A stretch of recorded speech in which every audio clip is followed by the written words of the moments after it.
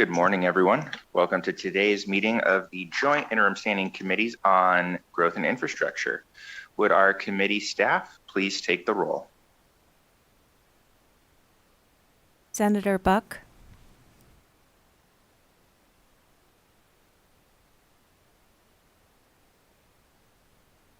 Senator Doñate. Senator Wen. I can't hear. Do you want to tell him we can't hear? Assemblymember Carter. Present. Assemblymember Karras. Present. Assemblymember Kasama. Here. Assemblymember Patchett. Here. Chair Watts. I am here. Please mark Senator Buck as present. Please mark Senator Wen present when she arrives, and mark Senator Doñate as absent excused. With that, we do have a quorum. A couple of housekeeping notes before we get started. Anyone wishing to provide public comment, please sign in at the table in the back if you're here in person. If you would like to provide public comment by phone, we will have public comment periods at the beginning and end of our meeting. You can find the call-in information on our agendas, which are publicly posted, including on the Nevada Legislature's website. Today, if you'd like to make public comment, you can call 888-475-4499. When prompted to provide the meeting ID, please enter 813-2541-8843 and then press pound. We will be asking folks to limit their public comments to 2 minutes so that we can hear from everybody and also get through our agenda today. And with that, we will be hearing several items today related to utilities and energy issues. But before we do that, we will start with public comment. So anyone wishing to make public comment, either here in Las Vegas or in Carson City, please come on up, have a seat. Please remember to state and spell your name for the record before you begin. We'll start here in Las Vegas. Welcome. Good morning, Mr. Chairman, members of the committee. For the record, my name is Danny Thompson, today representing IBW 396 and IBW 1245. I'm here in opposition to several of the proposals and concepts presented today, including rooftop solar expansion, virtual power plants, and the creation of intervenor compensation mechanisms. While each of these are presented as a solution, taken together, they raise serious concerns about reliability, cost, and fairness for Nevada taxpayers, ratepayers, I mean. First, on reliability, rooftop solar is inherently intermittent. It depends on weather, time of day, and season. On cloudy days or during evening peak demand, output drops or disappears entirely. Because of that, the grid must still maintain fully dispatchable generation and spinning reserves at all time. So in practice, we're not replacing traditional generation, we're duplicating it.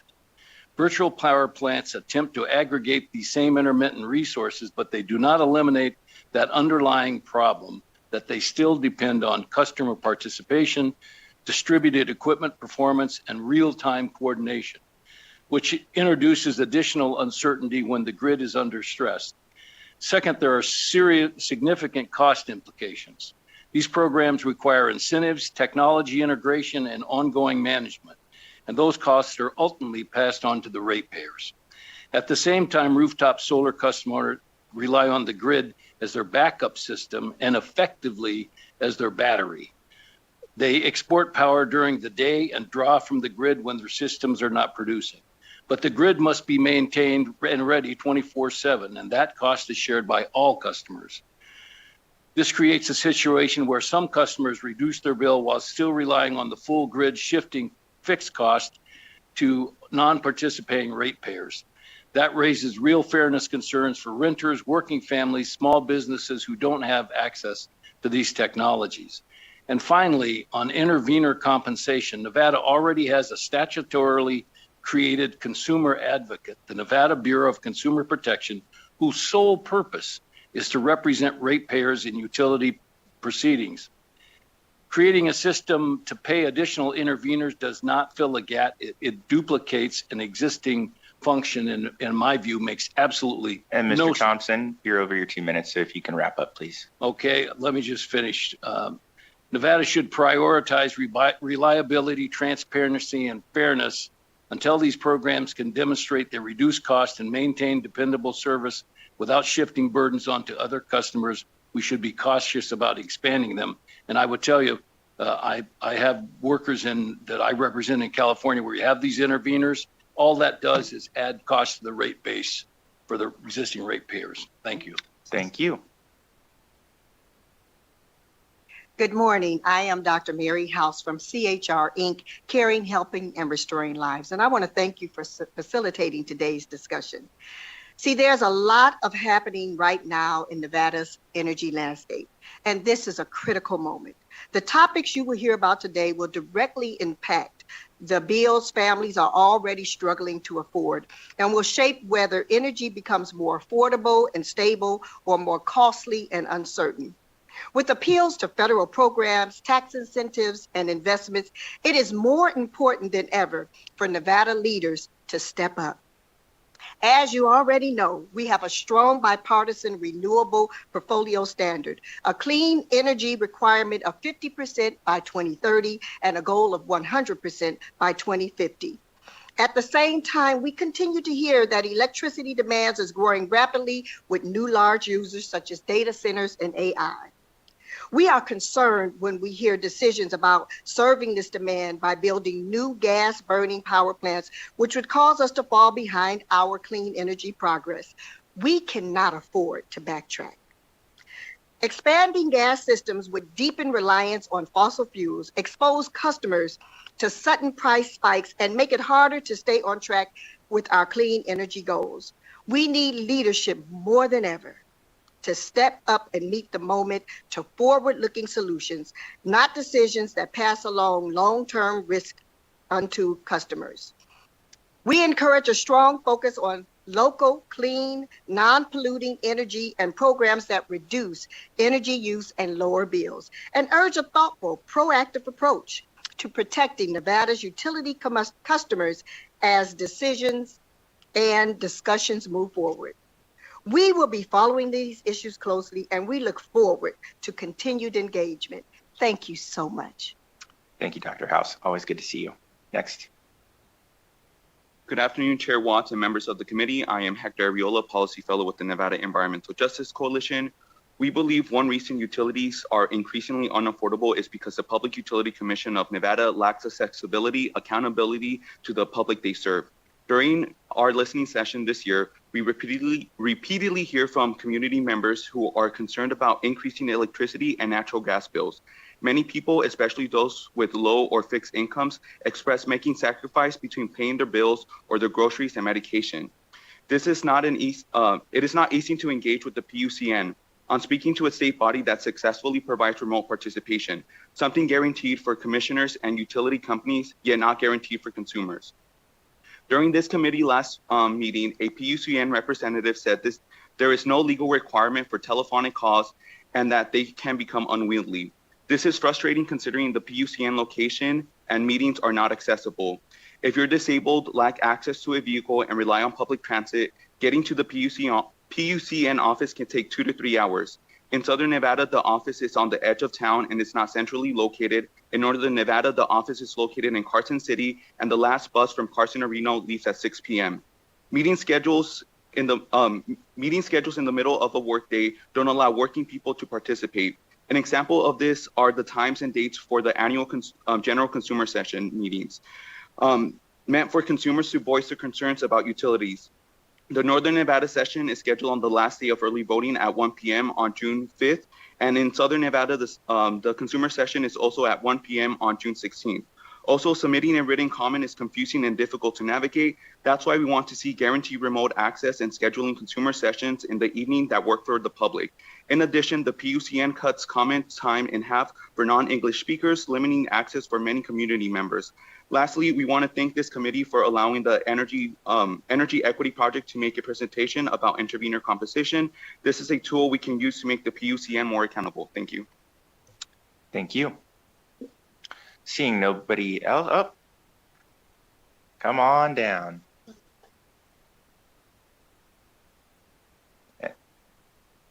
And if anyone would like to comment in Carson City, we'll be going up there next. Whenever you're ready, please go ahead. Good morning, Chair and members of the Growth and Infrastructure Committee. My name is Audrey Peral, spelled AUDREYPERAL, and I'm the Program Director for Chispa, Nevada. And I'm here today in strong support of intervener compensation and the need to make Public Utilities Commission more accessible to the communities it serves. Right now, meaningful participation in PUC proceedings requires significant time, technical expertise, and financial resources.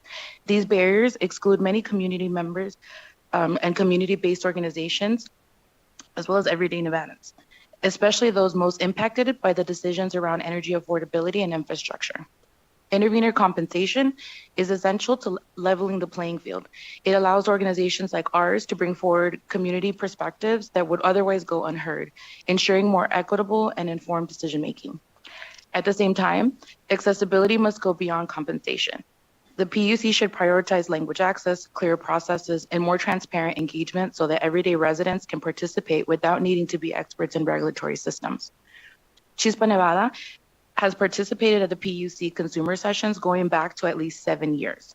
Multiple times we've requested interpretation services in person and in writing for Spanish-speaking community members and have been told that this is not something the PUC can provide. Multiple times we've brought dozens of community members asking for the PUCN to reject any rate increases and hold utilities accountable. And while commissioners listen, they're not required to take into consideration these community perspectives. They only have to listen to interveners. Multiple times we've met with commissioners and asked how we can make the commission more community friendly and been told that this is the Bureau of Consumer Protection's role. When we talk to the BCP, they say they do not have any funding or duties to engage consumers directly. All of this leaves community members in a lurch. It is not only difficult for the average Nevadan, not to mention working class families who speak Spanish, to participate in the PUCN hearings and consumer sessions. It is also nearly impossible for community comments to be taken seriously without community members showing up directly. However, they do not have adequate representation in PUCN dockets. Chispa, Nevada tries to cover these gaps, but it's not enough. Community members deserve an accessible public body if we want decisions that truly reflect the needs of Nevadans. We must invest in making participation possible. I respectfully urge this committee to support intervener compensation and take steps to ensure the PUC is accessible, inclusive, and accountable. Thank you for your time. Thank you. Morning, Mr. Chair, members of the committee and staff. My name is Rick McCann, and today I'm here representing me on the intervener compensation. I'm not the brightest bulb in the box. Most of you know that. I don't get this. President of the United States, every time there's a protester outside the White House, he says they're paid, and that's a bad thing. We have our governor who says when there are protesters out there, they're paid, and that's a bad thing. The Energy Equity Project, which I believe is the author of this particular consumer intervener compensation, says that paid protesters are a good thing. And I got to pay for it as a ratepayer. I don't get that. I don't understand it. We have a consumer advocate. Use it. I don't understand where this is coming from. I appreciate that people have a First Amendment right. Come down here, do your thing. But that's what advocacy is. Get off your butt and get here. We don't have to pay you to be here. That offends me as a ratepayer that we're even discussing this. Thank you. Thank you. Good morning. My name is Juan Carlos Guardado, and I am a Las Vegas resident organizer with Chispa, Nevada. So I'm here because energy decisions like a demand charge, net metering, and Nevada Energy's resource plannings have real consequences for Nevada families. For many households, utility bills are already too high, and new policy that adds confusion or raises costs will hurt working families, seniors, and people living on fixed incomes. So I also want to raise concern about the lack of accessibility of the Public Utility Commission for many community members. The PUCN process is difficult to follow, difficult to participate, in not always accessible for our community members. I ask this committee to put affordability, transparency, accessibility, and clean energy first, and also ensure that the public can participate in the process with the Public Utility Commission. Thank you for your time. Thank you. We appreciate you participating in our public process. Okay, now seeing nobody else coming up down here, seeing nobody coming forward in Carson City, we'll go to our AVH staff to see if anyone would like to provide public comment by phone. Thank you, Chair. If you would like to provide public comment, please press star 9 to take your place in the queue. Again, to provide public comment, please press star 9 now.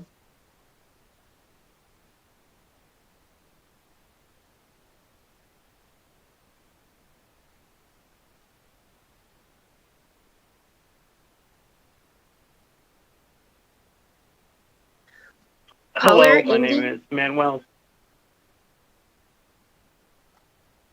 Apologies, please proceed.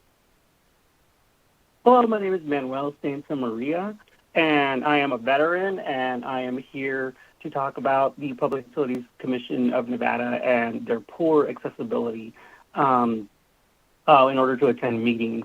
So as a veteran, I know a lot of other disabled veterans, and they have a hard time trying to keep up, and they're also very much impacted by these rate changes.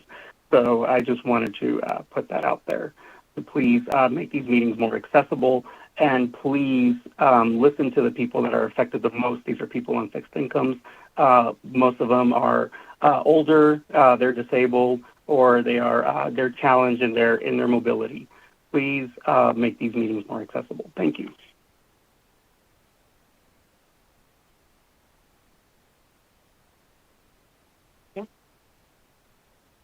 Good morning, Chair Watts and members of the committee. My name is Tristan St. Dennis Roberts, and I am with the Nevada Conservation League.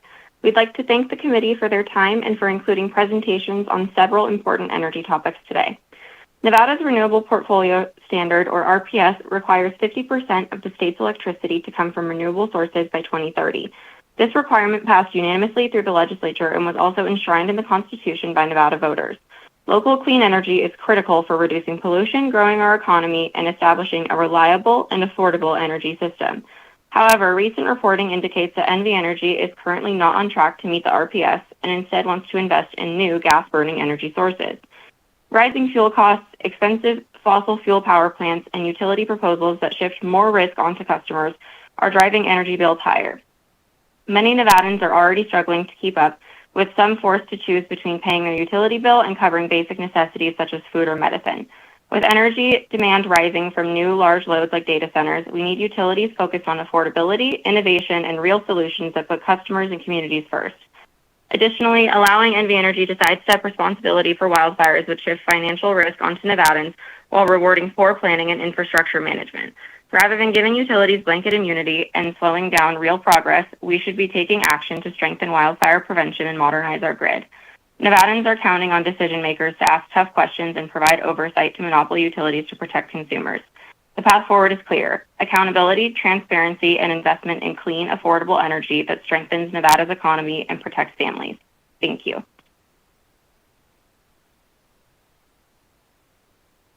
Chair, there are no additional callers at this time.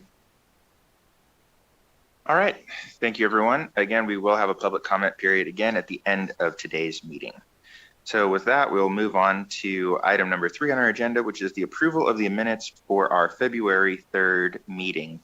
Members, are there any discussion, questions, corrections for these minutes?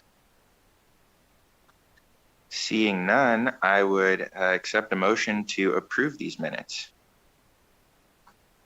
Got a motion from Assemblymember Karras. Do I have a second? Second. I'll give the second to Assemblymember Carter. Any discussion on that motion? Seeing none, all those in favor, please signify by saying aye. Aye. Any opposed, nay? Motion carries unanimously. Thank you. We will now move into our presentations for the day. Just as a note, due to some scheduling issues, we will be taking some presentations out of order, and maybe doing a little bit of back and forth on on at least one of the items. So our first presentation is from NV Energy, who will be discussing some updates on rates, resource planning, and other issues. So welcome, Mr. Sanchez. I think we have Mr. Elisegi up in Carson City. Welcome to you both. Go ahead, take a moment to get ready, and as soon as you are, you may begin. Thank you, Mr. Chairman. Members of the committee, for the record, Tony Sanchez, Executive Vice President of NV Energy. I'm joined today, as you noted, Mr. Chairman, by my colleague, Sean Elisegi, from your Carson City hearing room. Sean is our Senior Vice President of Regulatory and Resource Planning, and he has a presentation that he'll walk you through, and we'd be happy to answer any questions after that. Good morning, Mr. Chairman. Thank you for your time today, members of the committee. My name is Sean Elisegi. That's S-H-A-W-N, last name E-L-I-C-E-G-U-I. Tony, do you want to run the slide deck?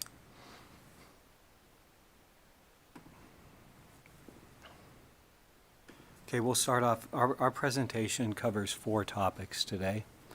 First, we're going to cover the mechanics of 15-minute netting for new net metering customers in northern Nevada. Second, we're going to cover the mechanics of daily demand for residential customers in southern Nevada. Third, we'll provide an update on AB 452 and customer misclassification refunds. Fourth, and finally, we'll cover NV Energy's the status of its 2026 Joint Integrated Resource Plan. I want to note by starting that topics 1 and 2, that's 15-minute netting and daily demand, involve the exact same topic that we spoke about a couple of weeks ago with respect to data centers. Specifically, these topics focus on fair and responsible cost sharing, which ensures that energy remains affordable for all customers.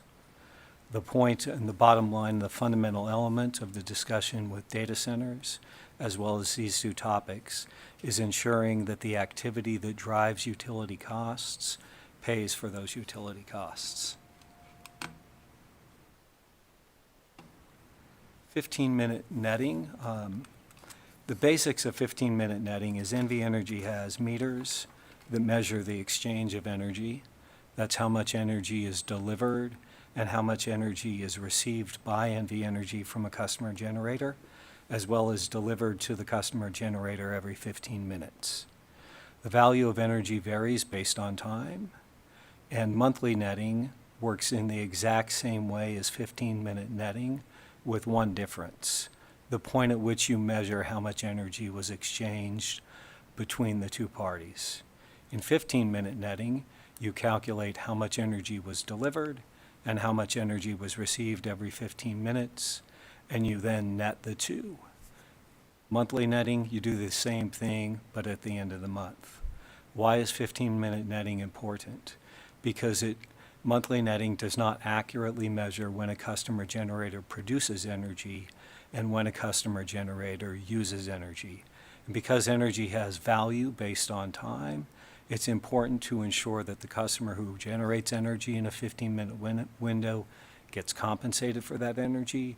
It's equally important to ensure that when NV Energy delivers more energy in a 15-minute window, the customer pays for the energy that's delivered.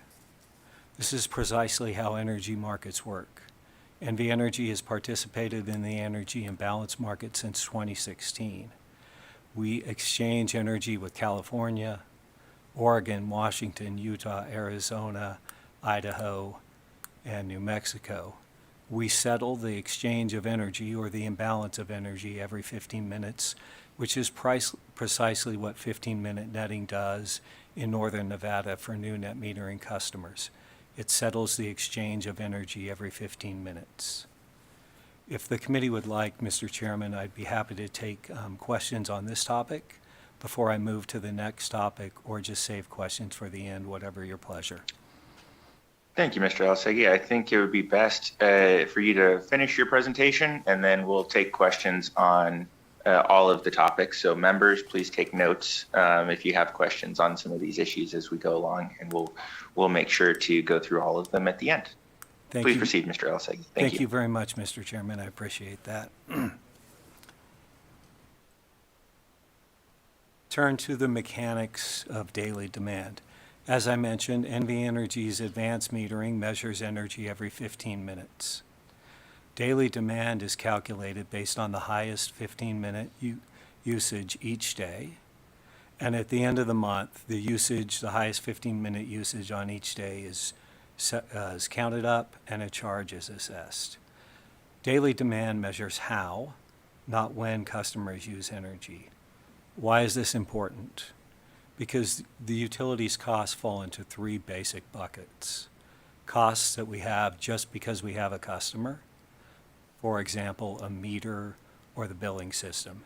That's why we have a monthly basic service charge. Costs that vary based on how much energy a customer uses, for example, fuel. That's why we have a volumetric or a kWh charge. Third, costs that vary based on how a customer uses energy. Those, for example, are investments in transformers. Depends on how a customer uses energy, the nature of the appliances or the equipment on their side of the meter. A daily demand charge measures exactly that, how a customer uses energy, and it ensures that the costs of how a customer uses energy are aligned with the charges on the customer bill, further ensuring that fair and responsible cost sharing leads to more affordable energy for everyone. What's the impact of daily demand charges? The average residential customer will see a bill reduction. Why is that?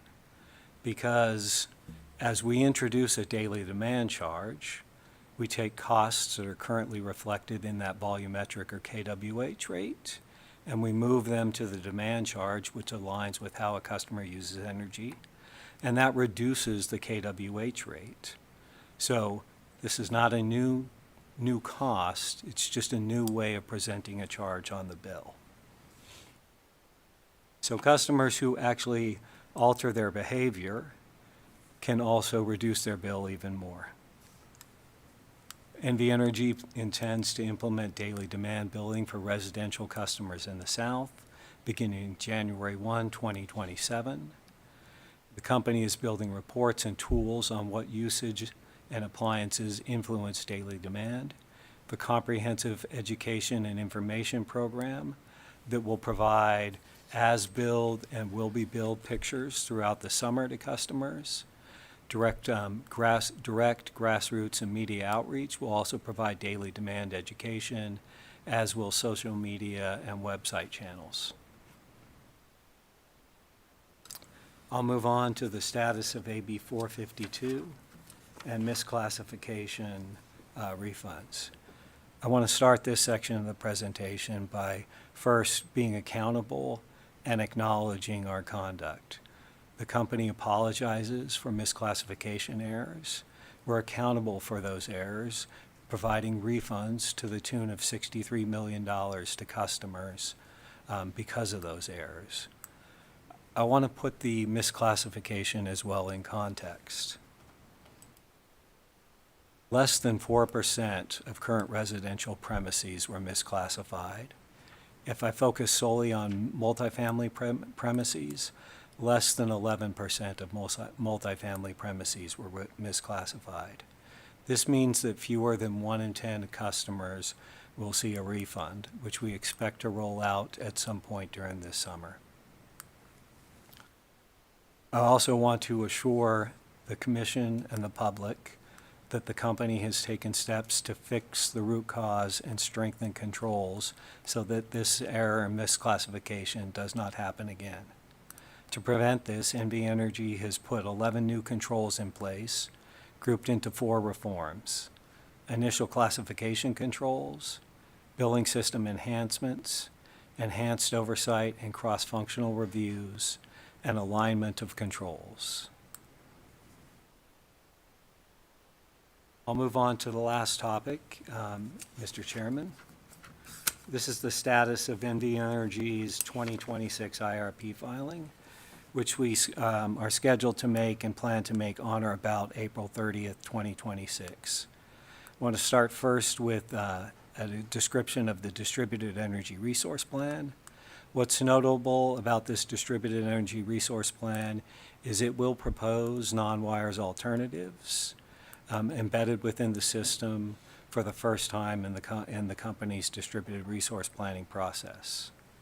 The transportation electrification plan will propose a $16.9 million budget. Energy efficiency, I should have moved the slide deck along, I apologize. I'll move on to the demand side management and energy efficiency plan. This plan will propose a $238 million budget, two-part energy goals of saving 171 megawatts and almost 700 million kilowatt hours for 2027 and 2029. And lastly, we'll turn to the supply side plan. It's very important to note that the core element of the supply side plan is renewable energy additions. We will propose more than 4,300 megawatts, actually almost 4,500 megawatts of new renewable energy generation, almost over 5,100 megawatts of battery energy storage systems, and almost 200 megawatts of geothermal energy production. To address the reliability point that Mr. Thompson made earlier, we do plan to propose about 1,200 megawatts of thermal generation. That ends our presentation, Mr. Chairman. I'd be happy to entertain questions from the committee. All right, thank you. Members, do we have questions for our presenters? We'll begin with Assemblymember Kasama. Thank you, Chair. Thank you for the presentation. My question is, with the new 15-minute metering, the highest demand charges during a day, is it possible that a ratepayer could actually be paying more money or more on their bill than the energy they're using? Or are there protections in place not for that to happen? Yeah, the answer is that customers will not pay more for the amount of energy they're using. The kilowatt hour rate or the volumetric charge will actually be reduced as the new daily demand charge is implemented. So customers will pay for the energy they use based on the kilowatt hour charge. Thank you. First of all, please remember to state your name each time before you speak, Mr. Alasegi. I know it's cumbersome. I apologize. I just want to follow up on that. So, you know, I've heard a lot of confusion, and I think part of it is I understand what you're trying to say when you say that it's not a new cost, because you have lowered one piece of the rate structure in the volumetric rate, and then have created this demand charge. But there is currently not a demand charge mechanism in residential and small business bills. So I think there's a lot of confusion when we hear that it's not a new charge, but it is a new charge. And we also see the average bill will go down. And I think the question my colleague was asking is, that mean usually when there's an average, you know, there'll be some will go down, some may go up. So is there any protection in place to ensure that residential customers will not see a bill increase as a result of this demand charge being implemented? Thank you, Mr. Chairman. Sean Alasegi for the record. The short answer is, again, the kilowatt hour charge, for example, will be reduced by 1.8 cents. That's over a 10% reduction in the kilowatt hour charge. The design of the entire rate is revenue neutral for the company, meaning that the amount of revenue that the company is set to collect through its bills will not increase because of this charge. What's happening is that the demand charge itself reflects how the customers use energy, i.e. their highest 15-minute usage on each day. If they have a bad day and usage, if a customer runs their air conditioning and loads it up at the same time with other appliances, that only impacts that day, and the very next day, their daily demand is reset, and it's based on the usage in that day. Again, on how they use energy, not when they use energy. Thank you. So it sounds like again, we're using the law of averages here, so there is not a particular protection for individual customers. And in the example you gave, if the general use pattern for a customer is they come home in the summer, the air conditioning's running all the time to try and keep the house comfortable. They pick up the kids, they get home, they do the laundry, they do the dishes, kids got the TV on, all the appliances are running, then basically they're going to have a high demand that triggers a larger daily demand charge. And if that happens most days, then they may be on the side of the average that actually sees higher bills instead of lower bills. Is that a fair characterization? Sean Olasegi, Chairman Watts. I think 2 points. One, if a customer who uses energy consistently throughout the day, it's what we call a higher load factor customer, they should actually see a reduction because, again, the kilowatt hour charge goes down, so the volume of energy they're using, they're paying less for that amount. With respect to protections, what I can say is that the Commission's order requires reporting to the Commission on an annual basis, requires the company to calculate whether customers, to randomly poll from customers and to see what their bill would have been and compare it to what their bill was. So the protection lies in the Commission's ability to restructure rates as the company moves forward and to determine whether or not the results that the company predicted, that we will better charge customers for how they use energy, is actually a goal that is satisfied by the daily demand charge implementation in Southern Nevada. Thank you. So it sounds like then the protection would be that we would get data and potentially see that certain customers are facing higher bills, and then that would be something that would be addressed in a future rate case in a couple of years. The one other thing you mentioned that's you're working on deploying some modeling in public education. Again, I think one of the issues that I've heard a lot is no one knows what the impact of this is going to be. I'm familiar with the company. I've looked at your time of use calculator. I think it's a wonderful tool. Someone can go on to your website and put that information in, and it looks at their past usage and shows, this is, looking back, this is what your bills would look like under a time of use rate. I haven't seen anything like that deployed so far for the demand charge, where people can make that side-by-side comparison.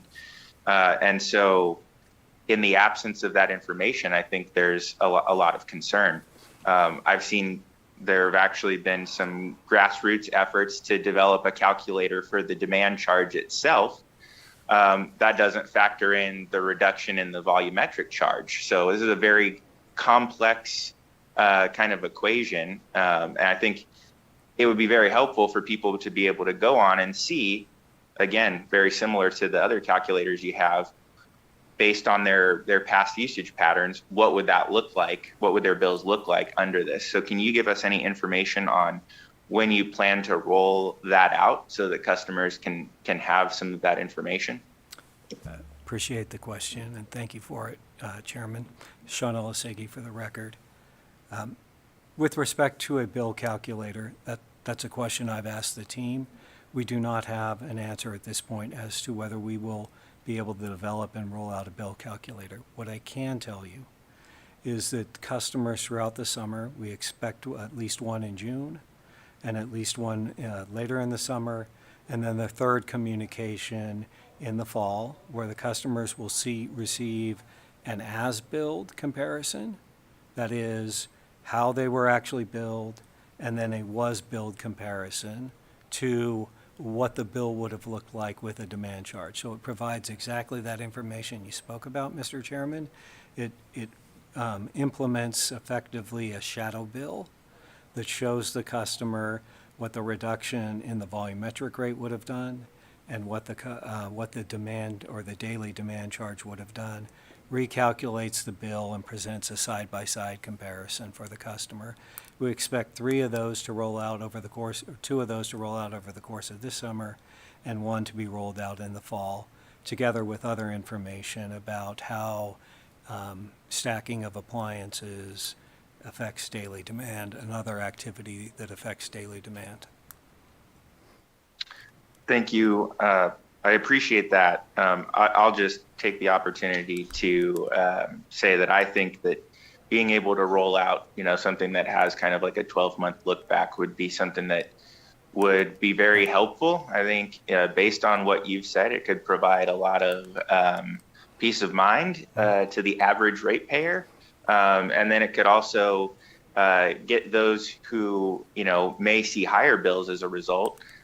It would allow them to know that, to see what they can do, also to be engaged with us as lawmakers, the Public Utilities Commission, and others, so that we can be aware of what some of these impacts look like on the front end, especially since the implementation of this is now on a fairly long time horizon. It was originally planned to go into effect at the 1st of this month, and now we're looking at January 1st. So I think that would be something that would be very useful. And in addition to just the look back, it would be helpful, and the generic information about appliances, it would be helpful to actually educate people on when their peak demand is, on given days, even on average, so that people can understand, in general, it's at 5 o'clock on this day when I see my energy use go up, and it goes up X percent, for example.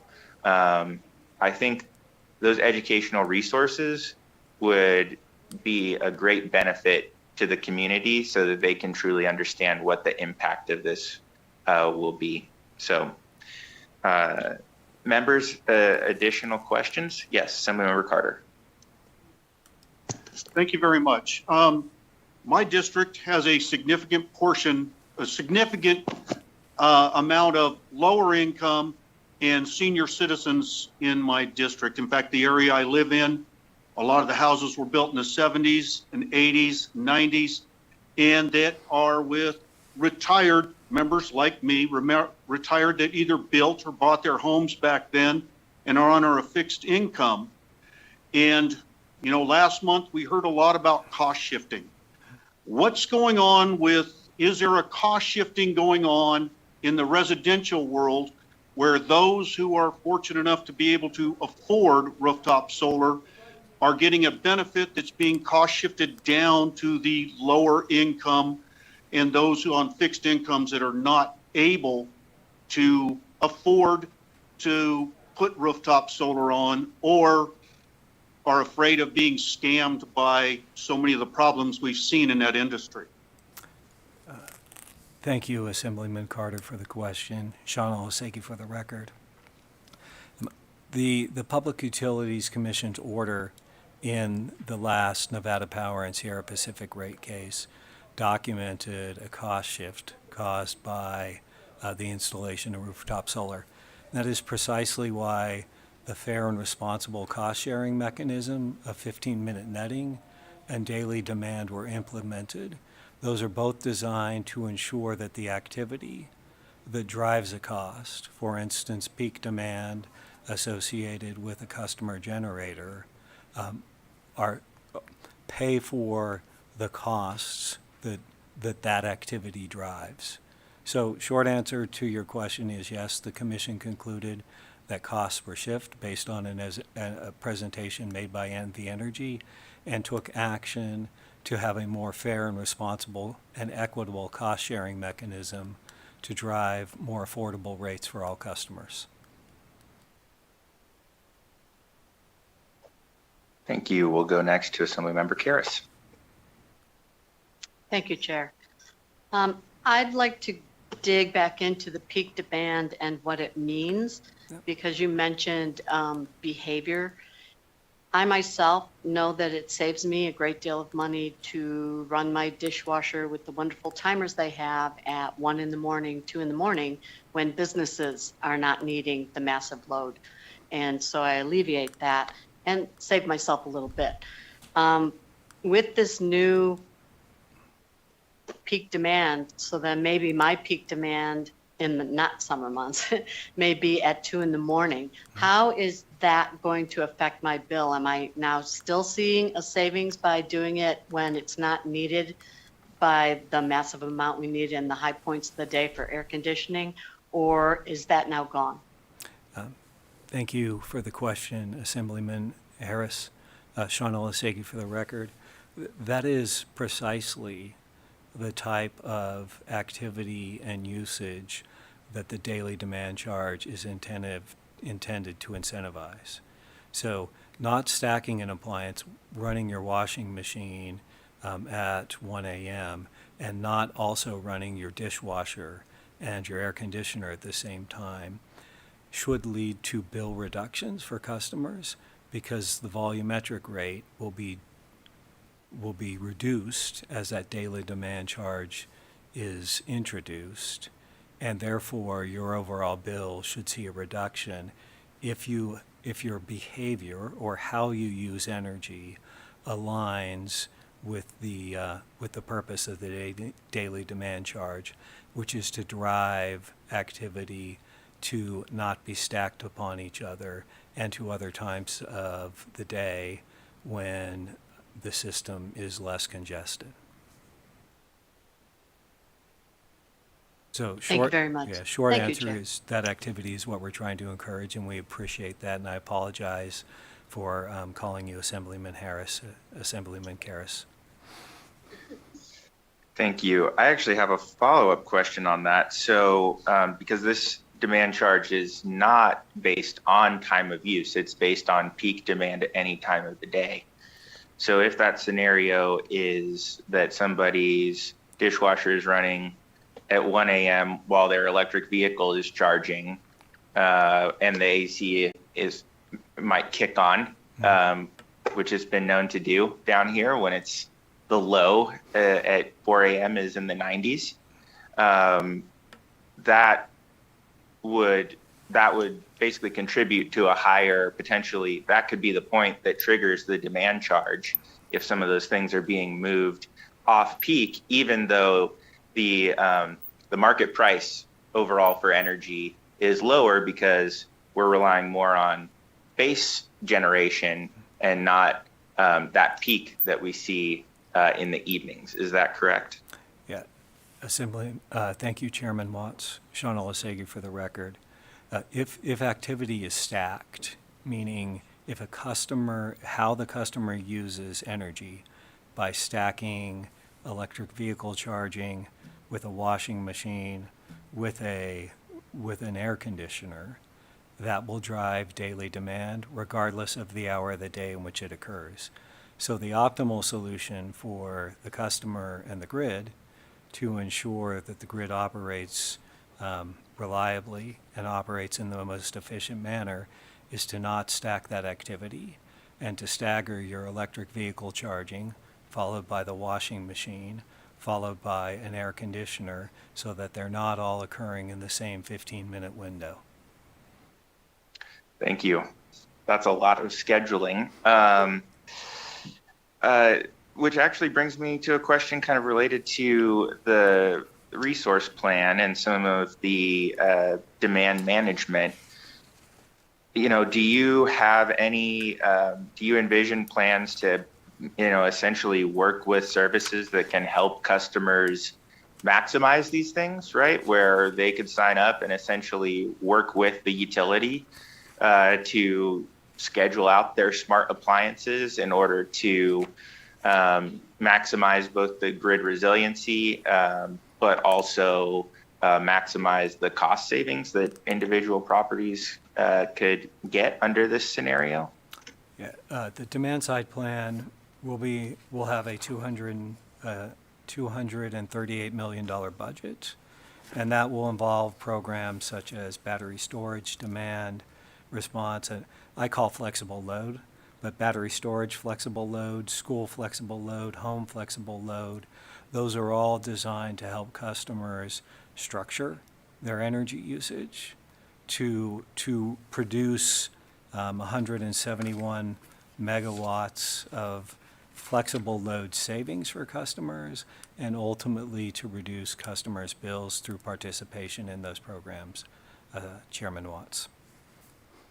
Thank you. I guess my follow-up question is, will some of those home programs, for example, be specifically tailored to assist customers that have various smart technologies to minimize the impact of the demand charge?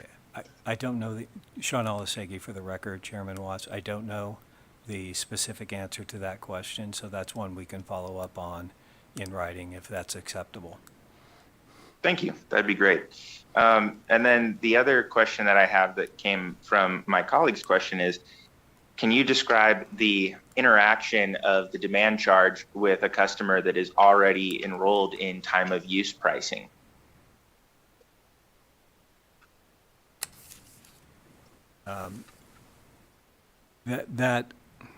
I don't actually, Chairman Watts, Sean Olasegi, I don't have the time of use pricing schedule memorized. What should happen in a revenue neutral rate design is that as a daily demand charge is implemented, the volumetric rates for the various time of use periods should be altered so that consumption in those time frames reflects the cost of energy in that time. But that's a question that I should also follow up in writing on. Thank you. And again, I think the issue is that right now those are pretty clear blocks of time. And so for folks that can see a benefit from that, they are moving and maybe stacking some of their energy use during those off-peak times. And that could actually lead to a higher demand charge and blunt some of the benefits that they get under that time of use policy, which again, I think just points to how complex it is and how important it is that we get information out to people about these changes. And then can you describe particularly how this demand charge interacts with customers who are net metering with rooftop solar? Chairman Watts, Sean Olasegi, I'll do my best to do so. As rooftop solar production falls off and customer energy usage increases during the late afternoon and early evening hours, customers will see their demand, how they use energy, hit the grid. So the interaction there is as the demand charge takes place. You can go back to our slide.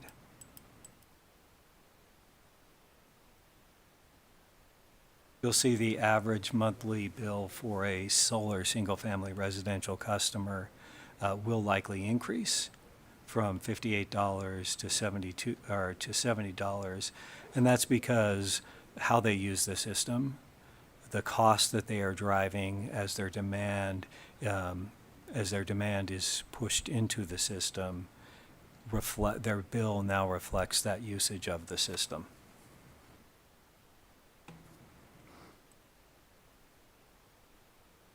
Okay, so the average solar bill will go up. I guess I think the thing I'm trying to figure out is, obviously, since they are generators, they could also try and shift some of their demand into periods when they are generating excess energy. But those times might also not be necessarily off-peak times.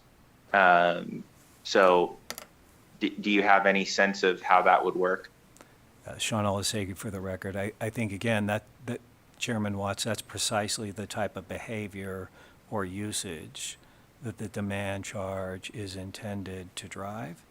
Specifically, ideally for a solar residential customer, using and stacking usage at a time when their generator is producing max output allows them to control their demand charge, because the demand is served by the customer generator and is not relying on the grid.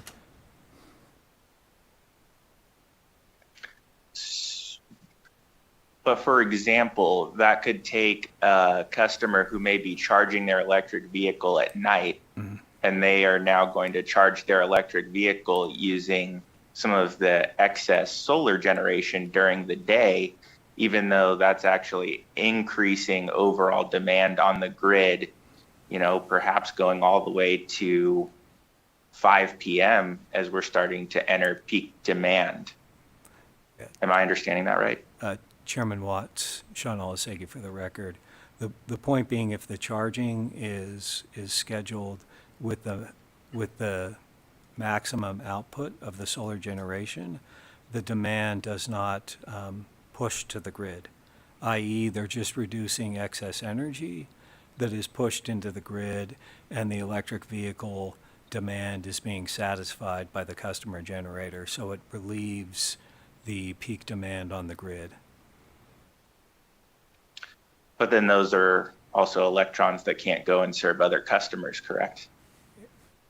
Chairman Watts, Sean Olasegi for the record, yes, the utility will produce the energy that's needed to balance the load, that is, to ensure that generation is in balance with the load, and or procure energy back to that 15-minute energy imbalance market. You know, there are periods of time when other utilities are pushing excess energy to the company.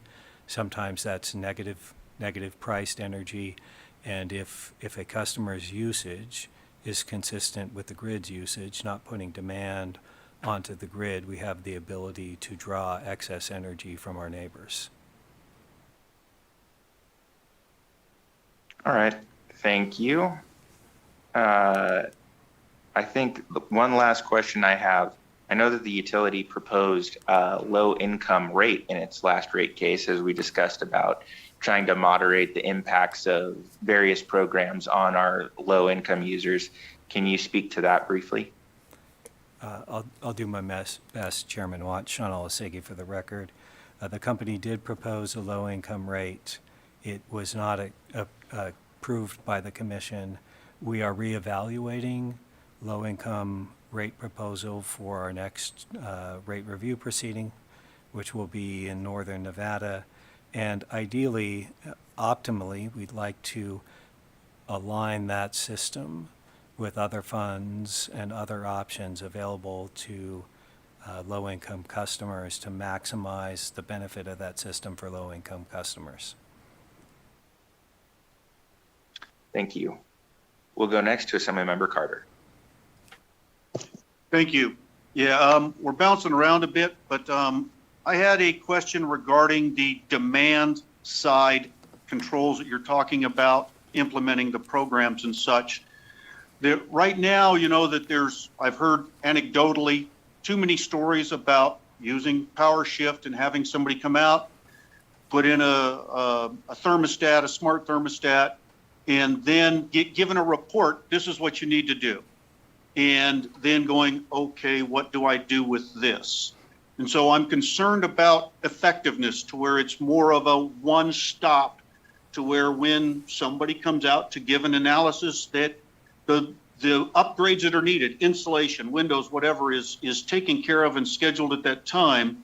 And also that, and I see one of my very active constituents sitting back there, Mrs. Prentice, who's very active with Make the Road and with Chispa.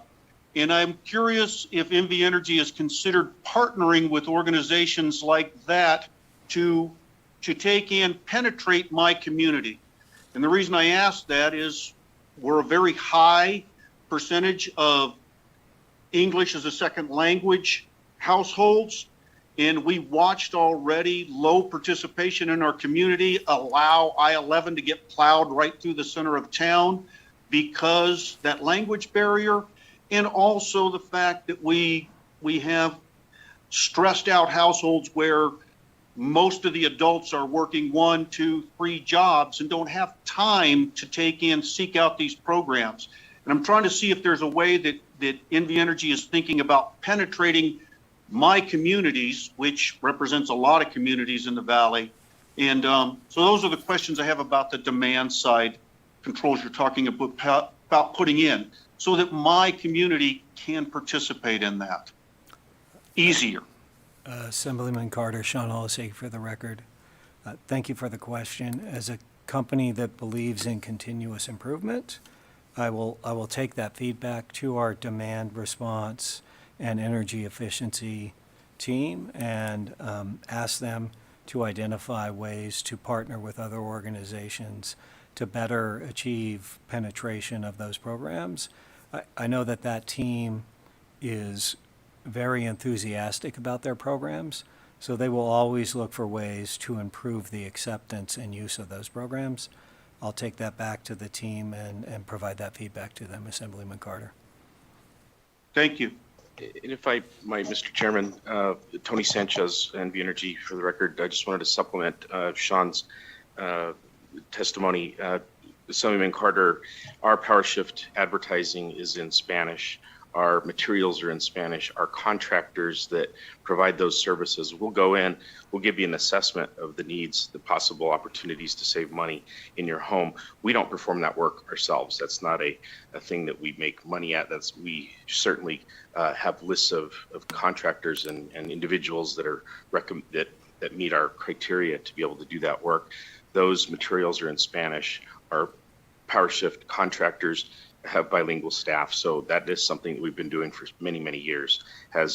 In our television advertising, radio, print, all of that is done in different languages, and we'll continue to do that as Mr. Olaseki indicated. And we're always looking for additional ways to make those communications and to be able to penetrate those communities. To your point. Thank you very much for that. And I appreciate that. And I appreciate the openness to looking at partnering with activist communities within the community.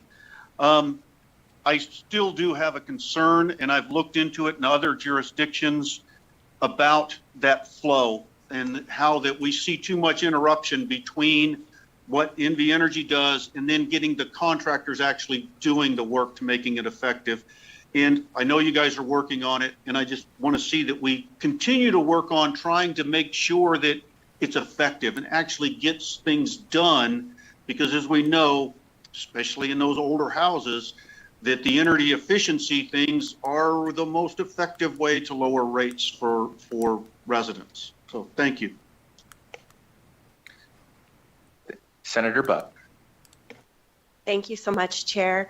I'm not sure if now's the appropriate time, but I've been getting a lot of calls recently from ratepayers. And in March, Nevada Energy filed the largest NDPP budget request to date, approximately $410 million. It's a significant portion of the spending is for Mount Charleston and MPC, resulting in a projected 120% increase in the 2027 NDPP rate for Southern Nevadans. Additional increases of 14.6% and 17.81% for 2028 and 2029. So it's not really going to matter when I run my air conditioner or my dishwasher or my washer. I just need to know what to say to these ratepayers when they call me. Commissioner Buck, Sean Olaseki for the record. I am not well versed in the NDPP plan, so let me take that question back to the team and respond directly to you as to how to address those questions from your constituents. Thank you. And I know that we will have a presentation that is related to more of the wildfire related issues. So perhaps that's also an opportunity in the next couple of hours to see if somebody might be able to help address that question in the following presentation. Okay, members, other questions? I do have one more. The integrated resource plan, does that plan that you have brought forward, will that allow the utility to continue to meet its renewable portfolio standard obligations? Obviously, that's been an issue that we've talked about in previous committee meetings, and it's been an item that has come up in the press as well. I know it's been an issue that your company has brought up as a concern. So will this plan brought forward under the IRP allow the state to continue to meet its renewable portfolio standard obligations? Chairman Watt, Sean Olasegi for the record. So that plan will bring forward 4,560 megawatts of renewable energy, 5,400 megawatts of battery storage, representing the single most significant renewable energy expansion in an integrated resource plan filing.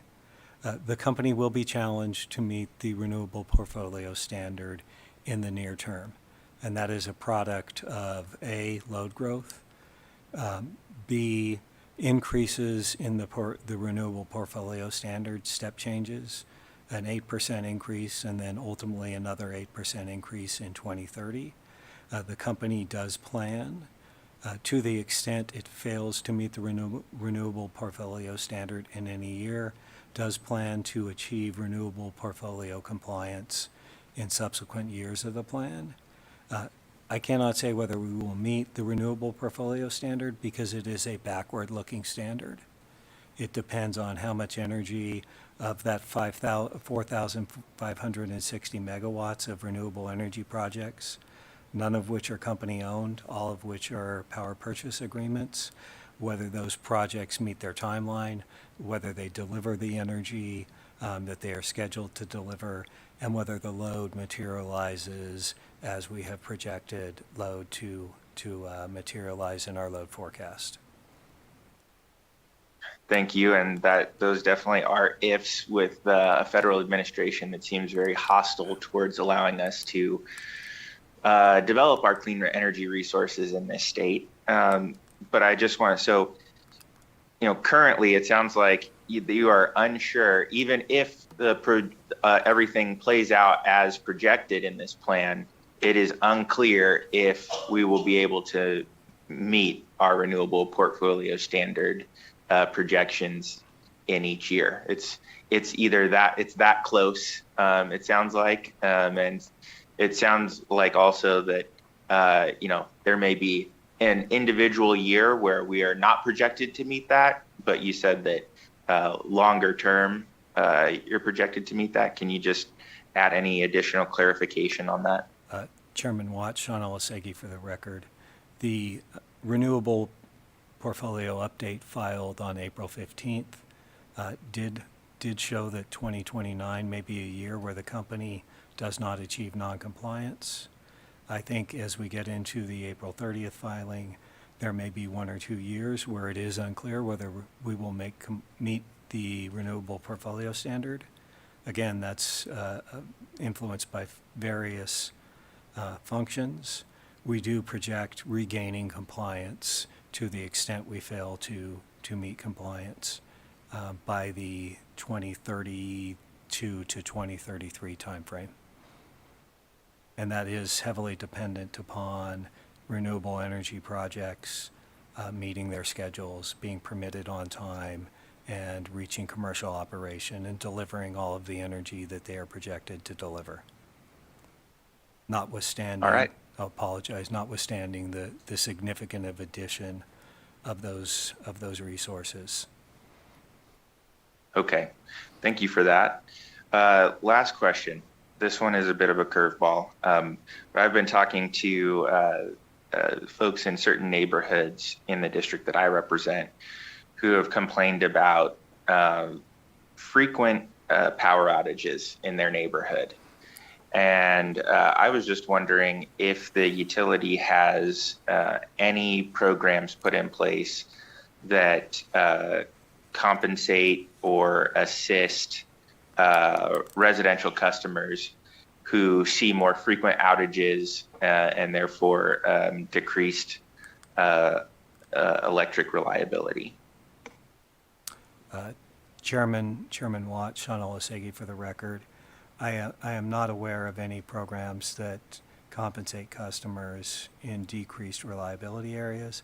I can tell you that the company generally provides some of the most reliable electric service to its customers throughout the United States. We strive for top-tier reliability, top decile reliability, and particularly in Southern Nevada, we have a significantly reliable electric system.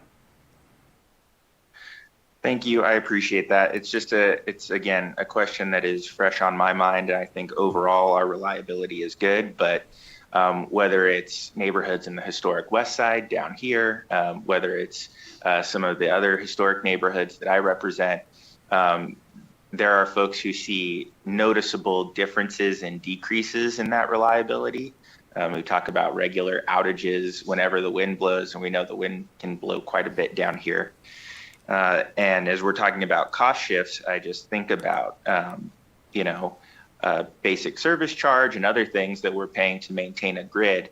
And some of those customers are not seeing the same reliability and access to that grid as other customers. So I just wanted to put that on the record, and maybe that's something that we can continue to discuss and dig into some of the details on moving forward. Okay.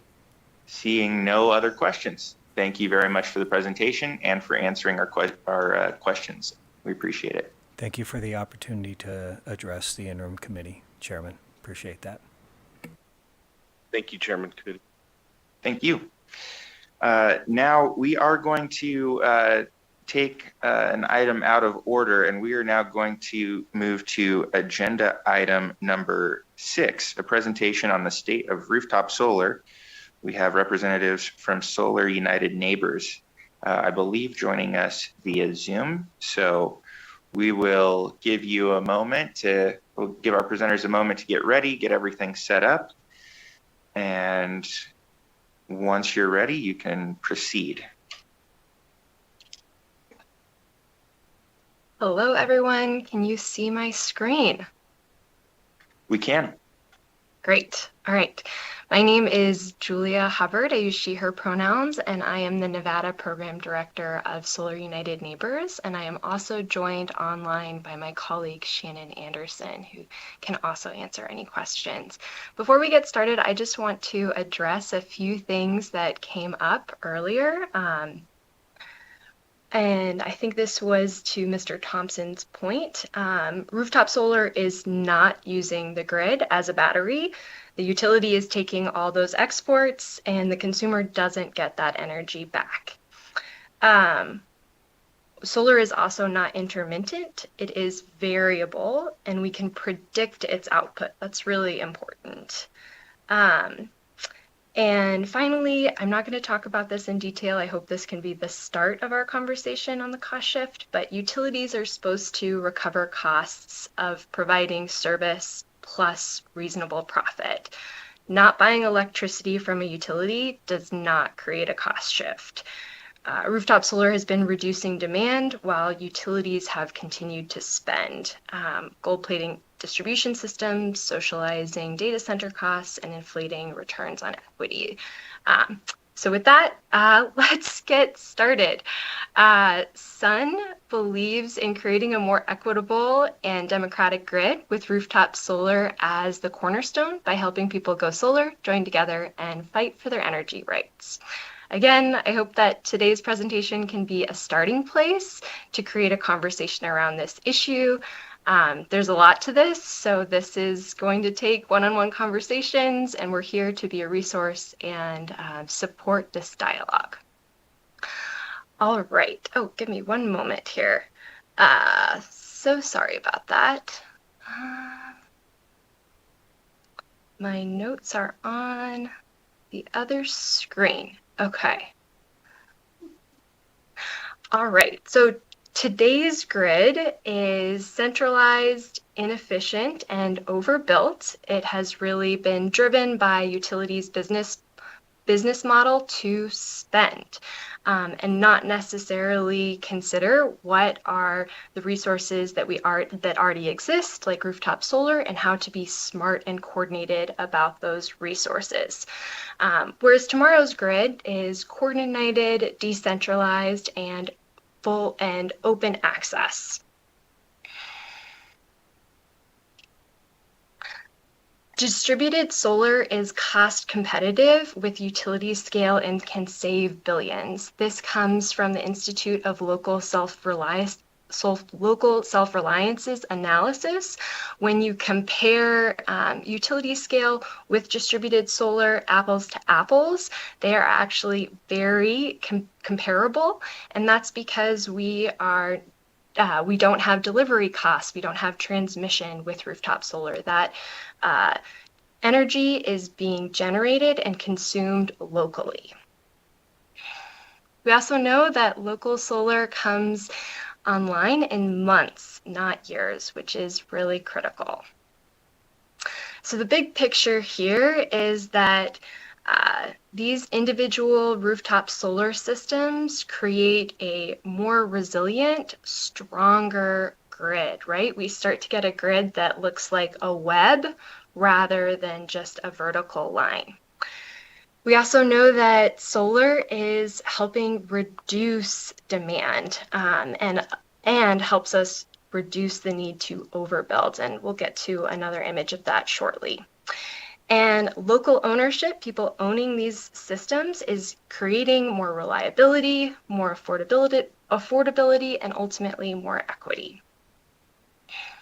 This is a whole list of benefits that Richard McCann provides in an analysis created looking at distributed solar benefits. I'm not going to talk about all of them, but just want to talk about a few here. Solar is reducing our reliance on volatile fossil fuels. Especially with our current war in Iran, we know how important it is to have consistent prices for us. We also know that the solar reduces the need to build out transmission, and finally, that is solar is produced and consumed where it is at that house. All right, so this is a graph of California, a hot summer day in California, and you can see that the peak load here is that top line, and all of that striped yellow line is rooftop solar. So you can see rooftop solar is doing what it's supposed to do here. It is reducing demand. We are not having to build out to that peak demand because rooftop solar is helping meet that demand. And that is so important because then we are not building out gas peaker plants that cost billions of dollars that ratepayers are stuck paying for decades. If we talk about rooftop solar, we can't forget talking about net energy metering. So net energy metering has been a key policy driver for rooftop solar adoption in Nevada. You all should also have a flyer that just talks about solar policy history in Nevada, and I'm not going to go into all of the details of this, but we know that we know very much that net metering is critical to rooftop solar in Nevada. Net energy metering is a policy that allows a solar owner to receive a credit for the extra solar energy that they are sharing with the grid that their neighbors are then consuming immediately. So this is a fair policy that has helped encourage rooftop solar adoption and also makes it financially viable for people to make this investment with their own private capital.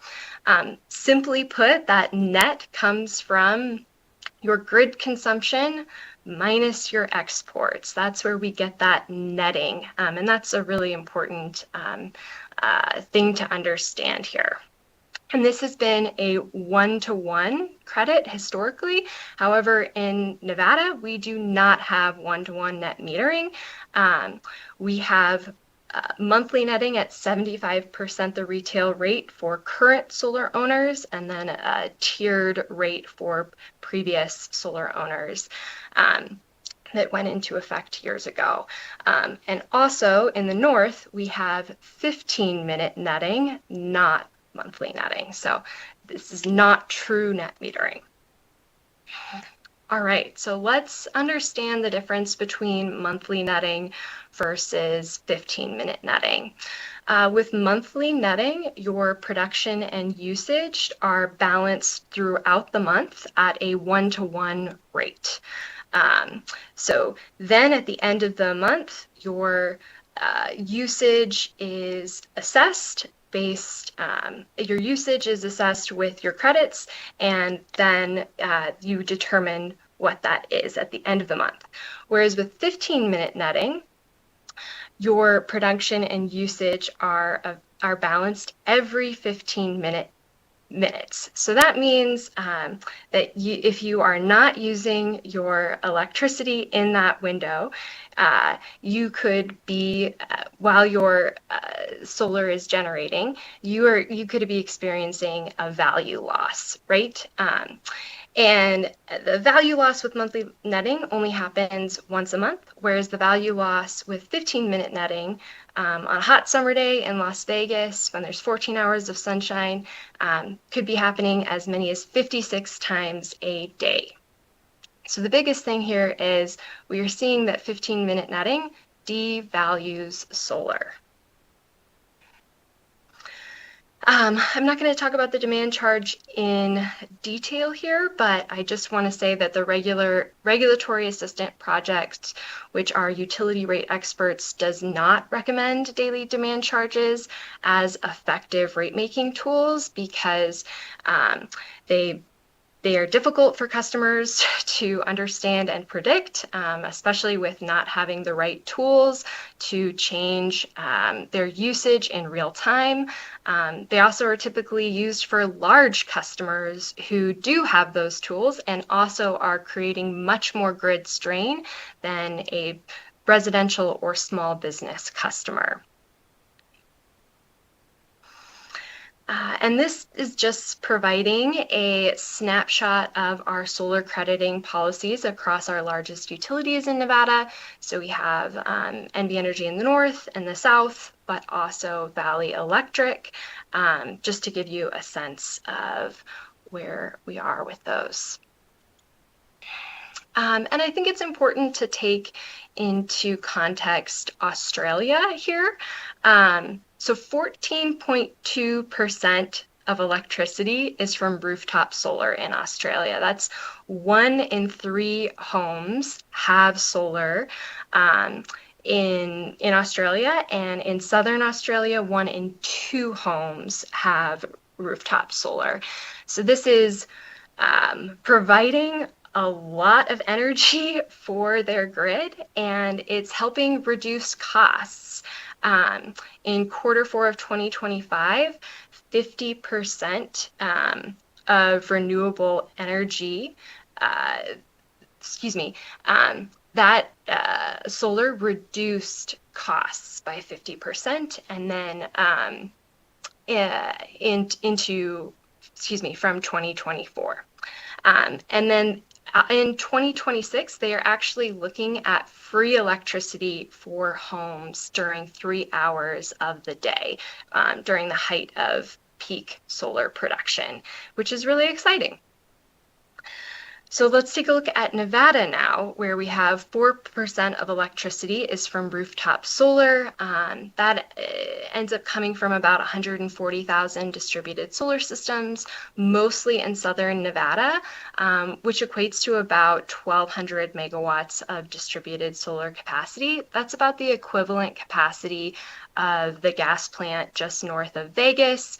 The gas plant, again, is going to be about billions of dollars. I think I was looking up recently, and I can verify this number, but it's about a $2,000 per kilowatt cost comparison versus, the rooftop solar is about $3 per kilowatt. So these are different scales, of course, but I just want to put into perspective the costs that ratepayers get stuck with these huge infrastructure investments that then also there is the incentive for the utility to make a lot of profit off of that. And there's no problem with, utilities should be able to make a reasonable profit. We're all for that, but we want to make sure that we are using our resources wisely and that we are optimizing what we have. And we know that we are facing rising utility bills in the face of volatile fuel prices when we rely heavily on natural gas already in Nevada. This just gives you another look at what the penetration of solar is in Nevada. So in Southern Nevada, we have just under 12% of customers with solar. In Northern Nevada, that's less than 4%. And this image here is just a 10-year snapshot of solar installations, be it from residential, commercial, community solar, or utility. You can see that there was a market crash from the gutting of net metering back in 2015, and you can see the recovery of the industry through the years following. Then, of course, we get to 2025 with the residential tax credit ending, and you can see that there's this drop up with uncertainty around whether it makes sense to go solar or not. With that incentive being lost. One thing I want to point out here is that there's very little community solar. That's that light blue on the chart. And just to put into comparison, Minnesota from the years 2016 to 2023 installed 905 megawatts of community solar. We have next to nothing on this graph here. And that's really because Minnesota has a competitive, robust market for community solar that allows for third-party ownership, whereas in Nevada, we only have utility-owned community solar as well as operated community solar. And we need solar, right? We are facing giant, staggering demand forecasts. This comes from NV Energy's IRP back in January, their meeting, and you've already heard from them today. But solar can be part of the solution, especially when we consider it a distributed resource with other distributed resources and look at aggregation and how we can use those resources smartly. All right, so I'm going to conclude here with rooftop solar really provides system-wide benefits and savings. This is, again, private capital. People are making this investment with their own dollar on their own dime. And it's providing energy where it's needed. It's also providing local investment and strengthening local economies. Those dollars are going back into local communities. And it's improving resiliency, especially when paired with batteries, and reducing demand. So I'm going to end there and say thank you again for this opportunity to present. I'm really eager to continue the conversation. And again, I apologize, my notes were not accessible. So I am happy to answer any questions. All right, thank you very much for the presentation. And I know that you have provided some of this information to several of the members of this committee with some events that you hosted over the last month. But wanted to make sure that we were able to get this out to everybody on the committee as well as members of the public. So members, do we have any questions for our presenters? Assemblymember Carter. Thank you for a very thorough presentation. You gave a lot of data there. One thing I didn't hear that I'm curious about is you mentioned 1,200 megawatts of solar generation, rooftop solar generation. How much of that generation is actually owned by consumers and how much of it is owned by unregulated energy companies? Great question, Assemblymember Carter. Julia Hubbard for the record with Solar United Neighbors. I believe 1.1 megawatts is rooftop solar, but let me double check with you on that. I can get back with you. We pulled that data from the Energy Industry Association website, so I can confirm that. Okay, and just to be clear, I'm trying to understand, like I say, how much of that generation that is on those rooftops is actually owned by the consumers and how much is owned by unregulated pseudo utilities. Julia Hubbard for the record, I think I understand your question now, Assemblymember Carter. That's a good, I think you're potentially maybe meaning like rent versus own, because otherwise all of that rooftop solar is likely NV Energy, but also Valley Electric. You saw that the penetration was pretty low there. Valley Electric is 20,000 customers. So the majority of this rooftop solar is in NV Energy's territory and subject to, I would say, regulation. I'll go ahead and follow up first. So I think the question, yes, you got pretty close there. I think the question is, what is the breakdown between owned versus leased systems? And so I don't know if you have any of that information available or if that needs to come from somebody else. I don't have that information available, but that's something we can definitely look into. Thanks for clarifying that.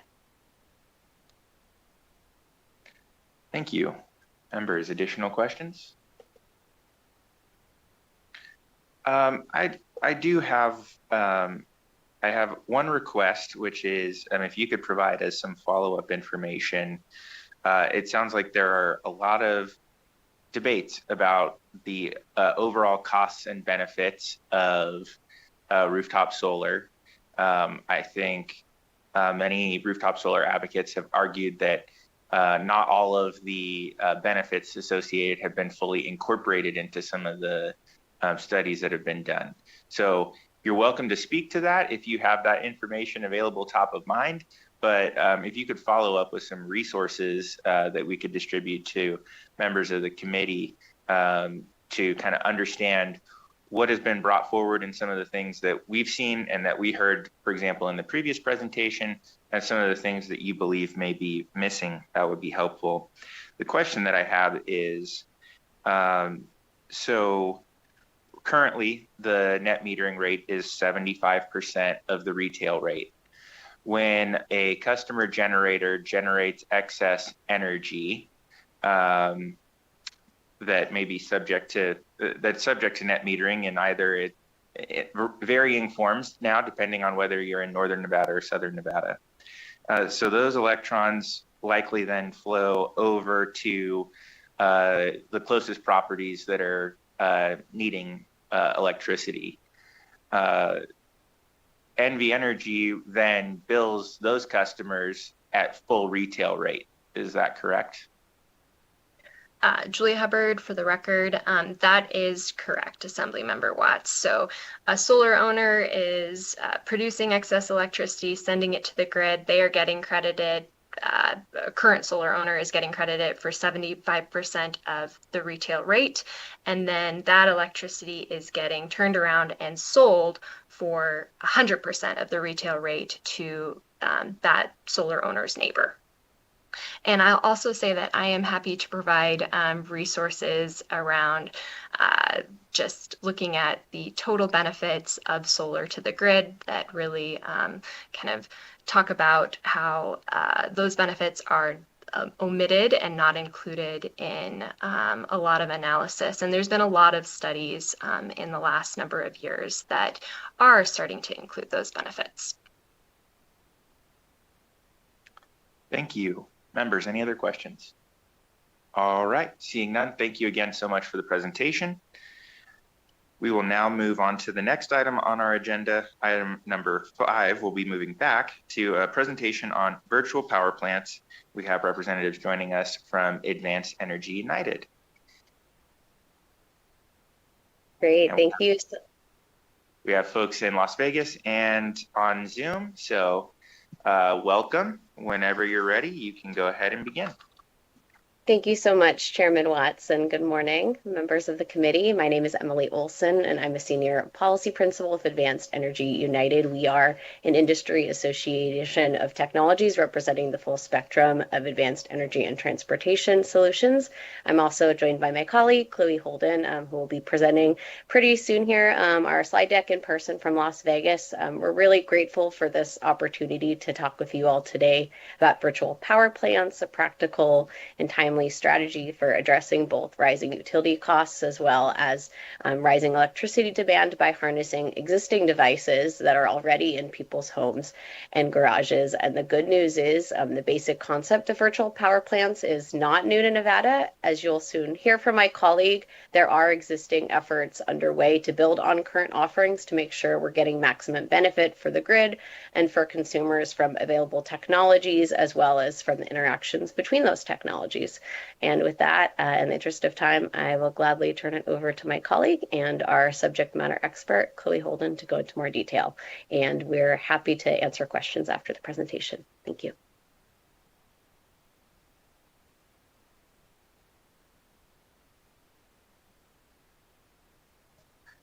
Hello to the committee. Thank you, Chair Watts and Assembly members for having me on to present.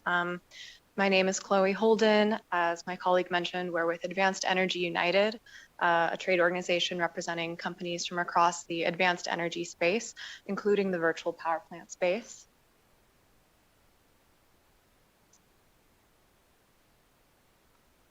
I'm going to pull up a couple of slides. We can see them on this side, so we'll give you a second to get everything. Terrific. All right. In my remarks today, I'm going to cover 3 main topics. One is virtual power plants and peak demand, how virtual power plants help meet Nevada's peak needs at the times of day and the times of year when we need the most power. The second topic I plan to cover is the virtual power plant scale in Nevada. How big really is this resource? How does it compare to conventional resources? And third, I'll cover the current policy and regulatory landscape in brief, talking about where we are in our virtual power plant implementation process in Nevada.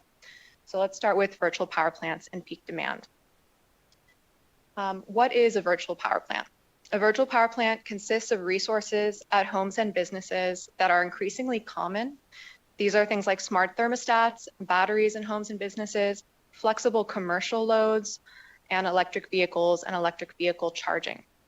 These devices on their own are not a virtual power plant. We also need software that orchestrates the devices and coordinates them together in groups of thousands and tens of thousands.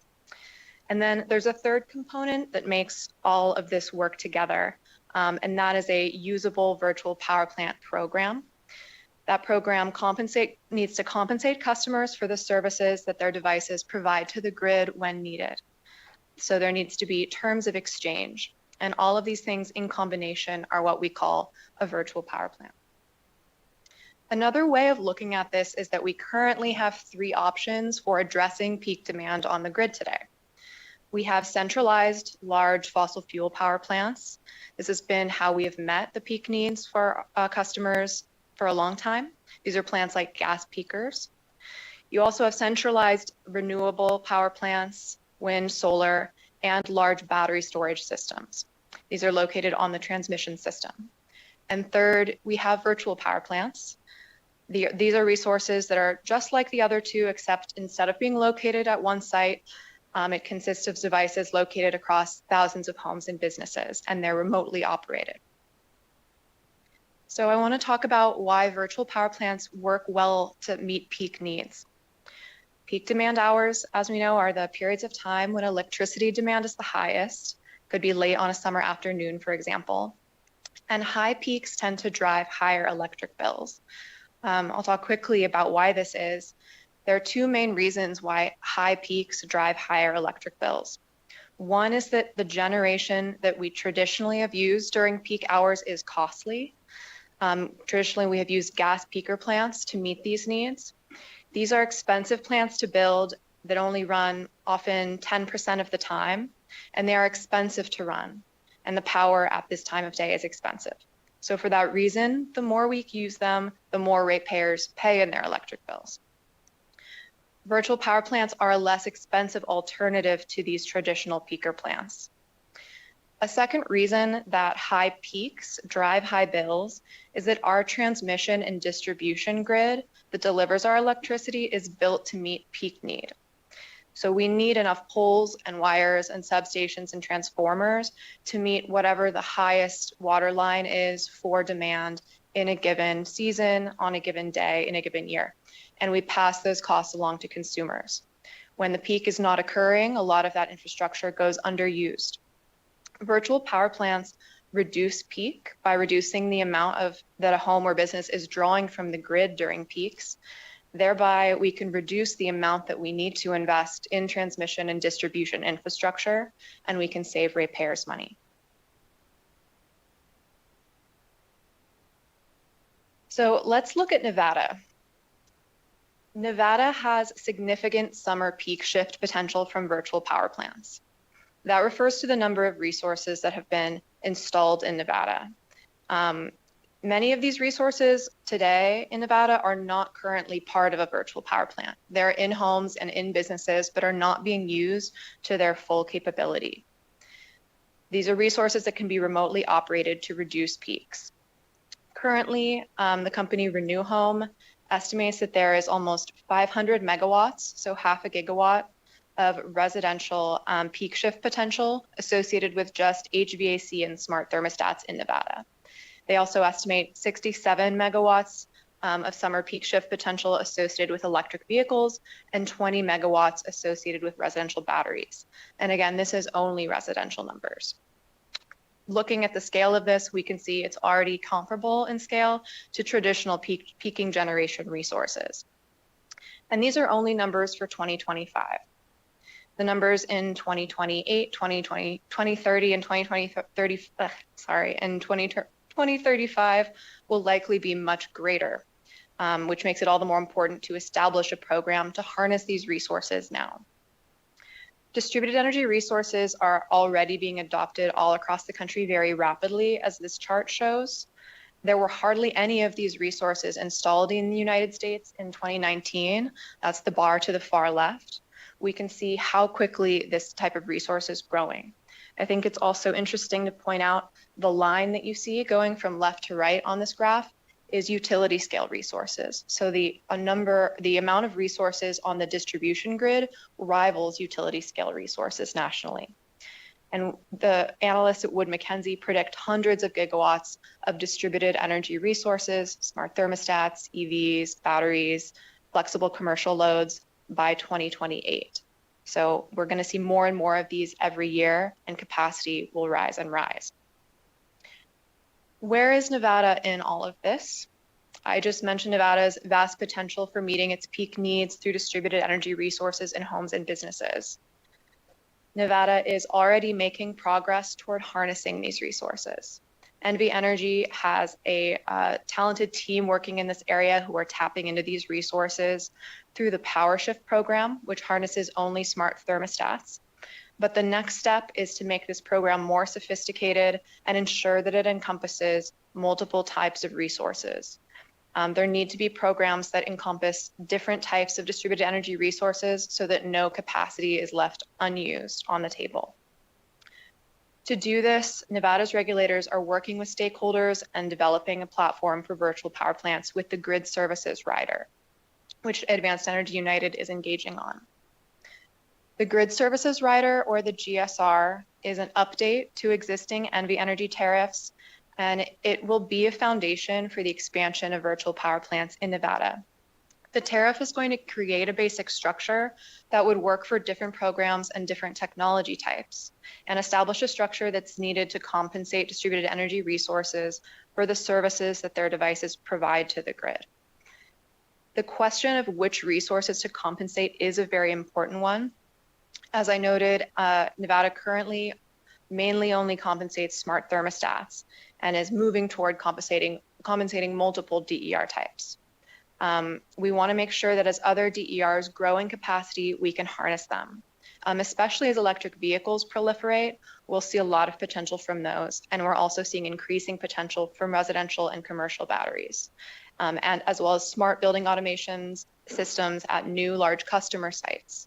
So as new large customers come onto the grid, there need to be incentives for those customers to be flexible and be good grid citizens. All of these resources can be harnessed as virtual power plants. One thing we want to see is an avoided cost framework in Nevada for performance compensation. Virtual power plants limit new generation, transmission, and distribution investment that's needed. It allows us to use resources instead of higher cost resources. So virtual power plant resources are an alternative to higher cost alternatives. Because of this value that VPPs are providing to the grid, it's important that the compensation that flows to customers who are involved in VPPs matches the avoided costs that they're delivering for the grid and all ratepayers. I'd also like to note that utilities will be operating these programs under regulatory oversight. So these are not programs that are outside of our traditional utility or regulatory framework, although individuals, businesses, and residences are providing the equipment, and there are third parties involved. Utilities are working closely with those third parties, and the programs that are established through the GSR and approved in the IRP would be operating these resources on par with the traditional resources that we've used to meet demand. It's important that these third-party resources are participating so that we can have the most significant amount of virtual power plant capacity and ultimately control rates in Nevada.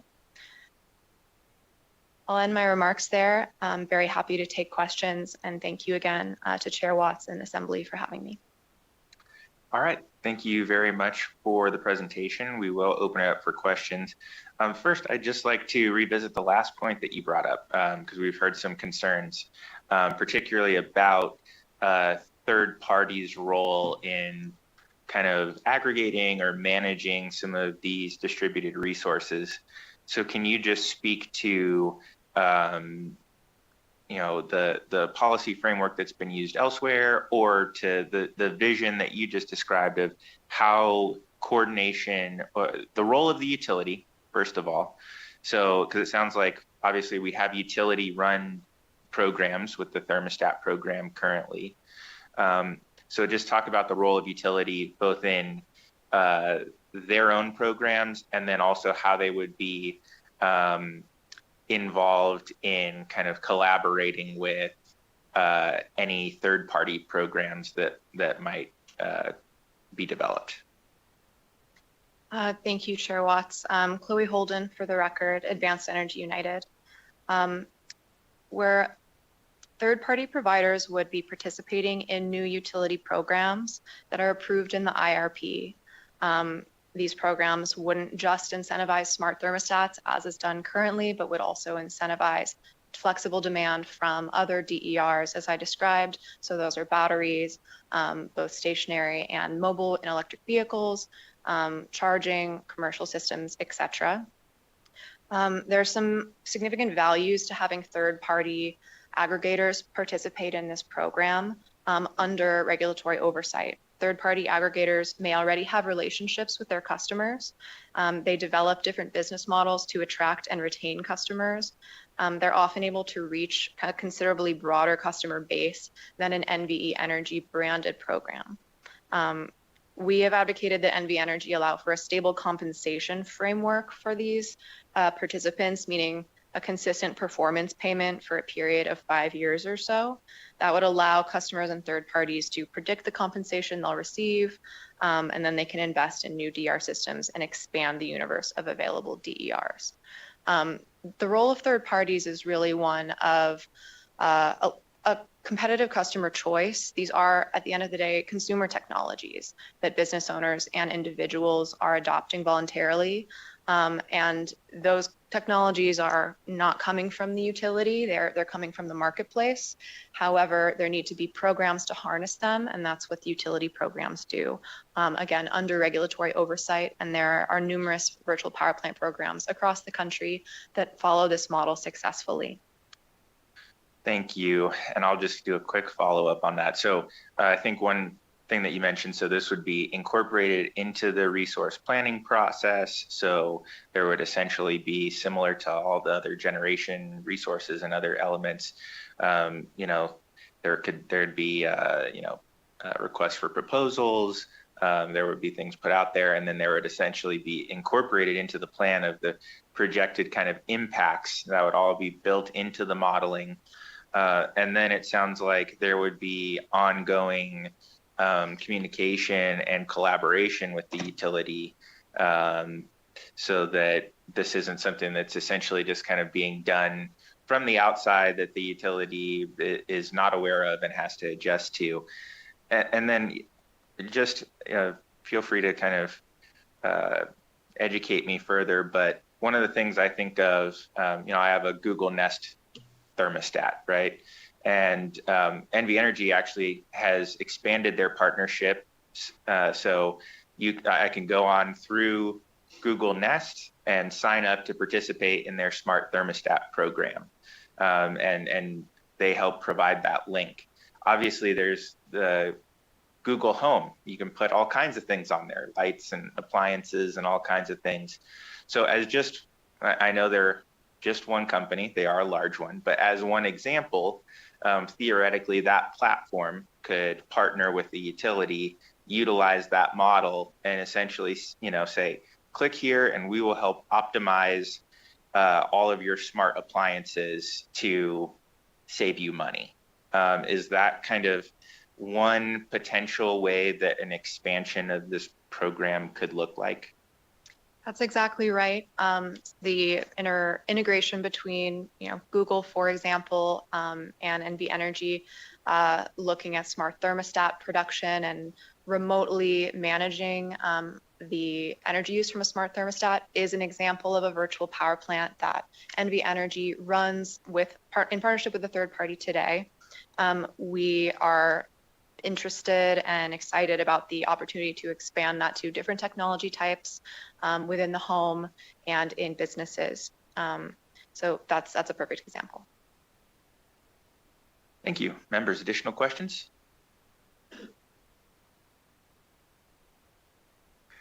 All right. Seeing none. Thank you so much for the presentation. Thank you to the committee. Thank you. Just a quick heads up to everybody. We are going to do our next agenda item number 7. And then we are going to move into agenda item 9 following that. And the first presenter we are going to hear from will be the Nevada Rural Electric Association. So just so everyone can plan, we're trying to accommodate everyone's schedules and needs. So with that, we will go on to agenda item number 7, presentation on compensation for interveners from the Energy Equity Project. I believe will be joining us from Zoom. Welcome to Good morning, Chairman Watts and members of the committee and the public. Can you hear me okay? Yes, we can. Please go ahead. Great.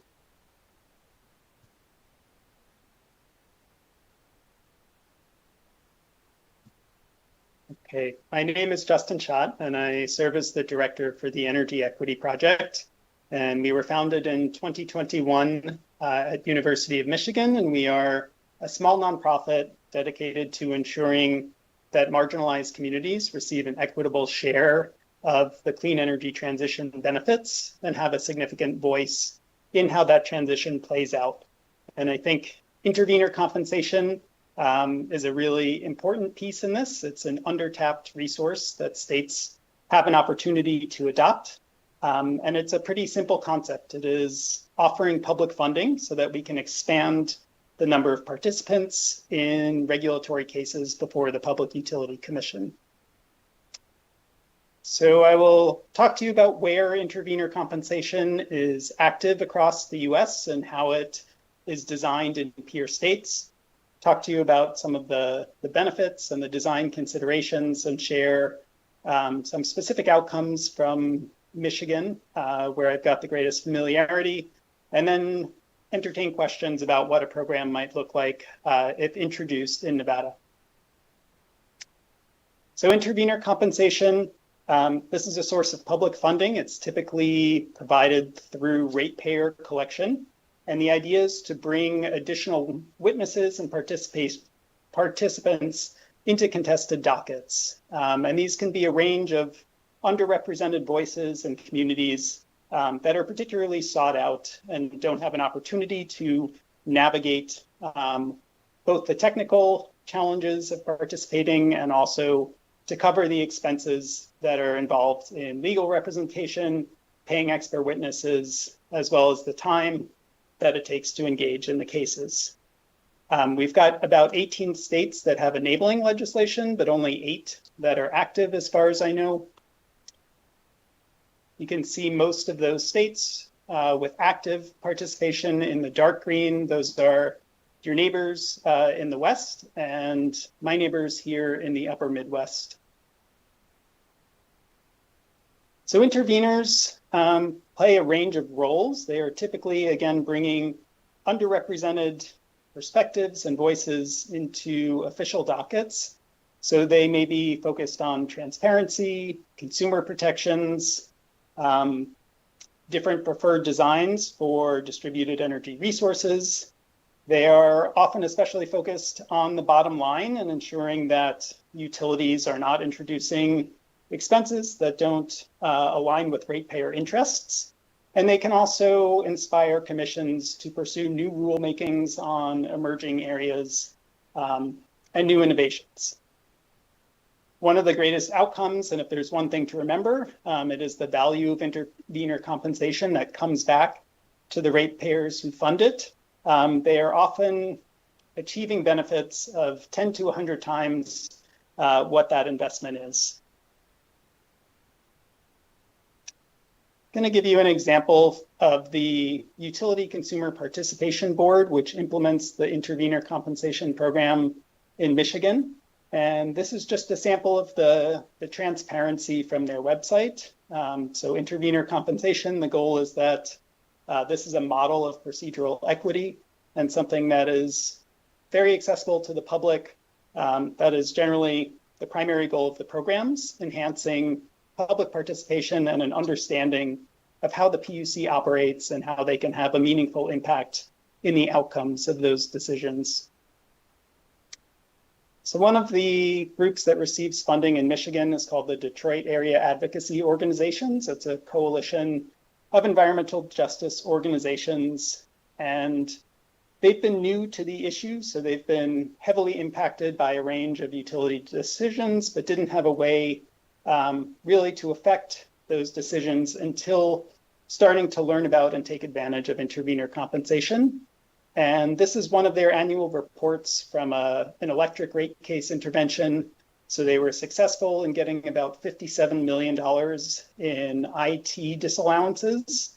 They made a successful case that grid equity investments needed to better support communities, particularly in the city of Detroit, with lower reliability, and to ensure that those communities were not subsidizing faster restoration times outside of the city. Another thing that they did was to really focus on the outcomes of a time of use program and to ensure that these were, in fact, known about by a lot of the low-income participants, and that they had a real opportunity to weigh the pros and cons of that program before participating. That same group was responsible for helping to accelerate coal plant requirements or retirements.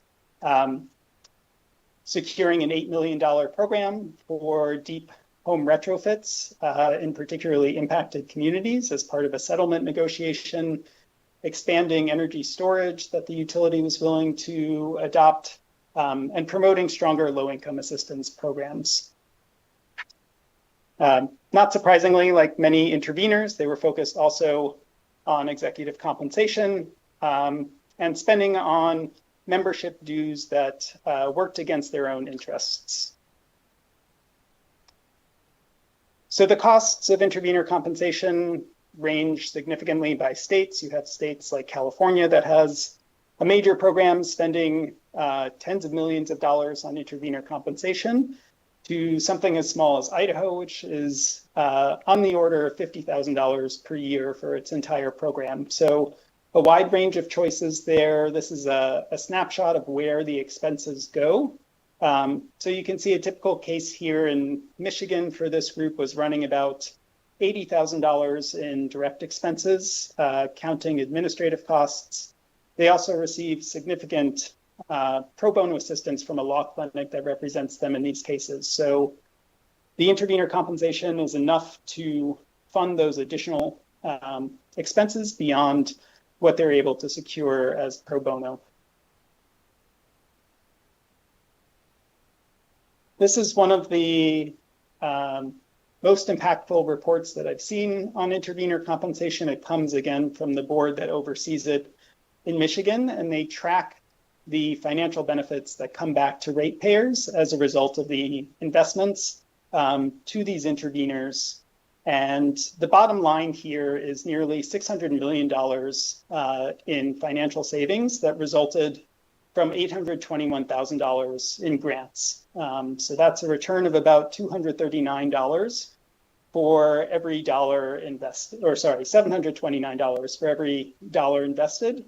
And I know Michigan customers that are facing increasing bills are very happy to have this program in place. It really levels the playing field, given that utility customers are also funding the utilities in presenting their rate cases and all of the utility expenses for their expert staff and attorneys.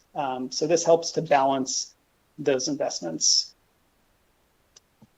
In terms of the design considerations, they're pretty manageable. There's the total budget that you want to set up behind intervener compensation, thinking about whether to limit the amount that goes to each intervener, making the application procedures as accessible as possible, and knowing that even if this is a procedural tool to increase participation, there's still a significant learning curve for new organizations. The payment timeline is maybe one of the most important. We've seen delays in California of several years if a case needs to be closed before reimbursement is made, compared to having at least a partial upfront payment that enables interveners to pay a retainer for an expert witness or a law clinic representing them. So we had some graduate students do a survey of the existing programs that are out there. These are some of the differences. Again, you'll find a range of budget limits per intervener, but something around in the $100,000 to $200,000 range tends to be around the median here. And some of these also have an emphasis on supporting environmental justice, communities, and interveners specifically, and earmarking a portion of the funding for them. So again, intervener compensation, the data that we have on this shows a lot of money coming back to ratepayers because of these investments. There's generally widespread agreement that the programs are effective at expanding the voices of marginalized and underrepresented groups. As a result, it does take some time. And so I think this is a good thing, that there's a learning curve. We see pretty good self-selection of participants. To my knowledge, the dockets have not been flooded by requests here for interveners. It's really people that have had an interest in the work of the PUC that take advantage of intervener compensation. And we can evaluate it. We can use these metrics, particularly the dollars saved, but there are other qualitative outcomes that are really important to consider as well. So I will stop there and welcome any questions that you have. All right. Thank you very much. I will start off with one quick question. Can you describe the difference or relationship between, in Nevada, we have the Bureau of Consumer Protection. I'm sure other states have a consumer advocate that participates in utility dockets. So can you spend some time discussing kind of the distinction, what sets apart these entities and their advocacy from that of a consumer advocate's office? Yeah, thanks for the question, Chairman Watts. It's a good one. So we do have public advocates, which can sometimes be a dedicated public advocate. In other states, it's the Attorney General's office that plays that role. But they are typically funded to play a certain role in many of these dockets. It may be that the emphasis that they play on a recurring basis, for instance, is to present their own evidence about returns on equity. And I think something that's especially valuable about the intervener compensation is that we see it complementing those kind of standard arguments or pieces of evidence that a public advocate may be bringing. And bringing in evidence from people with their lived experiences that hasn't been on the record previously. And so I've heard personally from a number of commissioners that they've wanted to speak to these perspectives, but because they haven't been introduced as evidence, they haven't been able to weigh them in decision making. So that's often a standard feature, I think, that public advocates don't have, is using community witnesses to present how some of these decisions are impacting residents, especially in environmental justice and majority BIPOC communities. Thank you. Members, additional questions? All right, not seeing any. I have two more then. First, one of the things that I think you mentioned in one of your examples was kind of reliability concerns. I don't know if you heard earlier in the meeting where I was asking some questions about certain communities facing greater incidents of power outages in their neighborhood. Is that an issue that you could see an organization like this bringing up and trying to get addressed in various utility regulatory proceedings? Yeah, absolutely. We saw that in Michigan. One of the interveners that participates in the intervener compensation program, Solidarity, worked with a couple of organizations to do that research. And by engaging in the rate case, they were able to get the data actually at the census tract level from the utility about reliability, different causes of outages, outage durations, restoration times, because that previously wasn't publicly available. So they brought a lot of transparency to those disparities and were able to use regression analysis to look at how utility investments by census tract were correlated with those reliability metrics. And that became really important. The commission decided that using our EJ screening tool needed to be one of the approaches that the utility took in its next filing in order to specifically consider communities that had both poor reliability metrics, but also history of underinvestment in their grid.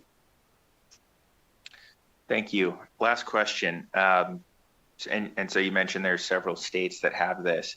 Have there been any states where the results have not been quite what was envisioned, right? Where the results or the returns to overall ratepayers have not matched the investment in the intervener compensation program? And if so, have there been any kind of lessons learned from those instances?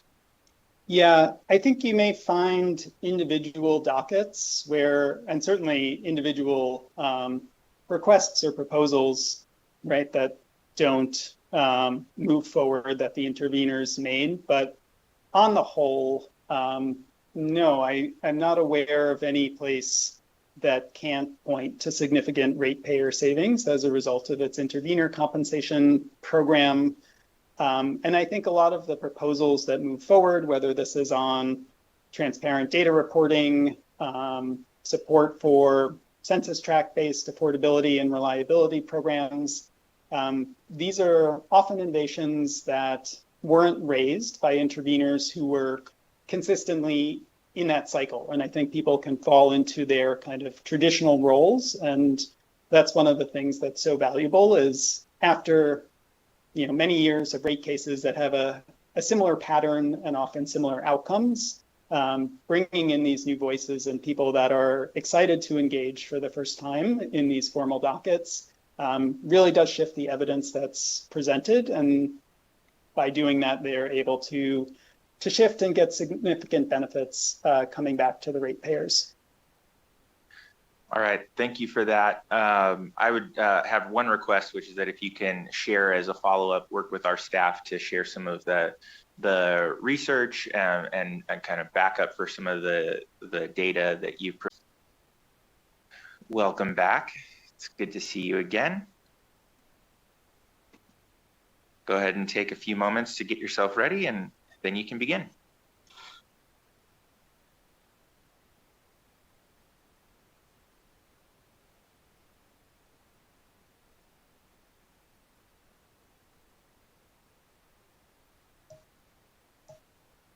Thank you, Chair Watts. Lisa Levine, for the record, I appreciate you allowing us to go first. As wonderful of a Nevada story as it would be if we all went into labor together today, I appreciate you being so accommodating.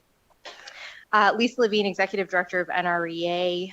For the record, I'm also joined by my board members and colleagues in Southern Nevada, Melissa Garcia, General Manager and CEO of Overton Power District number 5, Dane Bradfield, General Manager of Lincoln County Power District number 1.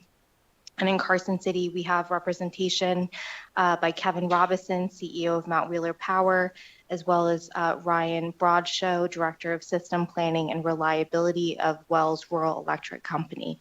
So thank you. Together, I'm joined by more than a century of expertise in Nevada public power. So certainly hopeful if you have technical questions at the end that they will be able to provide some color to that. Just a quick overview. We were just with you a month ago, so I'm not going to spend too much time on this. Of course, on the population side, Nevada's public power utilities represent certainly a smaller number of population than our counterpart at the IOU with NV Energy. But when we look at the map and we're thinking about wildfires, it is close to half the land mass. So we very much appreciate you including us in this conversation. Nevada's public power utility providers include general members of NREA who are on the distribution side, as well as 3 members who are my associate members on the generation and transmission. And the general members, that includes municipal utilities, power districts, which is defined under NRS, and cooperatives. And this map really demonstrates the wildfire hazard potential that we're seeing across the country. This is from 2023, but as climate and weather just gets drier, harsher, natural disasters get more extreme, wildfires continues to be a top of mind issue for us. And if you really hone in on that Nevada map, and then you go back and look at the members who I represent, you can see where this is a significant challenge and problem that my members are faced with every single day. And one thing we've seen over the years is that there used to be a season for wildfires. That season is now 365 days of the year. Before we can talk about liability, I think it's really important that we highlight the mitigation and prevention efforts that my members take. These are just some of the best practices that we think about, but operational best practices includes vegetation management, workforce training, so that members have the expertise. Some of my members, their electricians, are actually also trained to be firefighters, so that they can be doing multiple tasks when they're on the job, depending on the situation. And these different preparedness assessments. Under emergency preparedness, Of course, planning on the response and recovery is a big part of this. Coordination and collaboration, as all of you know, in rural Nevada, there's multiple different jurisdictions in terms of BLM field offices, whether it's Department of Forest Services. There's constantly bureaucracy, and because of that, there are multiple coordinating efforts that need to be made when these disasters occur. So communication protocols and making sure that's constantly updated between the state, local jurisdictions, and my members. And then the plan monitoring and strengthening, making sure that there's resiliency and that there's constantly these plans are updated, because the expertise, the knowledge base, and certainly the technology used is ever changing. And just to hone in on that a little bit more, this is just some example of the lens that my members have when really thinking about how they respond to wildfires. One of the things that NRA was able to secure, and it's first time in 52 years that we've been around, is we actually were just awarded an IIJA grant from Department of Energy through the Governor's Office of Energy, and it's entirely for wildfire mitigation and grid resiliency. So we're very excited about that. NREA is a 100% pass-through, so this is divided amongst 9 of my members, and it's almost $1 million per member, which goes a long way in rural Nevada for my member utility providers. And so that's the type of innovative approach. One thing that we perhaps differ when thinking about the budget from public power between our colleagues in the private sector is it's a much smaller budget that my members are working with. And so because of that, the resource allocation to this is very important and it's prioritized, but they also have to be even more strategic about how they spend those dollars. So the grant is going to be a big help to really implementing these different aspects. The majority of public power rural utility providers across the country, they actually utilize one insurance company, and it's called Federated Rural Insurance. It also has a co-op model, so my member utility providers are also the owners, if you think of it in that way, of the insurance company that they utilize. As many of you understand with insurance, there's a bidding process, and one of the things that they have found that Federated talks about is it used to be that when they would kind of bundle and then go and get investment to back the insurance, that there would be potentially like 20 different financial firms doing that. Now it's about 2, because this is seen as such a risk. And it's easy to see why. Other than 2023, just in the last 5 years, wildfire claims have more than doubled. And if we were to put a monetary value on that, they've really tripled. So thinking about the challenges and opportunities, certainly the opportunities are presented in the sense that mitigation and prevention is top of mind, constantly being adopted, modernized.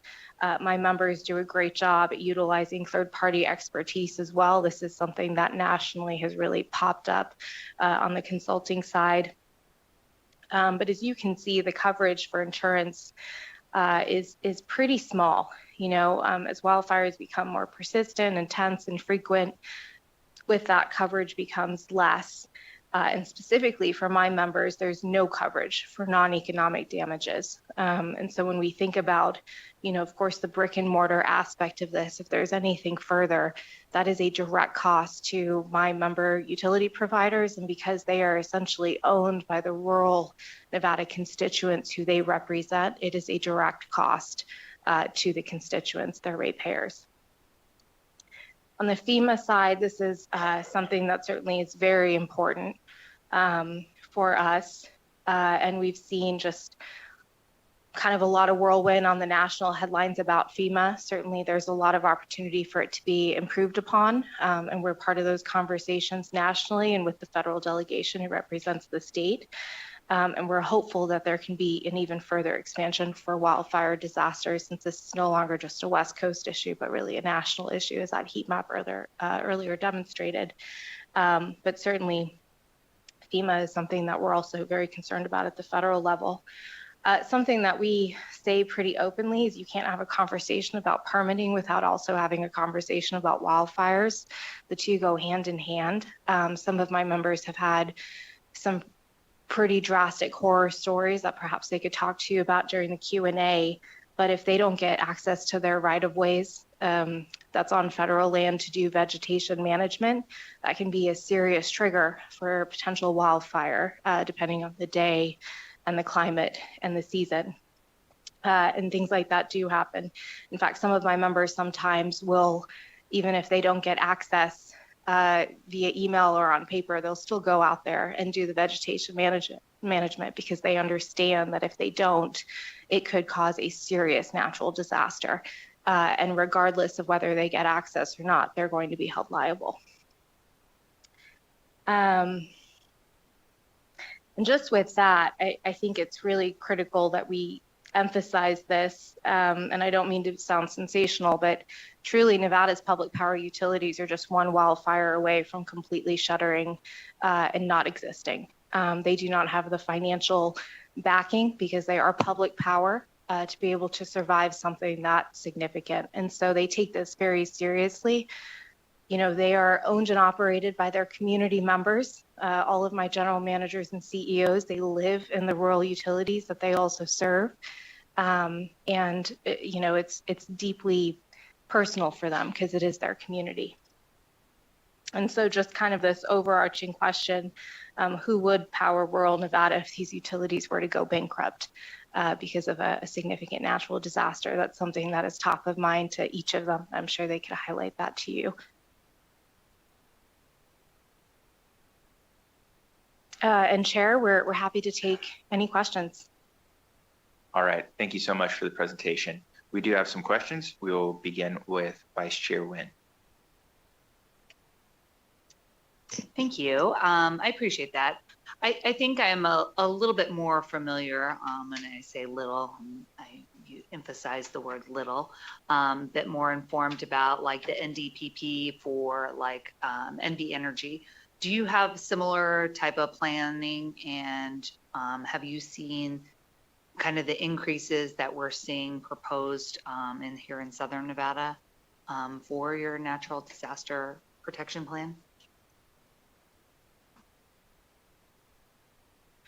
I'm happy to answer that question, Senator Nguyen, but I do want to see if Kevin Robeson, who's in the Carson City office, wanted to also elaborate on that before I jump in.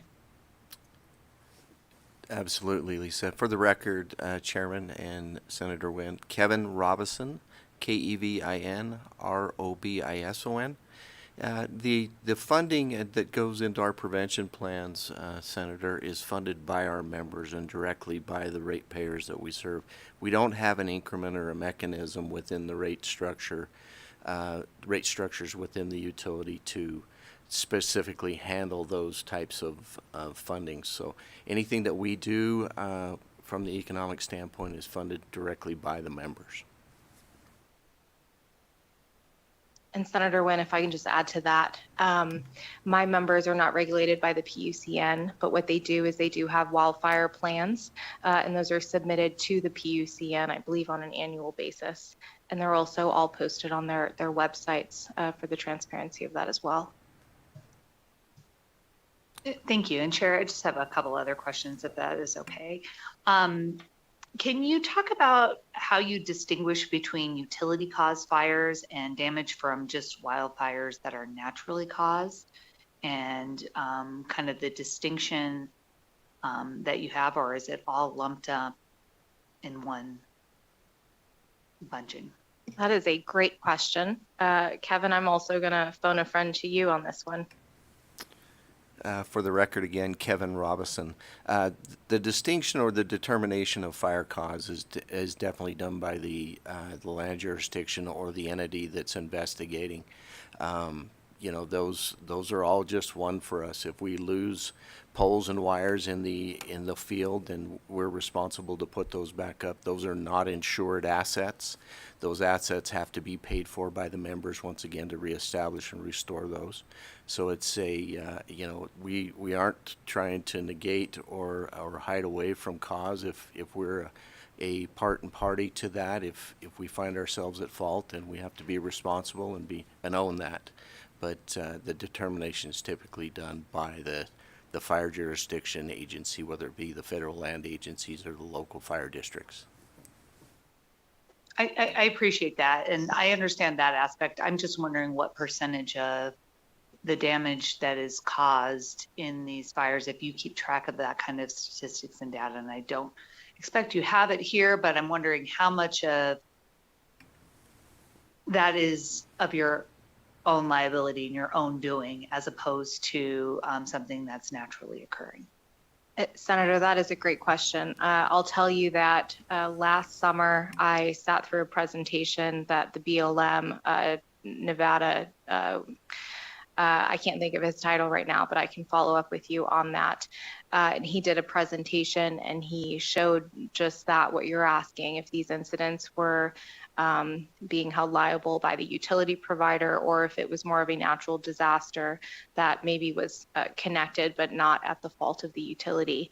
And I don't want to say a number that's false, but it was significantly low. It was a single-digit number that the utility was actually found to be at fault. One thing that we are seeing, and I have a member in the northwest part of the state that this happened. There was a significant fire, and the federal field office for federal land adjacent to him found him at fault. And he was actually able to maintain his equipment, have it third-party tested, and it turned out he was not at fault. His equipment was not at fault, his lines were not at fault, and he was able to no longer be held liable. So it is a really tricky question, and it's one of those things with all utilities that we are working through. But I do want to just emphasize something that Kevin mentioned earlier. You know, my members work, live, and breathe in their communities. And so for them, the prevention is not just for a financial reason. The prevention is truly because they don't want to see this happen in their communities. These are their friends, their neighbors, you know, former folks that they went to school with. And so that's really the mindset that they have when they think through these problems.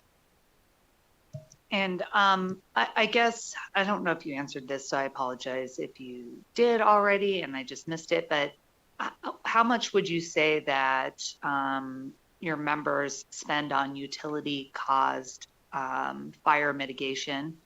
I know you said there were some challenges with easements and other things that you're working through that are outside of your control.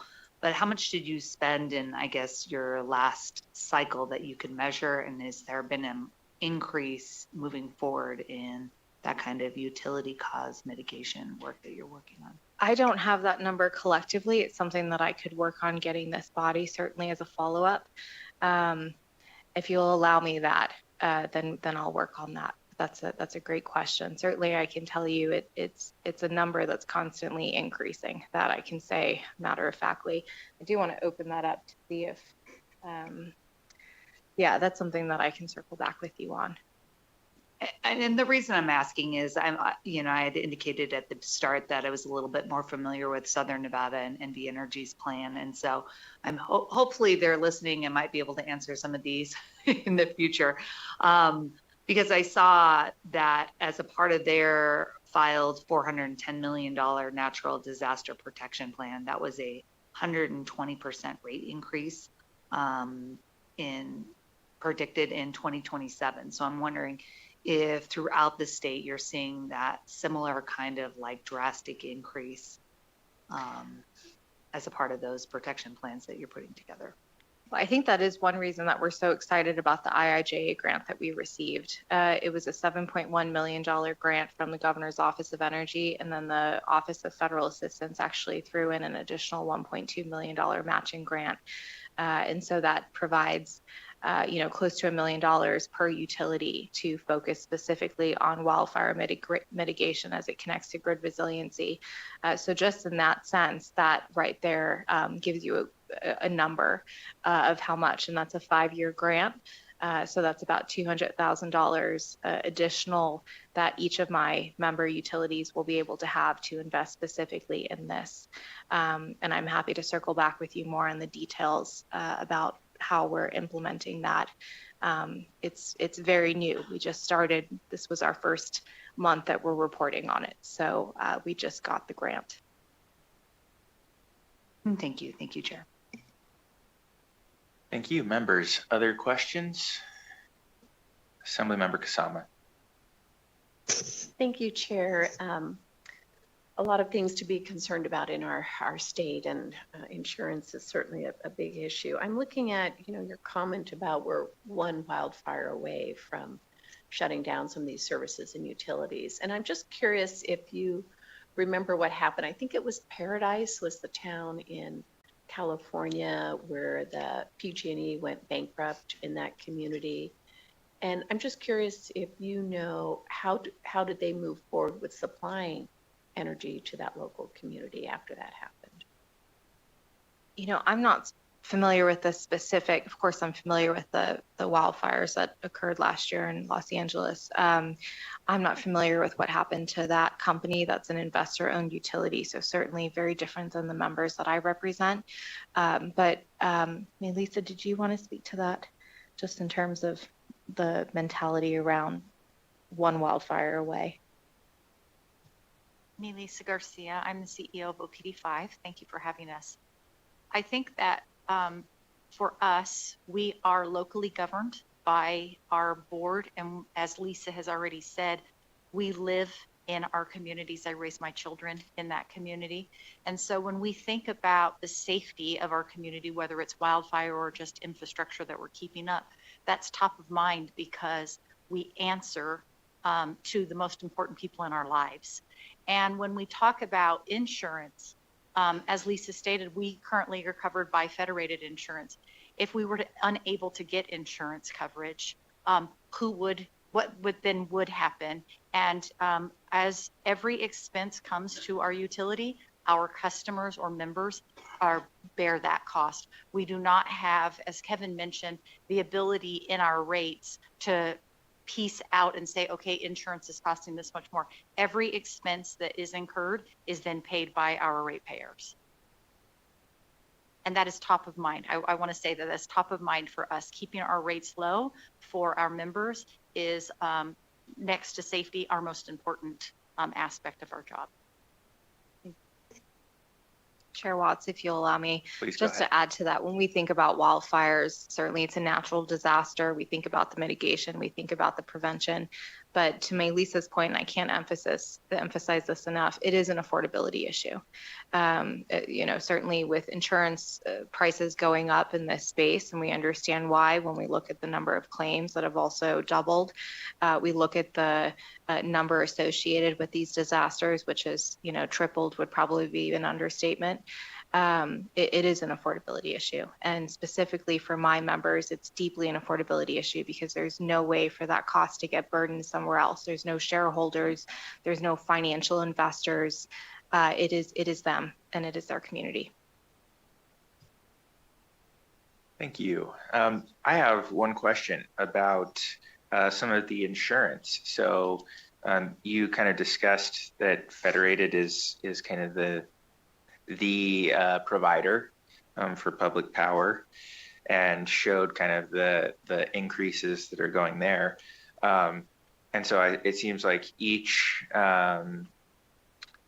cooperative or municipal utility gets coverage. I guess kind of the question I'm wondering is, obviously they are kind of looking at the overall risk pool. I think you showed that map that shows there's a lot of risk. But I think one of the questions is, right, are there certain areas that have higher risk, or that have had wildfires come through and there's been a finding of liability? Is that essentially creating kind of upward pressure on the insurance rates that you pay? And do you have any other options to look at to try and get coverage for your risk that might have a little bit of decoupling from what's associated with other areas and other utilities, if that makes sense. Chairman Dane Bradfield, General Manager of Lincoln County Power District. I'll start on that, and probably some of my colleagues can help finish on there. I'm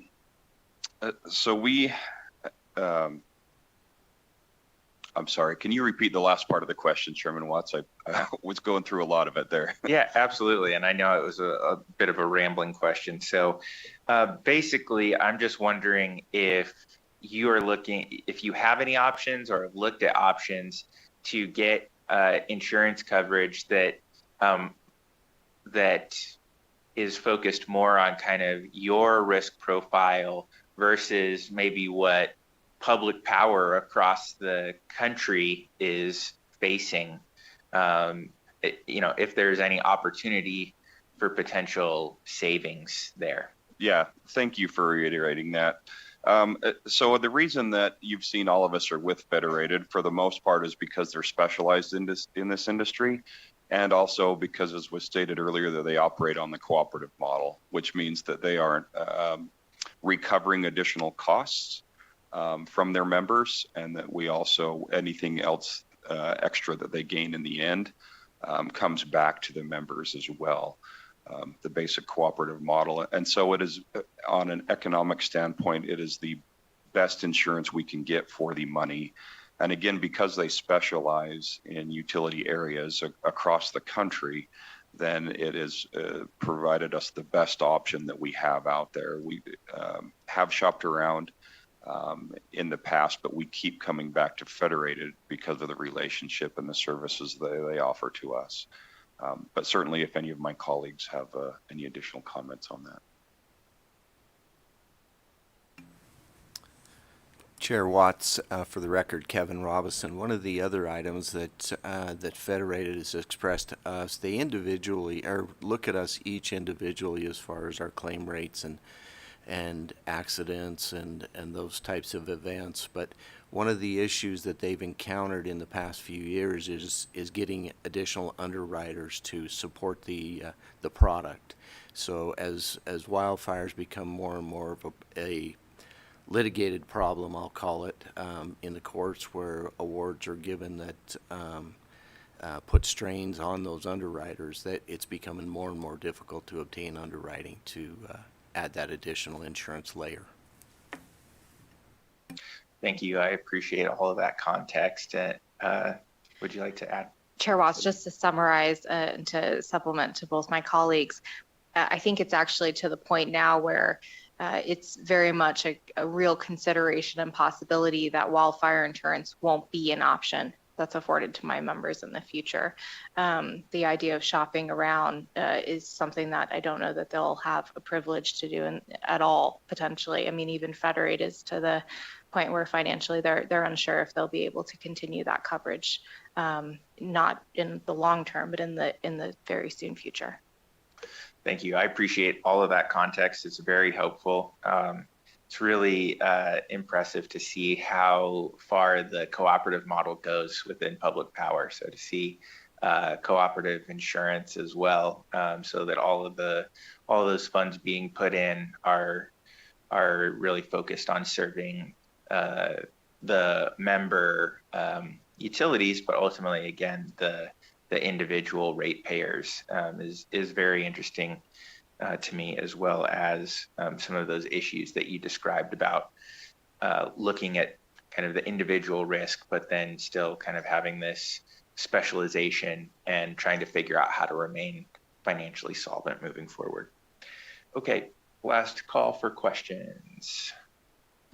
Seeing none, thank you all so much for your presentation today. We appreciate it. And now we will move to our next presentation from NV Energy. Welcome back. Go ahead, take a moment to get everything settled, and you can begin.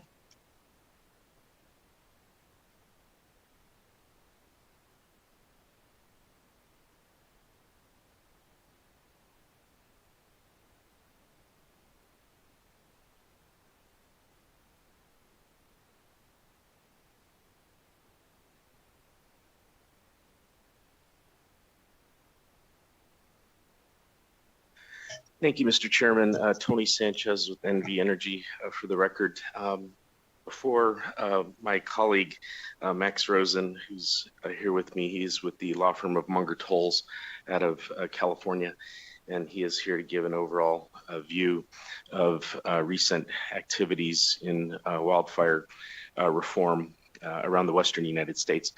Prior to that, though, I did want to follow up on your request, Mr. Chairman, which was as a result of a question from Senator Buck that asked about our natural disaster preparedness plan, current case that we have pending, and any potential rate impacts. So if I might have a moment, I'll just to answer that follow-up question. Through you to Senator Buck.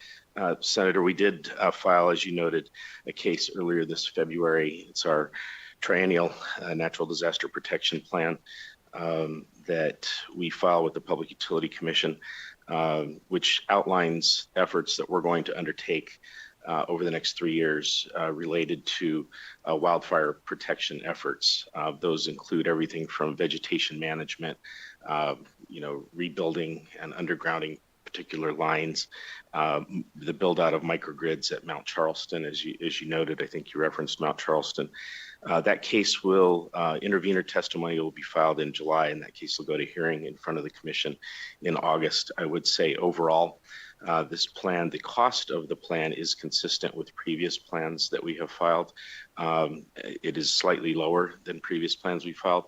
However, one noticeable difference, Southern Nevada costs are borne by Southern Nevada ratepayers, and Northern Nevada costs are borne by Northern Nevada ratepayers. Those are the two areas you're going to hear about, in particular to Nevada, that are particular high risk are Mount Charleston and the Lake Tahoe areas, which is not a surprise to anybody. But we're, since the last case that we did file, you're seeing some decreases in costs because the vegetation management efforts that we've undertaken are now moving into more maintenance related efforts, which you would naturally expect over a maturing NDPP process. Also, we've improved patrol and inspection efficiencies.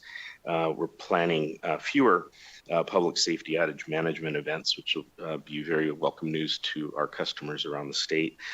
So for those reasons, our costs of operating the NDPP system, again, are coming down. In particular, with the Southern case, we are proposing a microgrid at Mount Charleston, which comes at a cost. And so that we would expect that would decrease over time as well. But those issues related to that cost impact will be fully and transparently discussed and litigated before the commission this August, with the December, with a decision expected by November later this year. At the same time, we're always very cost conscious. We've had a number of good news efforts related to costs in Nevada of late over the past 6 months. Recently, publications like the New York Times and the Wall Street Journal and others have been analyzing costs across the country. And obviously, it's something top of mind for us always. But we're very pleased that over the past 5 years, from 2020 to 2025, Nevada had the second lowest incident of rate increases in the country.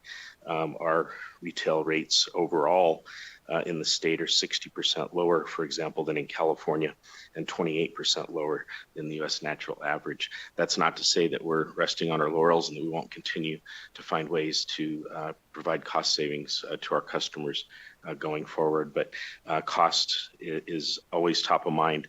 But at the same time, ensuring that our state is protected from the threat of wildfire destruction is also top of mind. And with that, I'll turn over the presentation to my colleague, Max Rosen. Good afternoon, or I guess still good morning. Good morning. My name is Max Rosen. I'm a lawyer, and I'm here on behalf of NV Energy. Just briefly, my background is I've worked on wildfire legislation efforts across the West Coast in various states. And I've also been involved in wildfire litigation in a number of states, Hawaii, California in particular, involved in the Maui settlement.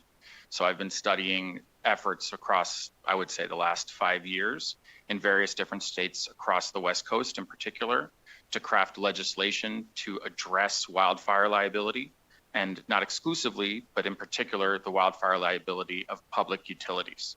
So I'm here to just give a presentation on where that stands, not to advocate for any particular position, but to discuss what states have been doing and how they've been trying to address this issue. So first, I think we all understand that wildfire risk has been increasing extraordinarily over the last 20 to 30 years. I think what these charts show, which is not always appreciated, is it's not so much that there have been more wildfires, but that the severity of damage and the scope of wildfires has been increasing. That's because of a number of factors that I think we're familiar with: climate change, land management, population growth in the wildland-urban interface, which means more people living in areas where their homes are more likely to be destroyed. And all of that is resulting in this crisis where we're seeing what we call super catastrophic wildfires, wildfires that do more than 250 million, more than $1 billion, in some cases more than $10 billion in damage, in particular in the last few years. I also think every time we think that we've reached some kind of threshold and we understand the wildfire risk that Western states are facing, we discover that in fact our models weren't right. So you can see that in both Maui and Los Angeles. Maui was not considered prone to wildfire risk, and yet it had one of the most destructive wildfires in history when you take human life into consideration. In Los Angeles in January 2025, we get the most economically destructive wildfires in California's history. And to put that in perspective and why that's so significant, California is a state that has led the charge in trying to prepare for the risk of wildfire. In 2019, it created a $21 billion wildfire fund for the 3 largest investor-owned utilities. Then the LA fires happened in 2025, and it was widely understood that that fund of $21 billion was no longer sufficient. So in September of 2025, they created an additional $18 billion fund. And then recently, the California Earthquake Authority issued a report in April 2026 saying those 2 funds aren't sufficient and more path-breaking legislative reforms are necessary to protect the cost of electric service in California. So that largely stems from the LA fires. It's also really significant that these were fires in Los Angeles, which, like Maui, was not considered susceptible to a catastrophic wildfire. So they're not wildfires in areas everybody understood could face a catastrophic wildfire like Tahoe. They're wildfires in urban areas or other areas not considered prone to wildfire risk. So we do have evidence that Nevada specifically faces a risk of catastrophic wildfire. I won't go through all of it. I'm sure you're familiar with much of it.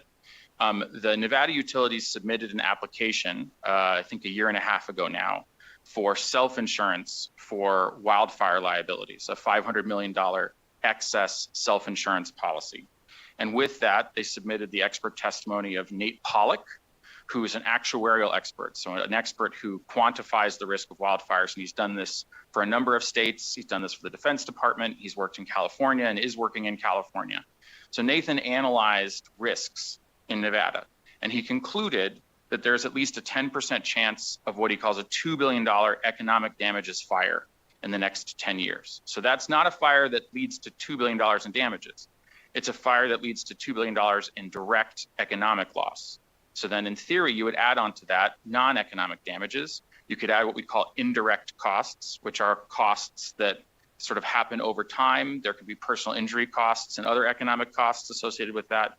So that's sort of a threshold baseline number that gives you a sense of the kind of risk that Nevada is facing. And to put that in perspective as well, there are 4 counties in Nevada that FEMA ranks on its National Risk Index in the top 100 most risky counties in America.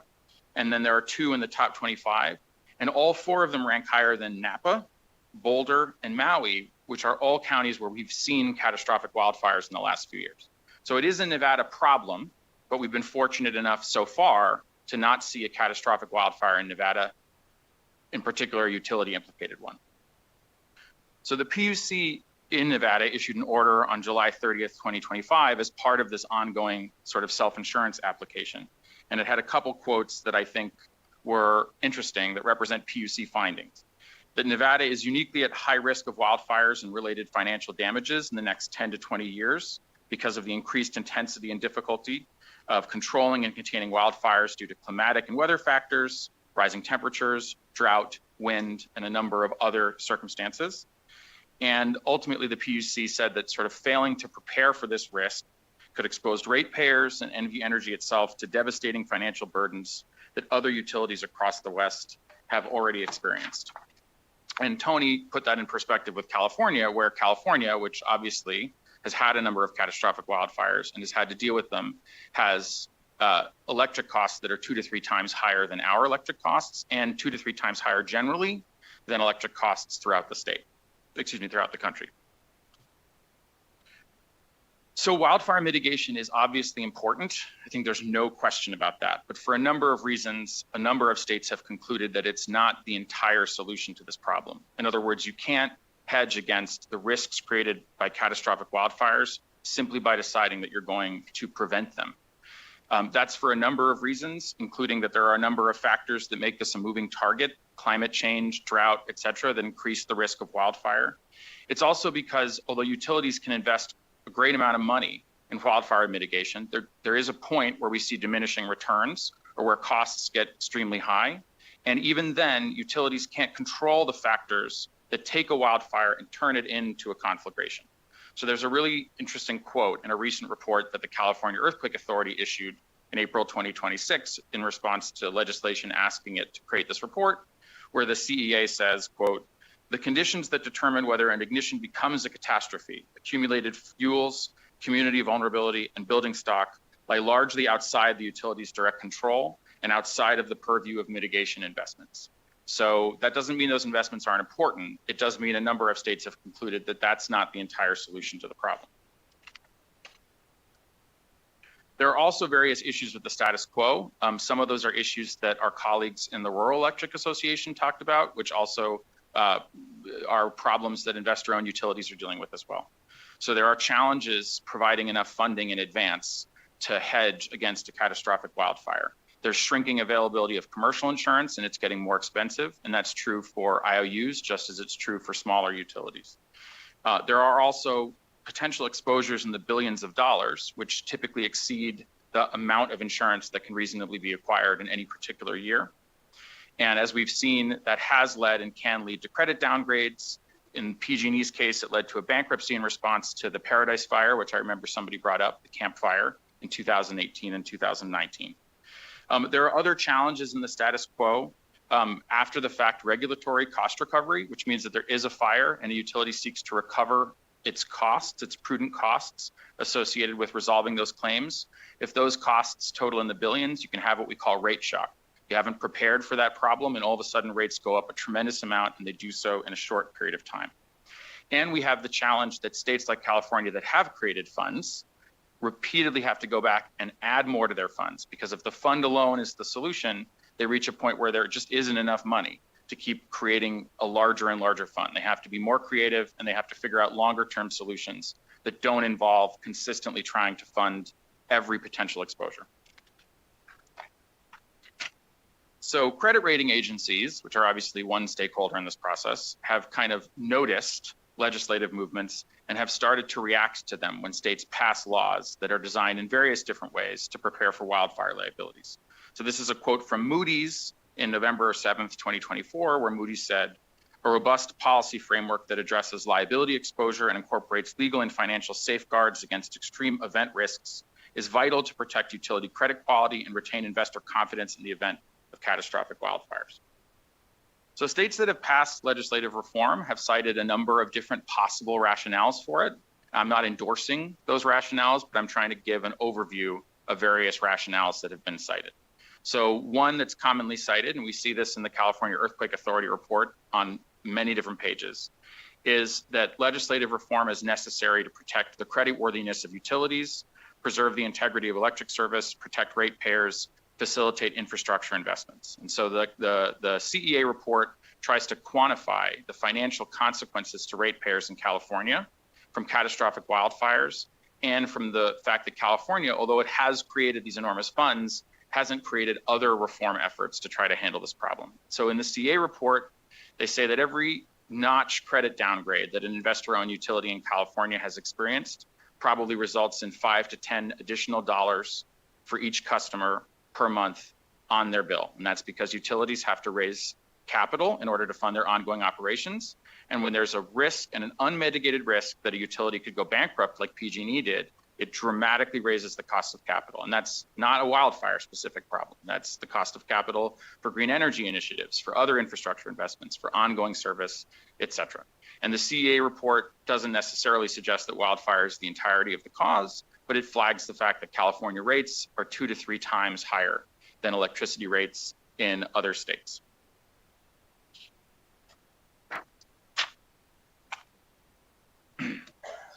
Next is this cost of service utility model, which is essentially the rate shock point that I was making.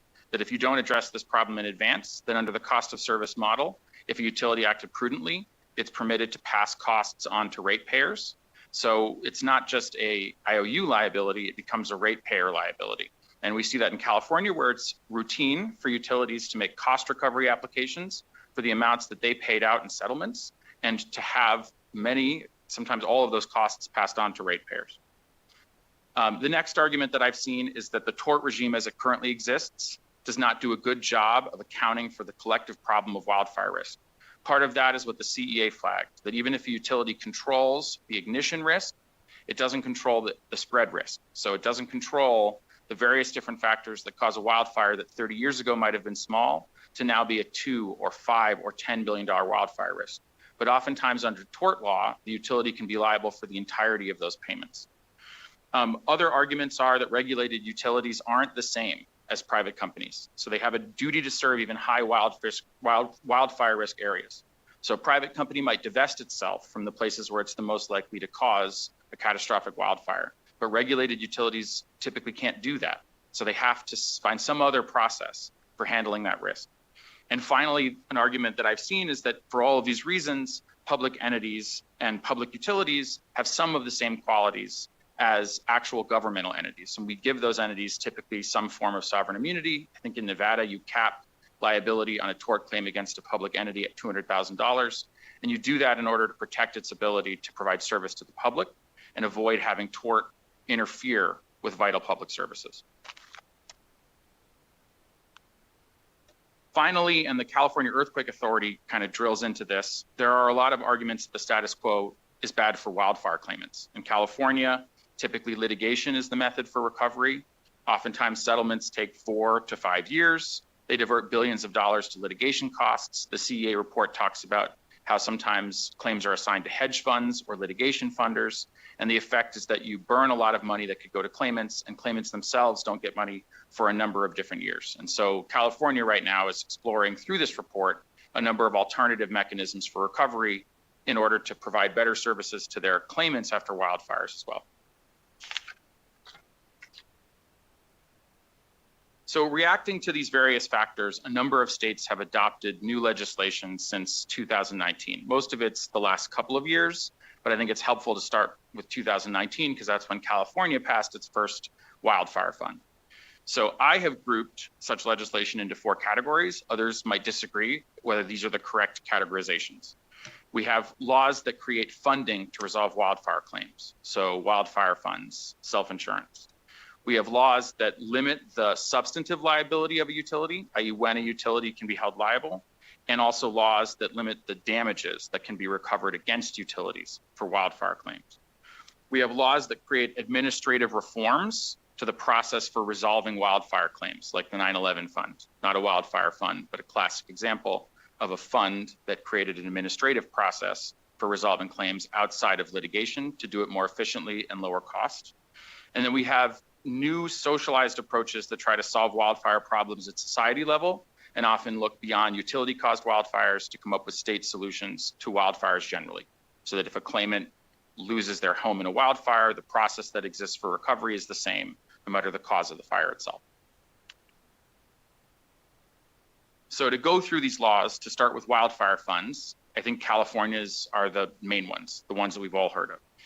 California AB 1054 was a 2019 law that created a $21 billion wildfire fund for California's 3 largest utilities. After the Eaton and Palisades fire, the LA fires in January of 2025, through SB 254 in September 2025, California passed a new law that contemplates an additional $18 billion in what they call the continuation account, and also directed the California Earthquake Authority to look at numerous different factors across the state to try to come up with a more durable solution.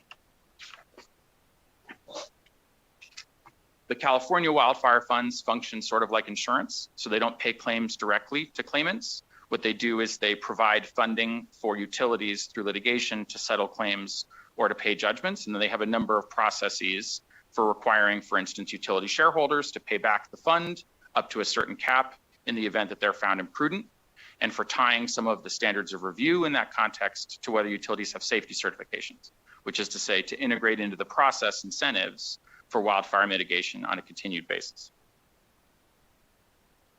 In March of 2024, Utah passed SB 224, which does a number of things, and I'll come back to it. For purposes here, it allows large utilities to apply to create a fund. I think it would be 1 to 1.5 billion for Utah's largest electric utility. And it allows the Public Services Commission of Utah to order the utility to reimburse the fund up to a cap if it finds settlement amounts paid out were unreasonable. In July of 2025, Hawaii passed a law directing its Public Utilities Commission to do a study on a fund. That commission ultimately concluded that a fund would probably be necessary in the future, but that the fund itself shouldn't be created until after Hawaii creates an aggregate cap on economic damages for wildfires, which I'll discuss in a little bit. You also have a number of states where we have now self-insurance, which essentially is ratepayer funded in a captive insurance product to replace increasingly unaffordable private insurance for utilities. So Southern California Edison and PG&E now have $1 billion as their first layer of liability coverage of wildfire self-insurance, which is typically, in that case, paid for by ratepayers with a small shareholder co-insurance payment, depending on how high up the tower particular liability payments go. Texas, in June 2025, passed a law that authorizes its commission to create self-insurance for utilities. And Nevada has an ongoing application for a self-insurance product from the Nevada Public Utilities Commission that hasn't been resolved yet.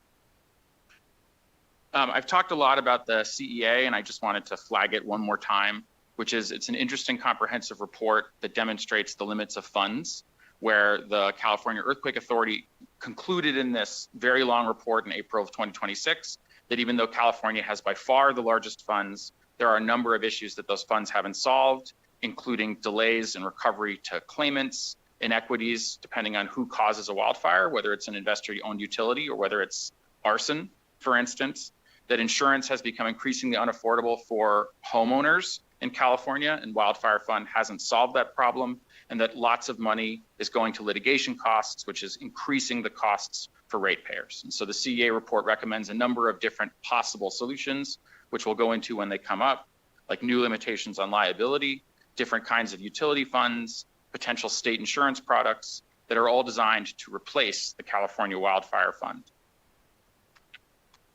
or supplement it in some cases. Next, a number of states have passed laws to revise the standard of liability for utility wildfire claims that are often tied to utility wildfire mitigation plan compliance.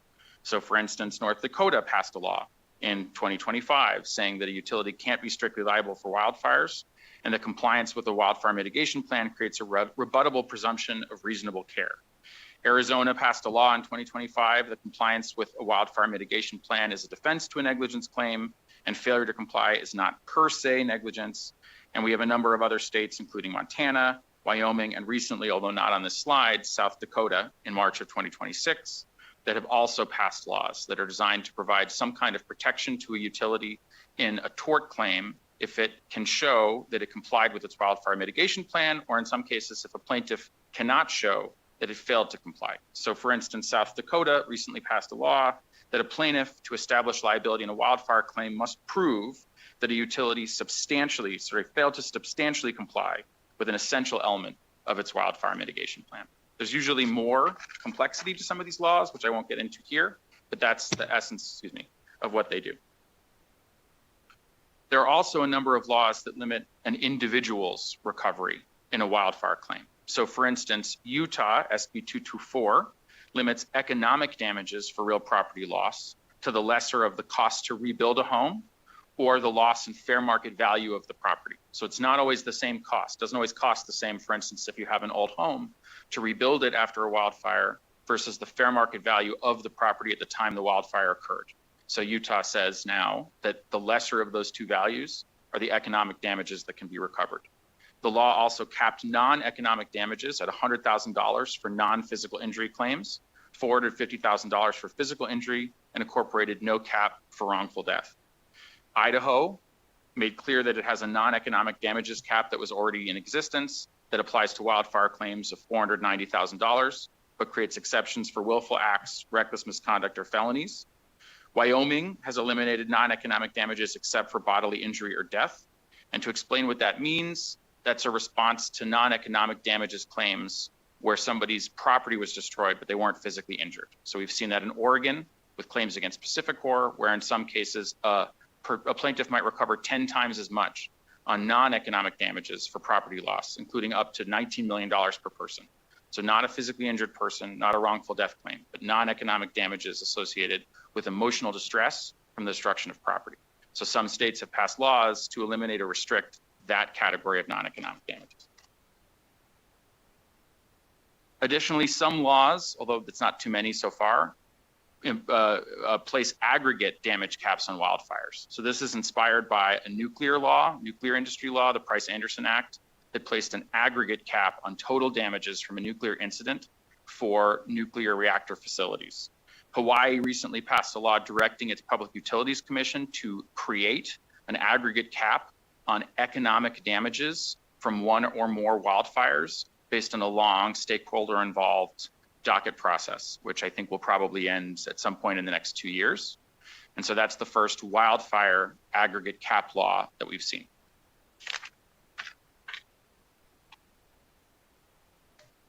And in the California Earthquake Commission report, they don't recommend any particular approach. They just highlight options, but they highlight as one option a $150,000 non-economic damages cap on wildfire claims and the elimination of punitive damages.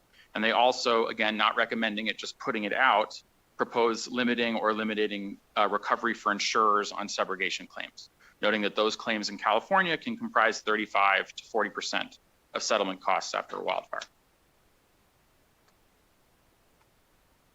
We also have laws that are reforming the process for resolving claims. So the classic example is the 9/11 fund, which creates a claim process where individuals submitted claims straight to the fund. It was voluntary, and they received settlement offers from the fund. And they couldn't sue if they chose instead to go and submit a claim to the 9/11 fund. California in SB 254 recently created a small version of this, a kind of administrative reform that provides investor-owned utilities with a right of first refusal if an insurance company wants to sell its wildfire claims to a hedge fund. So before the insurance company can sell those claims to a hedge fund, which typically adds additional profit margin that needs to be met to settle that claim, the insurance company has to offer on the same terms that claim to the investor-owned utility, which can choose to buy it instead. Wyoming has a requirement that landowners have to what we call present their claims to the utility before they sue. And then the utility has 90 days to try to negotiate or settle the claim before it turns into litigation. And finally, California's report contemplates what I think of as transformative reforms to wildfire recovery. So, for instance, it has a section where it considers a state-backed catastrophic reinsurance or direct insurance model that would be designed to replace private insurance for Californians for certain wildfires, modeled a little bit after a Florida hurricane insurance fund. Talks about potential state backstops for what we call tail risk events. So fires that just cause orders of magnitude more damages than anyone anticipated and that any particular utility or entity that's alleged to have caused the fire can absorb. And other broader solutions to wildfire mitigation to help different stakeholders participate, et cetera. So there's no law that's been passed based on the CA report so far, but it goes through a number of different options. I would love to answer any questions that you have on any of that, any wildfire reforms, or however I can be helpful. All right. Thank you for that presentation. I believe we're going to have many questions. All right. We will start with Senator Buck, then we will go to Assemblymember Kasama. Thank you so much, Chair. Do you plan on reducing your request then for the $500 million in wildfire self-insurance because you obtained the $250 million in February of additional wildfire coverage? That is not a question I can answer. I don't know, Tony, if you can answer it. Thank you. Tony Sanchez, NV Energy. For the record, Senator Buck, we currently have $672 million in insurance, and we do have that pending request before the Public Utilities Commission for an additional $500 million. I would point to previous PUCN filings that are contained in Mr. Rosen's testimony, specifically page 4, indicating just the breadth of the possible liability that could be faced in Nevada, and it's well in excess of even if we receive the additional $500 million. Assemblymember Kasama. Thank you so much. I was looking at under your the last page there, the California SB 254 report, and where we talked about you know, some of the the state-run insurance models for Florida. My understanding is that those funds have gone bankrupt or they're not working for the state as intended. And so my question is that correct? And my second question is there any state that has a model that you find might be a good one to hold up as a possibility for our state? So to take the first question, I am not aware whether the Florida particular example is bankrupt, and I wasn't trying to necessarily hold it up as a model that we would follow. I think any state-backed insurance product would need to be actuarially sound, which is to say it needs to charge premiums, and that those premiums need to be high enough, right, that it actually can cover the risk of loss. I think that in theory, you could design those products so they get funding from other sources as well, but foremost is they would need to be designed in the first instance if a state was going to pursue them to make sure they're actuarially sound. I think that's exactly right. I don't know that that will be the direction, you know, that a particular state goes in. I think we'll find out. In terms of what is the right model for Nevada, I don't have a particular recommendation, and I didn't highlight the state insurance models from the CA report to suggest that that's the right approach for Nevada, just to flag it as one different option that's emerged now, in particular in the CA report, in that other states like Florida have pursued various I think it's a reinsurance product in Florida, to try to address and manage these risks. Thank you. Thank you. Additional questions? Senator Nguyen. You know, I know we've had previous conversations, and I know there's been previous presentations that you have made regarding self-insurance and just exploring kind of what other options that we might have to tackle the growing costs and the growing reality that we're facing with these fires, whether they're wildfires that cause damage to existing lines, or they're utility caused fires as well. Can you talk a little bit about this? Because I know when I had previously spoke with you all, you were talking about how you weren't sure you were going to be able to obtain any kind of additional liability coverage.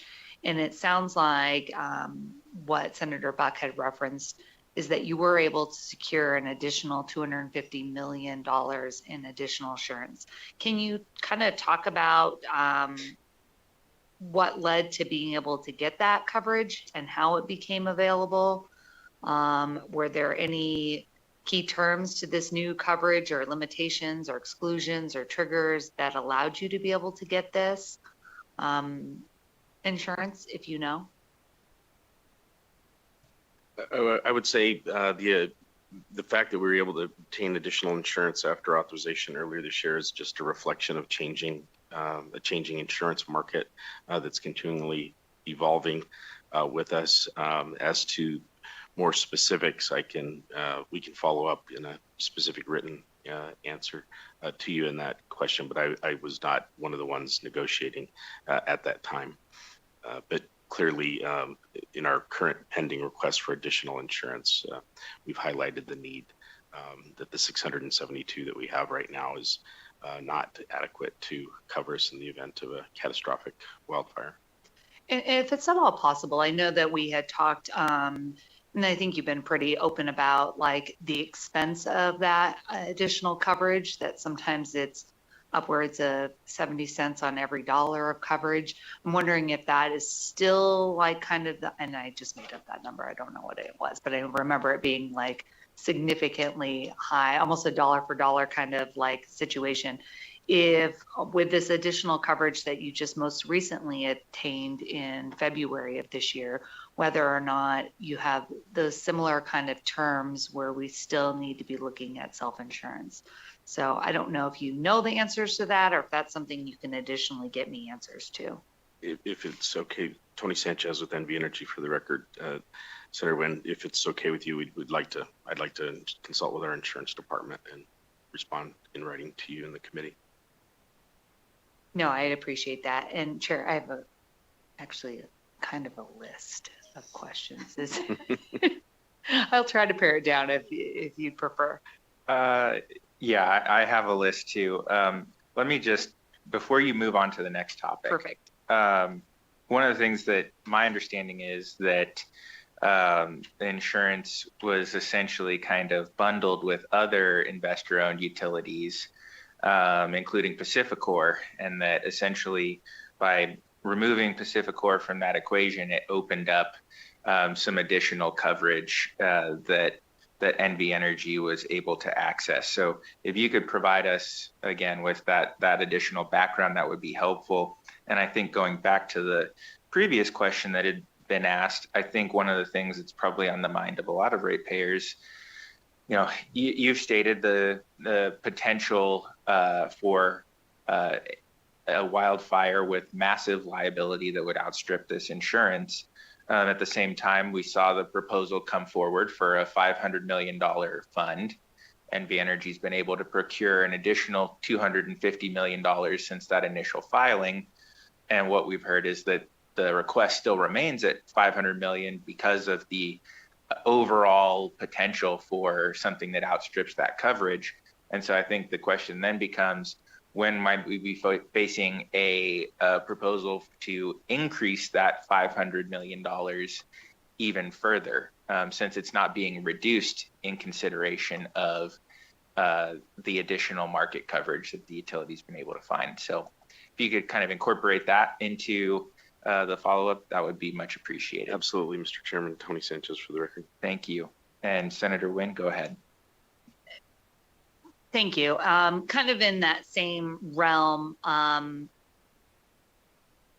know that you're asking for that $500 million risk. Obviously, we can look at the wildfires in both Hawaii most recently and in California, and even with that amount of coverage, you know, that would be eliminated like almost instantaneously in that. So I understand the high costs of these fires.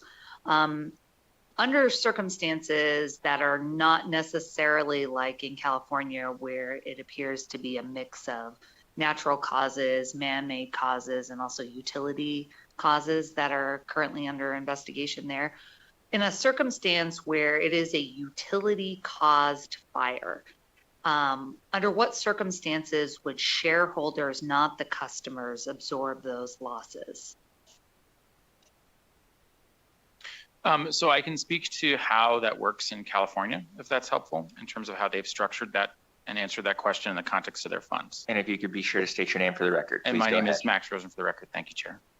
So in California, under AB 1054, first AB 1054, which was a 2019 law passed after PG&E went bankrupt, was a $21 billion fund. Half of it was paid for by shareholders with overtime contributions. Half of it is ratepayer funded. The continuation account, which is the additional $18 billion fund that was created in September of 2025, an overtime fund. So it doesn't mean there's $18 billion that suddenly was in the fund, but the legislation contemplates it, is similarly structured around 50-50 with some different kinds of complications that allow for crediting shareholder contributions if payments are made to reimburse the fund with respect to earlier wildfires. And also some of the shareholder contributions are contingent. There's also a process under AB 1054 that is continued under the SB 254 continuation account, where after substantially all claims from a wildfire are resolved, whether via settlement or a judgment, a utility can apply for cost recovery. It's a cost recovery motion. And there is, I believe, a presumption the utility was prudent if it has a safety certificate. And then if another party can raise what I believe is a serious doubt as to the utility's prudence and ultimately carry its burden on that, then the Public Utilities Commission can disallow costs, which means shareholders have to reimburse the fund up to a set amount. And the cap, which is integrated under AB 1054 and SB 254, is 20% of the transmission and distribution equity rate base of the utility. So the regime is designed to broadly incorporate a prudence review framework, except for the shareholder contributions that are actually outside of prudence review, subject to a cap to avoid utility instability, so that the threat of a broad disallowance in a prudence review process doesn't destabilize the investor-owned utilities and lead ultimately to higher customer costs. Now that's the status quo in California, and obviously the California Earthquake Authority's report reflects that the legislature thinks that it should at least consider changes to that status quo. But that's that system. Can I interrupt you just really quickly? Is that something that's codified in California law, or is that just the place of practice in California? California law. Okay, so we don't have anything similar to that, is that correct? I am not aware of a specific law that addresses in particular cost recovery for wildfires. I don't know if Tony, you are. Yeah. So I guess what I would probably, and you probably don't know this offhand, but I'm just curious on what the existing practice is within our state, if it is not codified in law like it is in another jurisdiction. So I guess that doesn't really answer my question, and maybe you know that answer on how much of utility caused fires are, like, the burden is on shareholders versus customers here in our state. So I don't know of, and I'm speaking out of turn, but I don't know of a fire that's caused settlements or liabilities that have thus far exceeded the insurance stack. And so because, like all companies, there's insurance. When you use insurance to pay, typically premiums are part of the revenue requirement, which means customers would pay premiums. And I understand that. I'm sorry to keep interrupting you. No, I think we all understand how the insurance premium works, but we also understand that we are asking ratepayers to pay the insurance. So, you know, I realize that it hasn't gone into that, but if we're asking ratepayers to pay the insurance premiums for the coverage of utility caused fires, I just want to know if you have any specific information around that. I don't know if California, their insurance premiums are also borne by the ratepayers because they have a different, obviously, statutory, you know, a different codified law and system for liability distribution. So, thank you, Chair. This is Max Rosen again. So traditionally, premiums just for investor-owned utilities generally are paid for by ratepayers as a cost of doing business. That's also traditionally true in California. There was a slight modification to that with the self-insurance stacks for Pacific Gas and Electric and Southern California Edison. If I'm remembering the stats correctly, generally that's $1 billion in annual coverage, which is covered by ratepayers. For Pacific Gas and Electric, there is, I believe, a 5% shareholder co-insurance payment, which means that for up to $1 billion in settlements or liability, dollar for dollar, PG&E shareholders would pay up to $50 million. So that's $50 million in shareholder co-insurance payments. And that would be, I guess, a $950 million in theory of the ratepayer portion of the self-insurance fund. For Southern California Edison, I believe it's 2.5% of the $500 million to $1 billion stack. So the first $500 million would just be ratepayer funded. And then of the remaining $500 million, it would be up to, I guess that's $12.5 million. All right, I'm going to jump in real quick. So I think overall the question is, we know that in addition to just California, which obviously has a lot of different things going on, that there have been instances in other places where, first of all, I mean, there's just generic issues of liability, but particularly in the utility realm, we know that there have been wildfires where there's been a determination that the utility is liable. Especially before some of these new laws came on the books. And so I think what we're trying to understand is more broadly across the West or United States, what is essentially the cost allocation when those costs exceed the insurance, and how much of those are borne by, ultimately borne by shareholders versus ratepayers. So historically, thank you, Chair. Historically, if the costs were to exceed insurance, the practice, I believe, would be that a utility would file a cost recovery application. And the question in that cost recovery application, if there's no statute that modifies it, has typically been one of prudence, which is just sort of how the cost of service model works.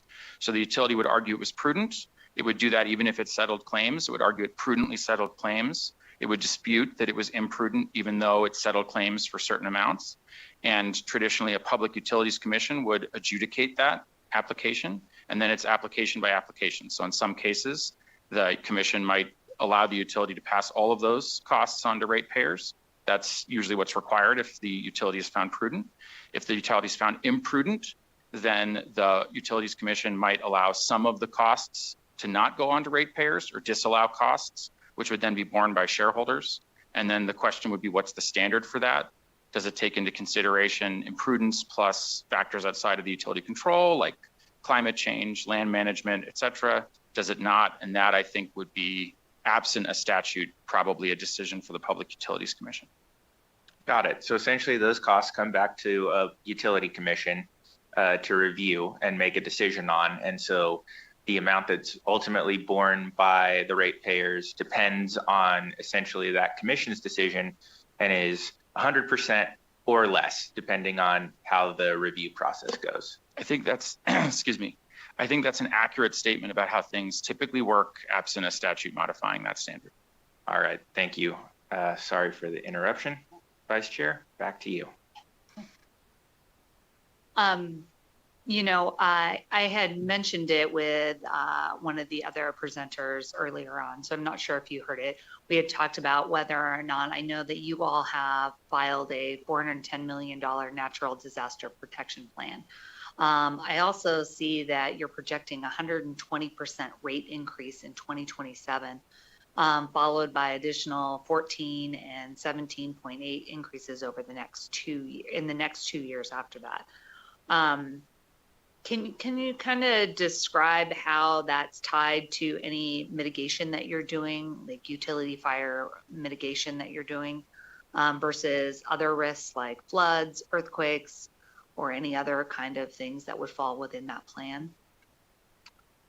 Thank you, Senator Tony Sanchez with NV Energy, for the record. As I mentioned at the beginning of our presentation, in the NDPP plan, it reflects lower operations and maintenance costs because a lot of the initial heavy lifting, my term, what has been done in previous triennial plans going back over the last 7 years or so. So the costs that you're seeing in the current NDPP, outside of specific costs over the Mount Charleston microgrid, which is new, but other costs associated with the contracts that we sign with vegetation management companies, with the number of wildfire exercise plans that we have to undertake, those are decreasing in cost. And so this current plan currently pending reflects those lower costs. And obviously we hope that trend continues. And I'm speaking as to Southern Nevada. And Southern Nevada costs are lower in proportion to what we would see at Lake Tahoe, as you'd imagine, just due to the size of those, but the same efficiencies of process once a lot of that work has been done, I hope continues to trend positively. And then do you have a percentage, and I don't know if you know this offhand, do you have a percentage of or a breakdown of those resources that are going towards, I guess, vegetation management at this point, and some of the grid hardening or undergrounding? And it's like, I know there's a lot of initially more expensive technologies that are out there that can also reduce some of that liability in the long run. So do you have a percentage of like high risk lines that are actually going to be undergrounded under this plan? Or is this just mostly maintenance at this point? Thank you, Senator, and Tony Sanchez, NV Energy, for the record. In the current pending plan, for example, we've added 4,700 line miles to wildfire risk tiers, and really narrowing down into targets, where our mitigation efforts are going to be. As to specific technology, in the current pending filing, there's what's called the Gridware program, and that's a portion of the costs associated with this plan. And that is to establish sensors on our overhead lines to continuously monitor overhead assets. It uses analytics to identify hazards, faults, equipment issues. It improves response times and supports fire suppression operations. So that Gridware cost is a one-time at this point, and what I would expect that those costs would trend lower once we do the initial investment in those. With respect to vegetation management, obviously we're utilizing new satellite-informed condition-based approaches, and that narrows the scope of work by weighting vegetation types and density. So obviously this is a burgeoning area that we're learning a lot in, and that is why we're pleased that our overall requests for costs aren't higher. They're traditionally about the same, again, with the O&M costs trending down. And I don't know how this is, but do you publicize or do you publicly report on, do you have reports that the public have access to see, like, are you, I'm rambling now. How do you quantify these reductions in utility caused fire risk? Like, how do you quantify, and what kind of reporting do you do to show that these investments are having the determined effect of, like, are mitigating in any way? Like, how do utilities do that? Thank you, Senator Tony Sanchez, NV Energy. I think that's part and parcel of the NDPP process that we have to transparently litigate in front of the commission with interveners and to go through that process. Obviously, we are learning real time from our neighbors at the same time in surrounding states.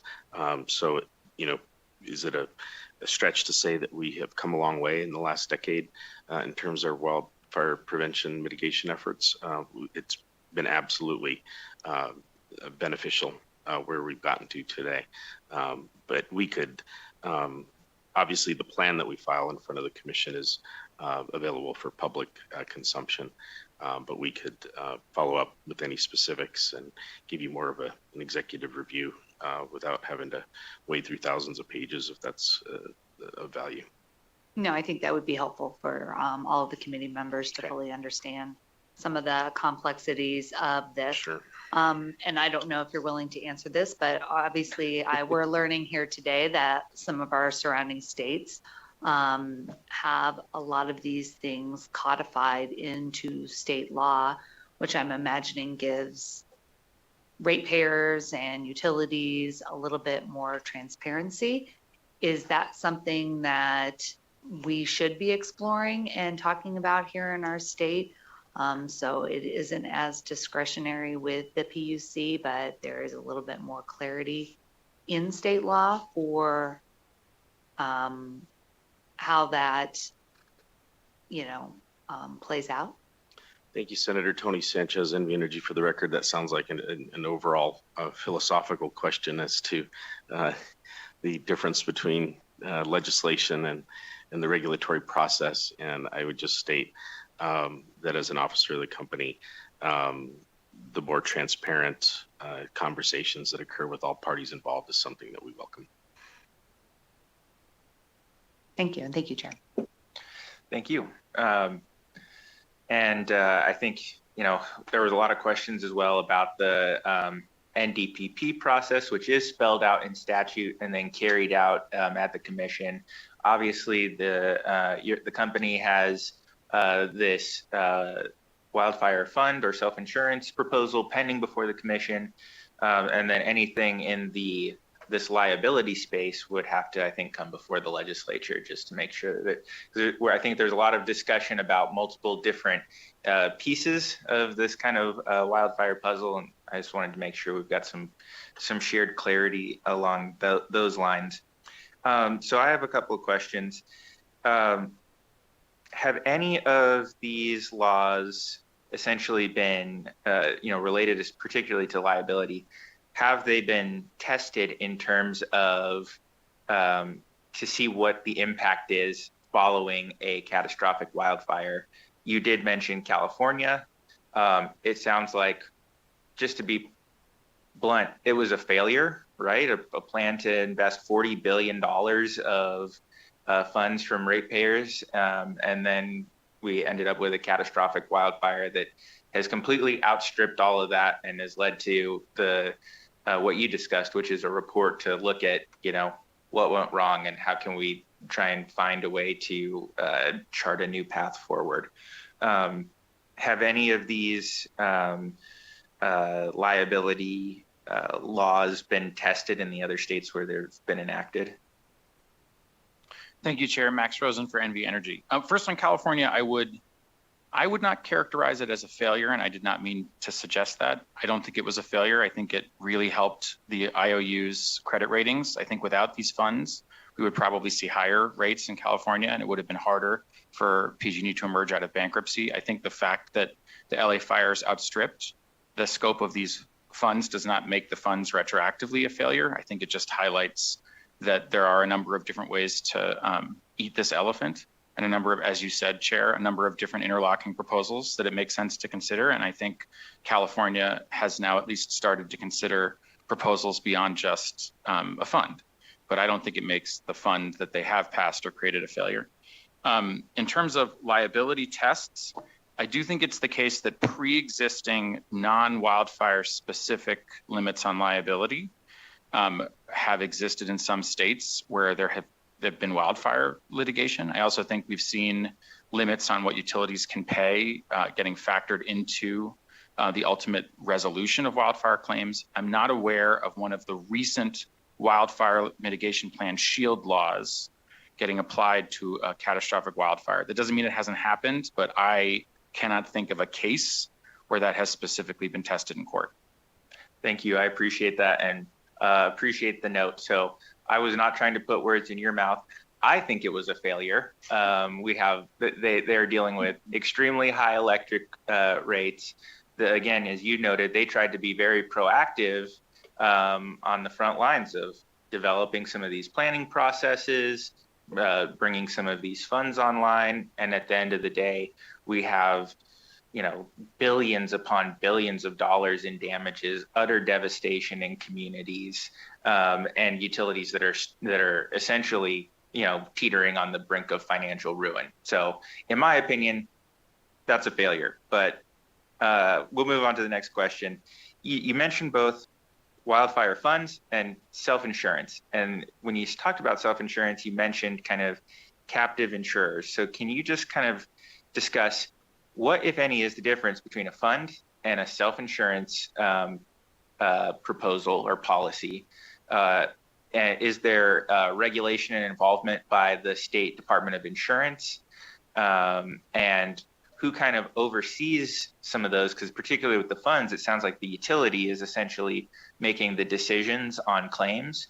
So just understanding what the oversight of funds and self-insurance programs looks like. Sure. Again, Max Rosen for NV Energy. So just to start with the California Wildfire Fund, I think in California, the distinction between wildfire funds and self-insurance is a number of things. The fund is first understood to approach much larger events that are thought to exceed insurance. So insurance covers up to the attachment point. So self-insurance replaced traditional private insurance and is generally understood to hit in California the first billion, whereas exogenous tail risk events are covered by the fund, which is orders of magnitude higher. So in California, 19, 21, ultimately up to $39 billion in funding for a fund. It's significantly larger. Funds typically go through the legislature. The California fund did. Self-insurance is typically understood as within the purview of the Public Utilities Commission because insurance is within that purview. So in California, the self-insurance products were created through application and then settlement, I think, in front of the Public Utilities Commission as part of the insurance process, and were a reflection of insurance premiums for the two IOUs that ultimately settled with these self-insurance programs, having really high private insurance premiums that would have been very costly for them and for ratepayers. So those are sort of the precedential distinctions we have between the two. In terms of oversight, the Wildfire Fund in California is not just overseen by the IOUs. The California Earthquake Authority is its administrator. And so there are approvals of settlements, and then the PUC, of course, has its prudency review process. So there's a lot of oversight over how those funds get spent, and legislative oversight over the construction of the fund in the first place and the terms that govern the oversight of the fund. In terms of self-insurance, I think it's a question of state insurance law. But self-insurance, when it operates as insurance through a captive, would often be regulated by the Department of Insurance with oversight from appropriate regulators. I believe that in the application for self-insurance that the company has pending, I think there would be regulation from both the Department of Insurance and the Public Utilities Commission, if I'm recalling correctly, because it is a captive insurance company with a formal insurance policy. Thank you. Appreciate that. And just, I think it's important that when essentially it is an insurance, it is functioning as an insurance pool that, we have a lot of expertise on utility regulation at the PUC. And most of that is, again, in the financial area of did you properly shop for insurance to get the best deal versus kind of the nuances of handling your own insurance pool and handling claims, which I think is probably best within the purview of an insurance regulatory body. So you discussed kind of multiple states that have this kind of these rebuttable presumptions when they comply with their wildfire plans. So basically, assuming that burden of proof can't be met, does that, because I didn't see it laid out in your presentation, does that protect the utility from economic and non-economic damages? So, essentially, if it cannot be proven that they were negligent, or essentially that, by carrying out the provisions of that plan, does that essentially just eliminate their liability in the event that it was caused by the utility's infrastructure? Max Rosen for NV Energy. For a number of states, the answer is yes. It functions as a substantive standard. So I would say it eliminates liability in the same sense that if a plaintiff asserts a negligence claim and fails to carry its burden of showing that a utility or any defendant acted without due care, that would eliminate liability in the sense that the standard that applies can't be met. And so these states that have created wildfire mitigation plan shields operate under the assumption that there's a process through which a utility and a Public Utilities Commission, typically with public oversight, have created a plan for mitigating wildfires. And there are reasons why things might not be in that plan, i.e. undergrounding more lines was too costly for ratepayers. And so having created a program like that, the state decides that it doesn't want the utility to face liability for failing to do something that the plan didn't contemplate, perhaps because it was perceived as too costly to ratepayers to do something. So it's not that the utility can't be held liable in that circumstance. It's that the standard for liability isn't the default one that might apply under tort, but a modified one that's designed to effectuate the goals of the wildfire mitigation plan. But to your question, it is certainly, and I can't think right now just because I don't have them all in my head enough. I do think it's possible that those standards could apply in some cases to certain kinds of damages and not others. I'm thinking of, I believe in Utah, that the cap on non-economic damages doesn't apply, I think, if there's certain non-compliance with the wildfire mitigation plan, which is to say that's a rule in that case that's tied to caps on non-economic damages. So, I think states are experimenting in this field and doing different things, but some of them certainly do have broader liability shields that are not damages specific. Thank you. So if somebody's property is destroyed by a wildfire that is determined to be caused by utility infrastructure, but under that statutory framework, and that bar to be cleared for liability is not cleared, what happens to that person and the losses that they sustained? Max Rosen for NV Energy. I think the same thing that happens to them if the fire isn't caused by a utility at all. So they might have insurance, in which case insurance would ideally cover most, if not all, of their property damages. I would say, as California has seen, you can have large-scale wildfires that aren't utility implicated at all. And even when they are utility implicated, absent a strict liability framework, there's always going to be a scenario where utility mounts a successful defense in court.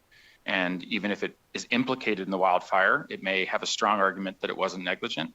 And we just have our typical systems for recovery. And I think, the California Earthquake Authority concludes that the insurance available to property owners in California, especially in high wildfire risk areas, may no longer be adequate. And that's a problem if utility didn't cause a fire. And it's a problem if utility caused a fire but has a defense. So I think that's true here too. And I think, it's typically insurance is the answer to that question. Thank you. So you mentioned essentially these kind of aggregated limits in your presentation. How do those work? Does that then essentially you take in claims and then reduce them all proportionally? Is it a first come, first served? How does that work when you set an overall upper limit on how much can be distributed in claims? Thank you, Chair. Max Rosen for NV Energy. I'll give an example. So there were aggregate damages caps under the 9/11 fund legislation that were designed to protect the airline industry. The aggregate damages cap was up to their limit of insurance. So to enforce it, there was a process that just started in the Southern District of New York in federal court, where one judge would take all of the cases and would overall enforce by approving settlements and generally coming up with processes for determining how to allocate and prorate payments through a combination of sequencing and pro rata payments in order to avoid exceeding the cap, but do so in an equitable way. Now, legislation can also create processes that are designed to enforce that aggregate cap in a way that the legislature determines is fair. So it could prioritize claims, deciding that certain kinds of claims are paid out first in full before other claims are paid out. It could do pro rata allocation, or it could just create a process rather than a substantive standard. So for instance, it could say that one judge in one county will take all of the cases under a coordinated proceeding and will oversee all settlements in order to use, his or her discretion to decide how to do it. So there are different ways of doing it. And I do agree with the premise of the question, which is I do think it's important that that question is addressed and that there's a process for it. Yes, thank you. And it sounds like that process can be pretty complex. So you mentioned that states that have passed some of these laws have seen kind of favorable determinations from credit rating agencies. Have we seen also due to the decline in risk, any reduction in the rate of return for investor-owned utilities in those states? I'm sorry, Chair, could you repeat the question? Yes. So have any of the investor-owned utilities in states that have enacted these laws seen any form of reduction or downward pressure when it comes to their authorized rate of return due to a reduction in the utility's overall risk? I don't know the answer to that. I appreciate the question. Thank you. And then do you know how many of the states that have proposed or passed these laws are affiliates of Berkshire Hathaway Energy? I don't. Or have those affiliates located within them? I don't know. I think probably only a few, given that we have so many different states that have passed these laws. And, you know, thinking of the California utilities, PG&E, SCE, SDG&E, right? So I think it's not that many, but I think it's not none. Okay, if you could follow up with some of that information, that would be helpful. Sure. And then I do know that the firm that you're associated with had Charles Munger as a partner, who is also a vice president at Berkshire Hathaway. Is there still a connection between your firm and Berkshire Hathaway?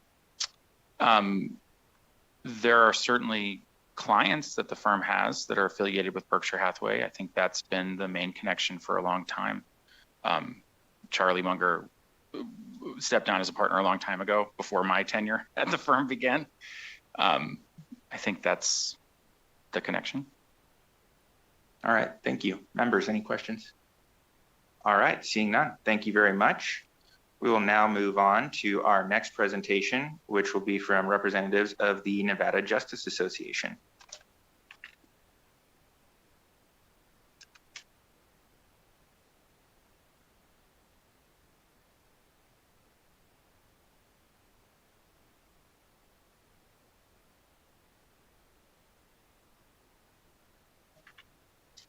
Good afternoon, Jamie Cogburn on behalf of the Nevada Justice Association. I also have Misha Ray, Director of Government Affairs for Nevada Justice Association. I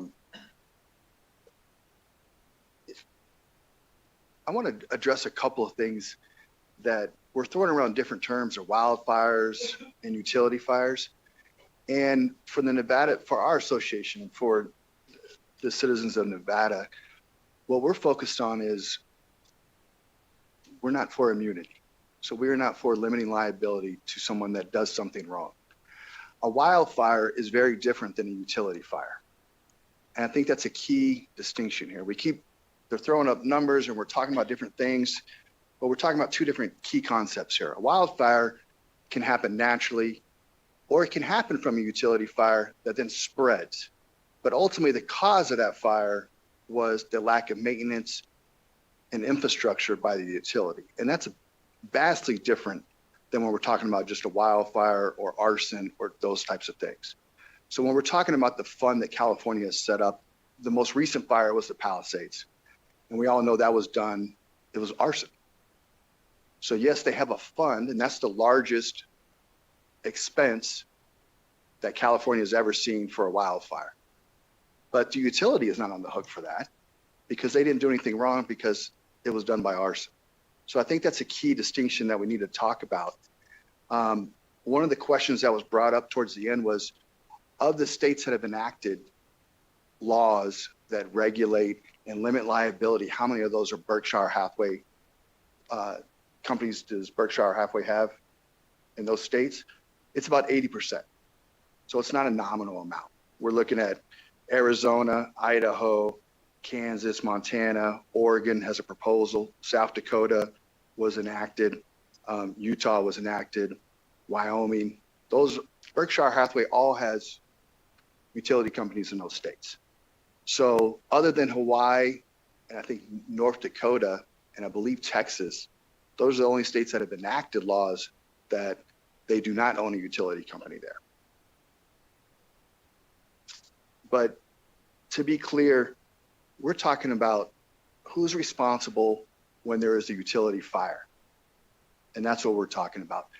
And what they want to do is pass that, they want to shift that burden over to us as the community and as the citizens of the state. So they say, hey, there was numbers brought up about subrogation, insurance subrogation. So let's talk about the real world events of what happens. My house burns down. Hopefully nobody is hurt. And when they're talking about non-economic damages, what we're talking about is somebody that was killed or maimed because of fire. So to limit those to $100,000 or $500,000, let's be clear, our stance is, yes, a life is worth more than that.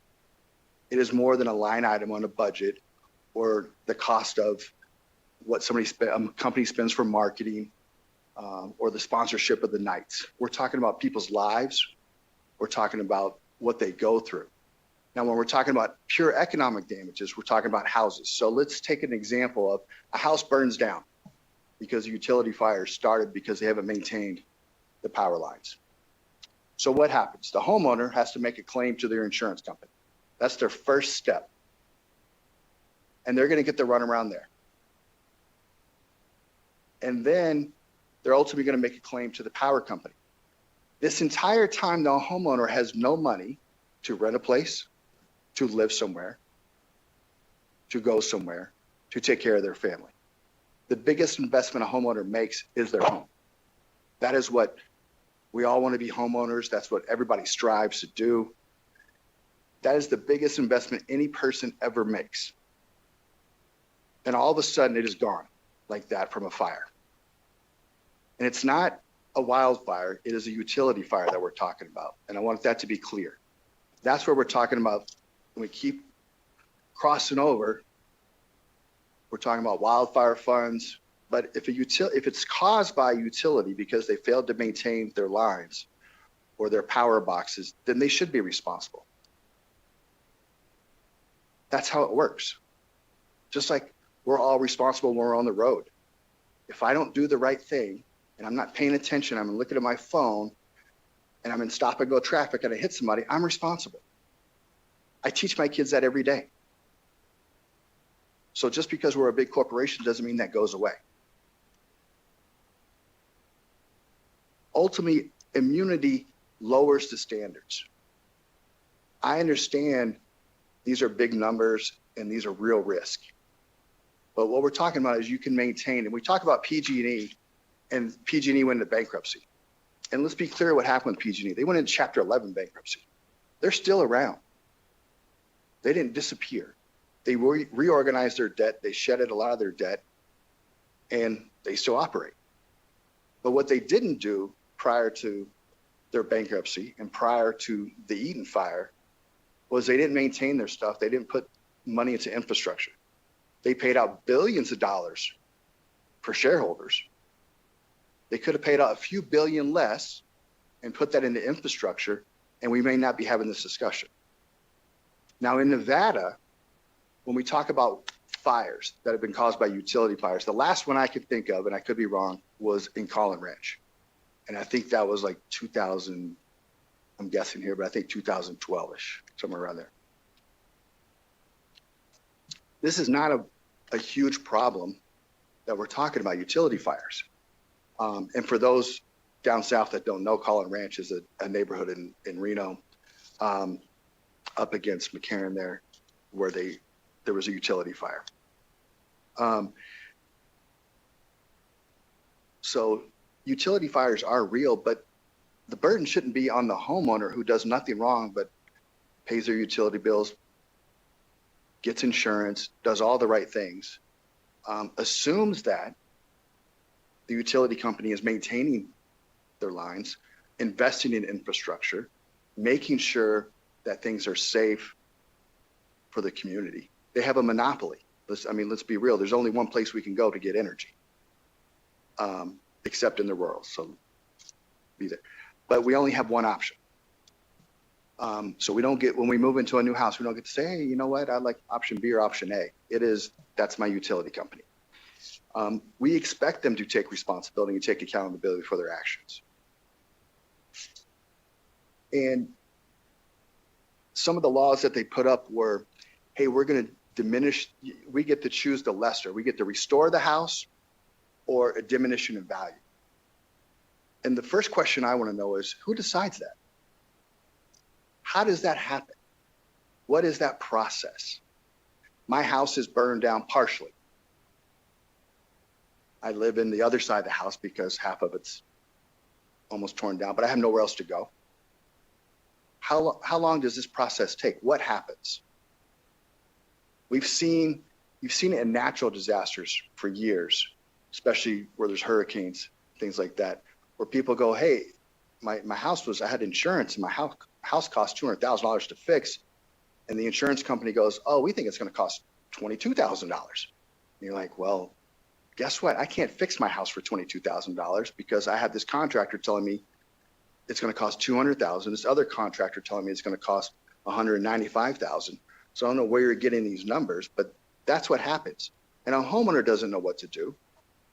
They can't pay for the repairs because they don't have that kind of money. So they're relying upon their insurance company to fix it. And if there's a dispute over what happens, the person that ultimately gets hurt the most is the consumer, because time is not on their side. They need to get their house fixed. None of these people want to go hire an attorney. The reality is people like myself would be out of business if other people did the right thing. We wouldn't be needed. But homeowners are forced to go hire attorneys because they make this claim and go, hey, I just want my house fixed. And now we're talking about looking at legislation to go, hey, we're going to put an aggregate cap or a specific cap on how much you can recover or how much your house is worth. And I think there was an example brought up of somebody recovering $19 million for, they weren't hurt, but they watched something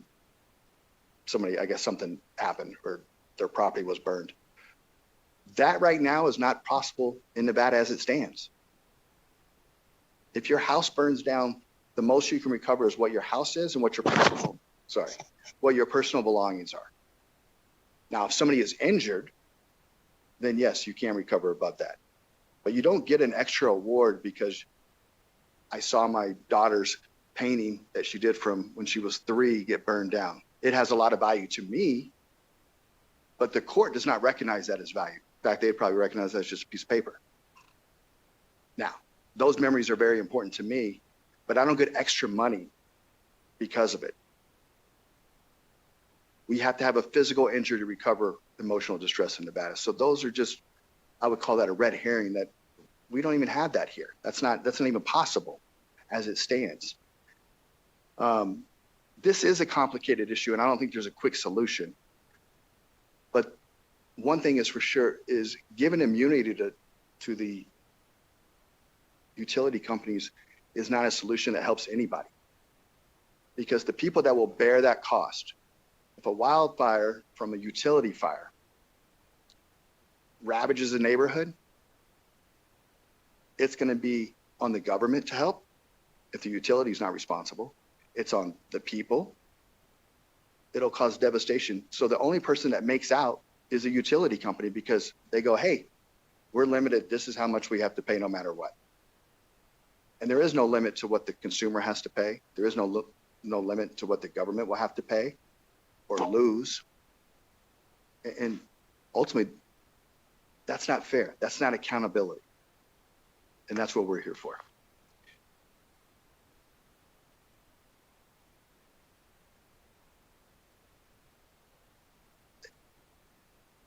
Well, I was going to speak about 9/11. I was going to say that was an act of terrorism. That was not an act of, hey, we just didn't maintain things. So we're comparing apples and oranges. I get we want to talk about that's how a fund was, but that's an act of terrorism. We're not talking about negligence, failure to maintain things. So I don't know if this is the place to be bringing up 9/11. But with that, I would open up to questions to anybody on the committee, and myself or Ms. Ray would be glad to answer them. Thank you for your remarks. We do have some questions. We'll start with Senator Nguyen. Thank you. When you're talking about this, I like the way that you framed this. I think it sometimes gets convoluted when we talk about just wildfire liability, because under these circumstances, we're talking about very limited situations where it is a utility caused fire. And so I feel like I like how you framed the conversation around utility caused fire, like protections around what that actually means, because I think that it is rare that it is a utility caused fire, and I also think we shouldn't just kind of put them in with natural disasters as well. But when we're talking about that, we heard a lot about some of the mitigation that these utility companies are doing. In the context of litigation that you would see for a utility caused fire, that they also did the necessary and I guess mitigation in that thing, how does that protect a utility, but also protect a consumer that didn't do anything except for have their house burned down. I want to make Jamie Cogburn, for the record, I want to make sure I'm understanding your question correctly. Is how does the fact that a utility does mitigation work with clearing brush and those type of things play into the fact of whether they're liable or not liable? Yes. Well, it's a multi-step process, right? So you have to go to what the root cause of the issue is. So the root cause would be maybe they didn't maintain or you have a down power line. For example, I know there's technology out there now where power lines, they actually can send out signals to tell you, hey, there's down power lines, so especially in very forest areas, right? Very prone to wildfires. But what I think what they're doing is they're limiting their risk if a power line goes down, for example, and it starts a fire. When you're clearing away the waste or the foliage that would catch on fire, you're ultimately limiting your risk because you're limiting hopefully the spread of the fire. What we've seen in these devastating fires is, yes, they were started, however they may have started. Could be the Palisades that was started by arson, and it spread quickly because of the environment that it was in.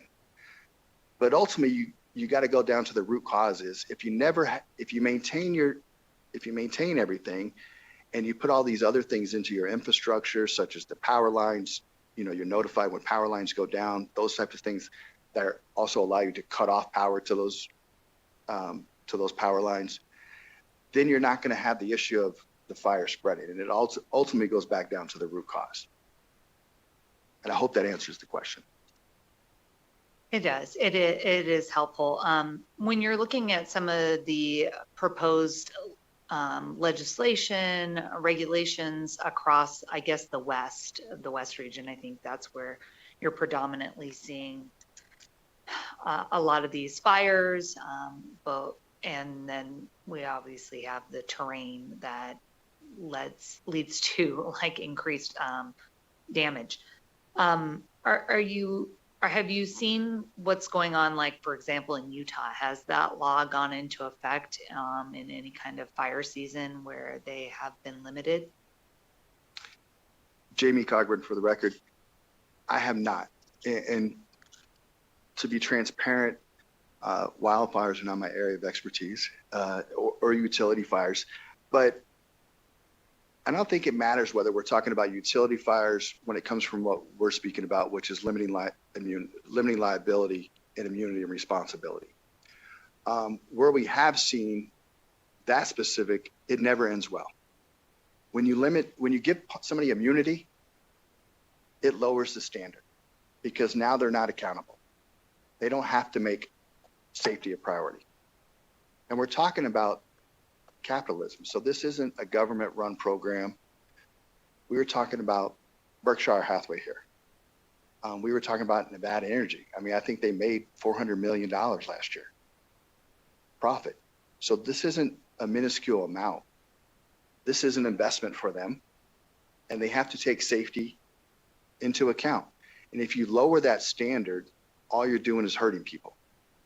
And when you give someone immunity, that's what it does. I can remember, and I hate to say this, but years and years ago, our organization testified, the Boy Scouts wanted immunity. And we testified because we always fight immunity.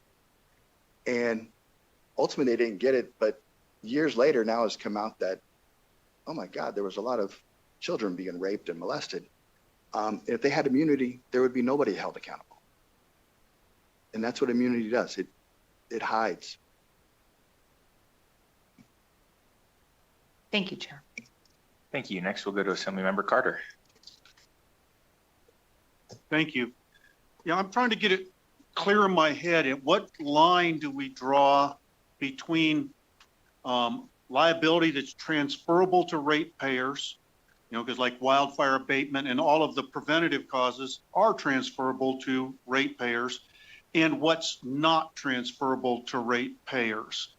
And so kind of what I'm getting at, could we see a situation where, You know, that the utility goes over the top with wildfire abatement, says, well, we must underground everything at enormous expenses, which is going to fall right back on ratepayers.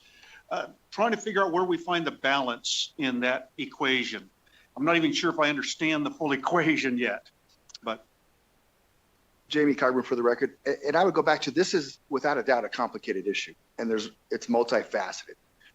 So again, I think you have to determine, are we talking about wildfires or are we talking about utility fires? And I think you have to look at what the cause of the fire is first. And whether it's to put everything underground, that's probably realistically not feasible cost-wise for anybody. And I think everybody understands that. But there's so much more technology out. I mean, again, there's power line now where they put sensors on power lines that as soon as they high winds or damage to them, it notifies the utility company so they can take action, whether it sends somebody out there or just completely shut that off so it doesn't spark. Those are different things, and I have no doubt that NV Energy is cutting edge and will do many of those things. But what it sounds like is being proposed is, hey, we should just have a limit on what we're responsible for, even if we don't do what we're supposed to do. And that's where I think we come in and say, hey, that's really not fair. That's not fair to the ratepayers. That's not fair to everybody else. You have to take responsibility. You have to take preventative measures, and that's what we would expect. But you also have to be responsible when you don't do the right thing. And what you saw with PG&E, and that's the big example everybody keeps talking about, is they didn't do the right thing. They paid out huge dividends to shareholders for years, and they didn't put their money into infrastructure when they knew there was problems. It wasn't just that, oh, we didn't know about this one over here. They knew it and made that choice because they wanted to pay out shareholders. They didn't want to make the long-term investment because that would lower shareholder dividends. And that's what ended them in bankruptcy. And that's why thousands of people lost their homes. And that's why people lost their lives. They made that choice. If I may I add? Please Thank do, you, go Chair. Thank you, Assemblyman Carter, for the question. I think Jamie's point is, Misha Ray, M-I-S-H-A-R-A-Y with N-J-A. I think Jamie's point is well made, and your question is a good one, Assemblyman, because as we are learning, the mitigation efforts, the NDPP process that NV Energy is going through at the PUC, I think is a good learning exercise for how to address your question. In 2020 was the first NDPP they put forward, so that was only 6 years ago. And it's a biannual, from my understanding, a biannual filing, so every 2 years. So they have now had 3 times of going through this process and prioritizing where they think their resources are best placed. And that's an evolution, if I may go back to Senator Wynn, her comment earlier, question, that it has only been in the last 15 years. My understanding, there have been 2 utility fires I think we can point to in our state. The 2011 Collin Ranch fire, which was utility caused, and about $10 million in damage, to my understanding. And in 2020, there was a Pine Haven fire that NV Energy does dispute liability for, but insurance companies filed a lawsuit for subrogation, and those cases were later settled. So there are 2 examples we can point to, but I would point back to 2011. Only 15 years ago did that fire occur, and thereafter the process for automatic power shutoffs was initiated. So 15 years ago is when we learned automatic power shutoffs would be a great way to help prevent furthering the disaster, and also prevent it from trying to spread elsewhere. So I think we're still learning, but I think within those last 15 years, we've seen a lot in this NDPP process from the 2019 legislation, I think is a good step forward in helping to identify those areas. And I know it's it is a ridiculous thing, but say that a utility came in and said, well, we must do this in order to protect from wildfire, and that's 100% undergrounding. But the PUC says, hey, we can't dump all of that on the ratepayers. Rates would go through the roof. Does that give a defense if something happens? Look, we told you what we needed to do. You wouldn't let us do it, so therefore it's not our fault. Or am I oversimplifying things there or over dramatizing things? Jamie Cogburn on behalf of the Nevada Justice Association. I hate to say this, but I think it's a little bit of both. Again, I still go back to it is a complicated issue, and I understand where you're coming from, Assemblyman, which is if they go overboard and say, hey, we can make this 100% preventable, but it's going to cost through the roof and everybody's bill is going to go up 3x.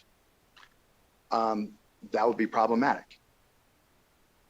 So there's a fine line, and there's an area where you go, hey, we're not talking about, when you talk about legal liability, it doesn't have to be 100%. This is not, that would be considered what's called strict liability, which means no matter what happens, you're responsible.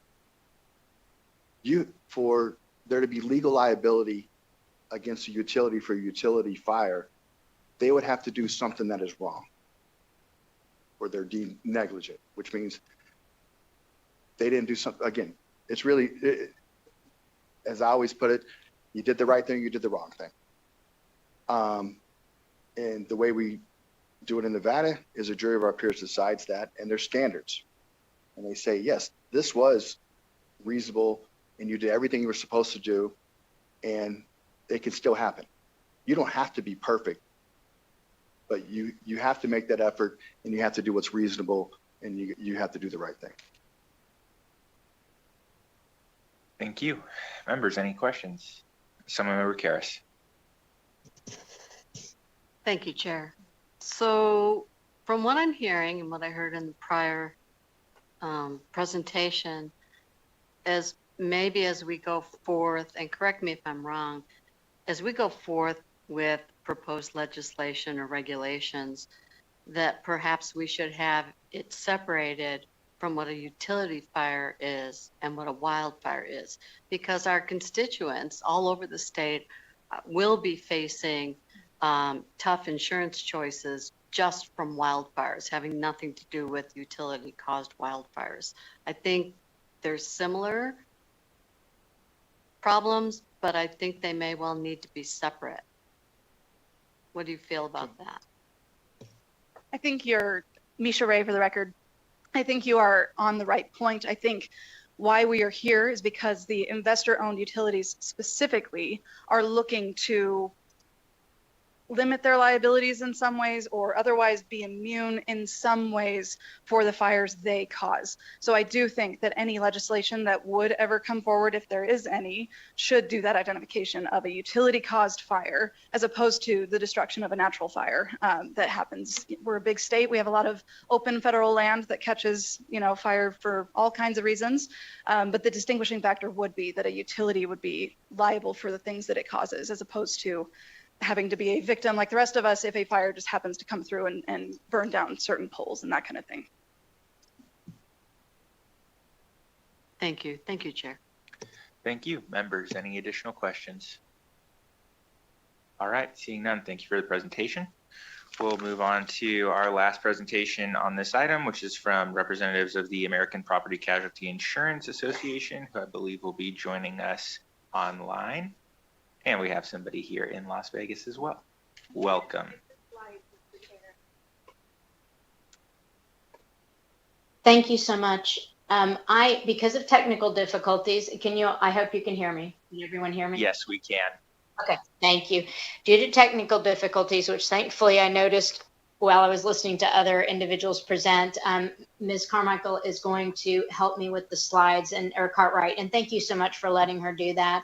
I was not able to both watch the slides and see my notes and do that. So my name is Leanne Alexander, and as you mentioned, I'm here today on behalf of the American Property Casualty Insurance Association, and it's spelled LEE space capital ANN, last name Alexander, ALEXANDER.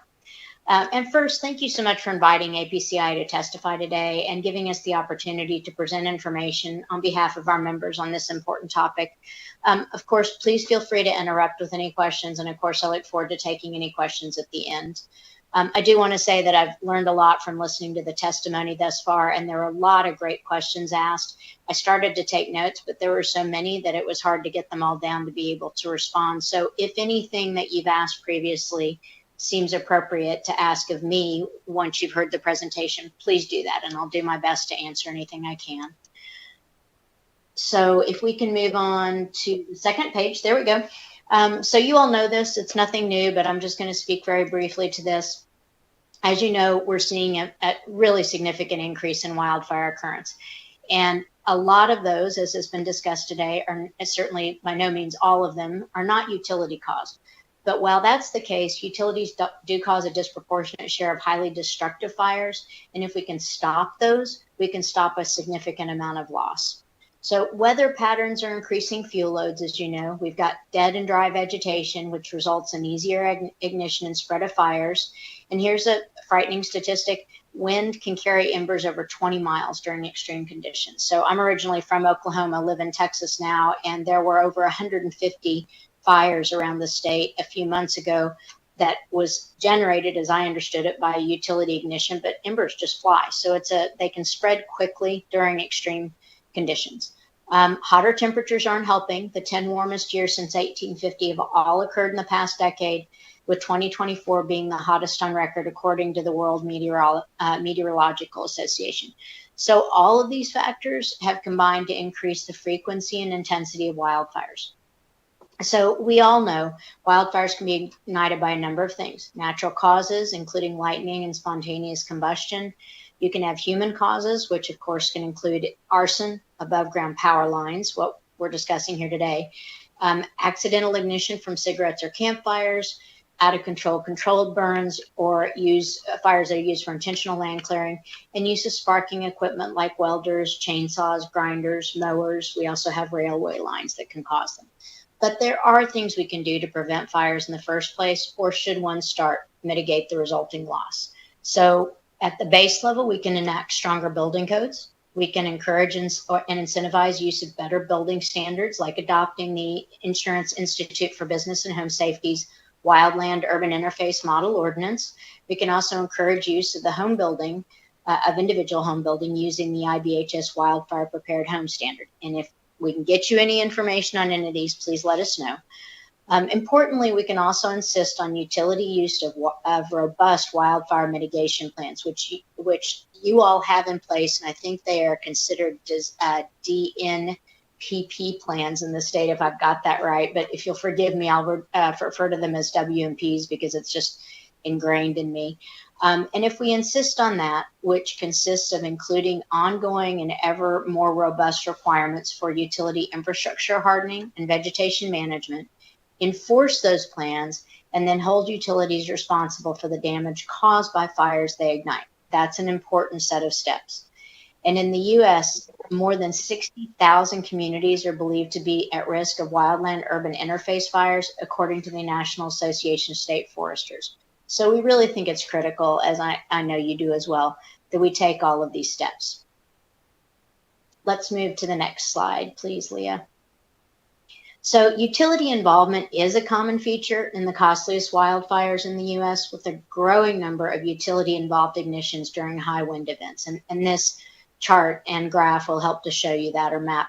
In fact, in a recent California PUC report, which was referenced earlier today, issued in response to the state's Senate Bill 254 study, the California Public Utility Commission stated that from 2011 to 2020, and this is for California, electric utility power lines ignited approximately 9% of the state's yearly wildfires, but 36% of their most destructive wildfires. So they don't cause all the fires, but they cause a disproportionate number of the most destructive ones.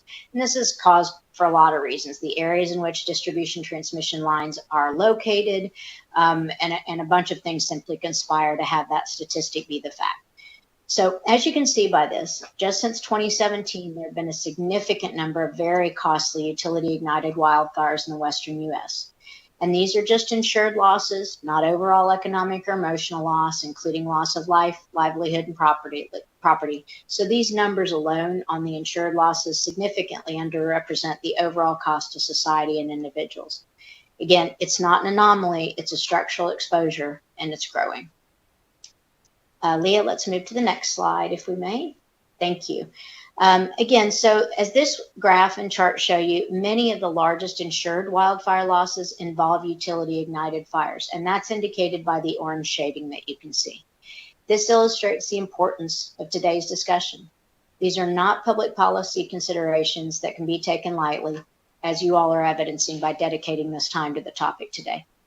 And as I often tell people when they ask, and I have been asked this, what lessons we've learned by passing bills that protect utilities from liability for wildfires they cause, here's been my response. These are the types of public policy decisions that we'll only learn lessons from when the next big fire happens, people lose everything, and there are not enough resources available to allow people to begin the long and painful process of rebuilding their lives.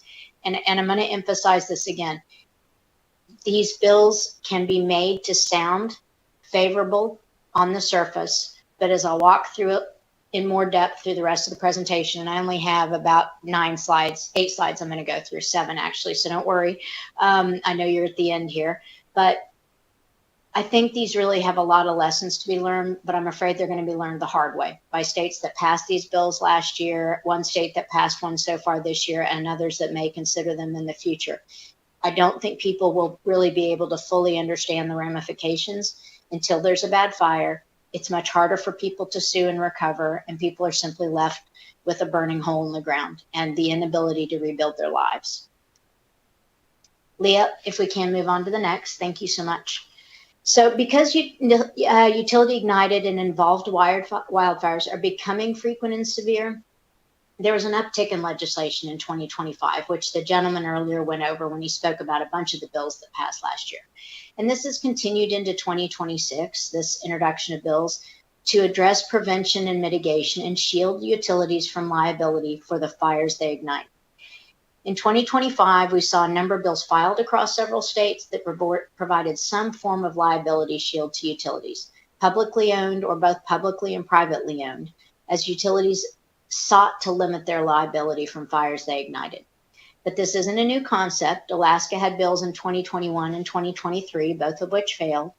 And Utah enacted wildfire mitigation plan / liability shield legislation in 2020, and then created a fund and expanded the liability shield provisions in 2024. So last year, bills with some form of liability protection for utilities passed in 7 states. And this year, several bill drafts were circulated in a number of Western states, and some bills were introduced. So far, to date, only South Dakota has passed and signed legislation into law this year, but there are still a few bills that are live. The bills that passed did so with significant opposition from the insurance industry, and similar to the gentleman who testified prior than I did, often as well from the plaintiff's bar, because they see the harm and destruction this can cause when people are trying to recover and rebuild their lives. So these bills did not pass without significant opposition. And the final bills were reflective of extensive negotiations and reflect language that, with regard to liability, the insurance industry still finds deeply troubling. If we can move to the next slide, please, Leah. Thank you. So here you can see the concepts, and these were discussed in detail earlier, but let me you can see sort of a truncated version of what they cover, and I'll go through them a little more. So the premise of each bill has been that electric generation, transmission, and distribution is critical, as is keeping utility rates reasonable, and there's a balancing act required. And again, we don't disagree with the premise of that, but we do disagree strongly with the way the bills resolve the issue. So each of the introduced bills contains some version of the same basic principle, and that's that in exchange for a filed, approved, and complied with wildfire mitigation plan, again, which you all refer to as natural disaster protection plans, I believe, a utility would get protection from liability for the damage it caused. Also, the wildfire mitigation plan requirements contained in the bills were not robust, to say the least. And as an aside, I will mention that in general, wildfire mitigation plans have historically been more focused on addressing distribution lines, because that's what we can all see outside our homes and on the street sides. However, as the Eaton fire illustrated in a devastating way, focus needs to be expanded to include transmission lines. So there is room for significant improvement in wildfire mitigation plans, including enhanced use of existing and emerging technologies. So some of these bills also created a fund to pay claims through a non-exclusive administrative process. However, of note, they limited the overall funds available and then would pay claims when that funding either appeared to be running short or they believed they would reach it. They then would pay claims on a pro rata basis. So the funds, given that, may be insufficient to pay economic losses. So a fund doesn't necessarily mean that there will be enough money to pay all losses. It simply has been used or proposed in many instances as a further way to limit claims payments. So the bills often have limited the amount of allowable property damage that could be paid on a claim, should the claimant be able to recover at all, given the new presumption standards and higher threshold that the bills would create to even recover.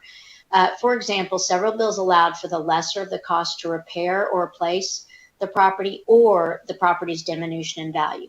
But it's worth noting that this means that a home or business owner could be left without the resources to rebuild unless they were fully insured or able to pay out of their own pocket. And I'll give a quick example that we've used in the past, which is if your home is in an area, burns to the ground, let's say property value beforehand was $200,000, property value after is $50,000 because you still have the land, and that perhaps may have some residual value. Your diminution in value was $150,000, but it might cost $400,000 given rebuilding costs to build your home. So the way many of these utilities have introduced their bills, they would pay the lesser of those amounts. So a homeowner, if not fully insured or not insured at all, could be left with $150,000 if they could find a lawyer to take their case and if they could meet the new raised rebuttable presumption thresholds and recover it all. If all of those could be met and they could successfully recover, they would still be limited to $150,000, which comes nowhere close to allowing that person to rebuild. So the level with the filed and approved plan required in order to shield the utility from liability varied by introduced bill. Some said substantial compliance, some said compliance, some said with important factors. All of those would be subject to litigation to determine what that means. So the bills did generally note that wanton, reckless, and intentional behavior by utility removed them from a grant of liability shield. Some bills also provided for limits on non-economic and punitive damages, although those are rarely paid on property claims. So there, and as was mentioned earlier, if you have an injury, in some states you can recover. Some require that you have an injury to do so, some may not. But again, those are not of as much immediate concern to insurers in terms of our ability to subrogate, simply because we don't typically pay those types of damages on property claims. So the insurance industry specifically would be impacted by this type of legislation due to the fact that the bills limit utilities liability. And since insurers step into the shoes of our insureds for subrogation purposes, the bills impacted our members' ability to subrogate against the at-fault utilities for amounts we've paid out in residential and commercial claims. So just to maybe make that a little less wordy, we have three concerns here. One is at a general societal level for uninsured individuals who will find it much harder to recover at all. The second is for underinsured individuals, which we certainly hope isn't the case, but it does occasionally. And when it does, those individuals could be in the circumstances I described earlier. So with some funds from their insured, but not enough to rebuild. And in that instance, they will find it much harder to recover. And then with insured individuals, so someone who has replacement cost, and they're able to rebuild their home due to insurance that they have paid to procure over time, those individuals might be able to rebuild, but we, stepping into their shoes, will find ourselves faced with more stringent and difficult to overcome hindrances to our ability to subrogate, because we now pick up the rights that our insured had against the utility. And that means that we are simply less able to offset the costs that we've paid by recovering from the at-fault utility.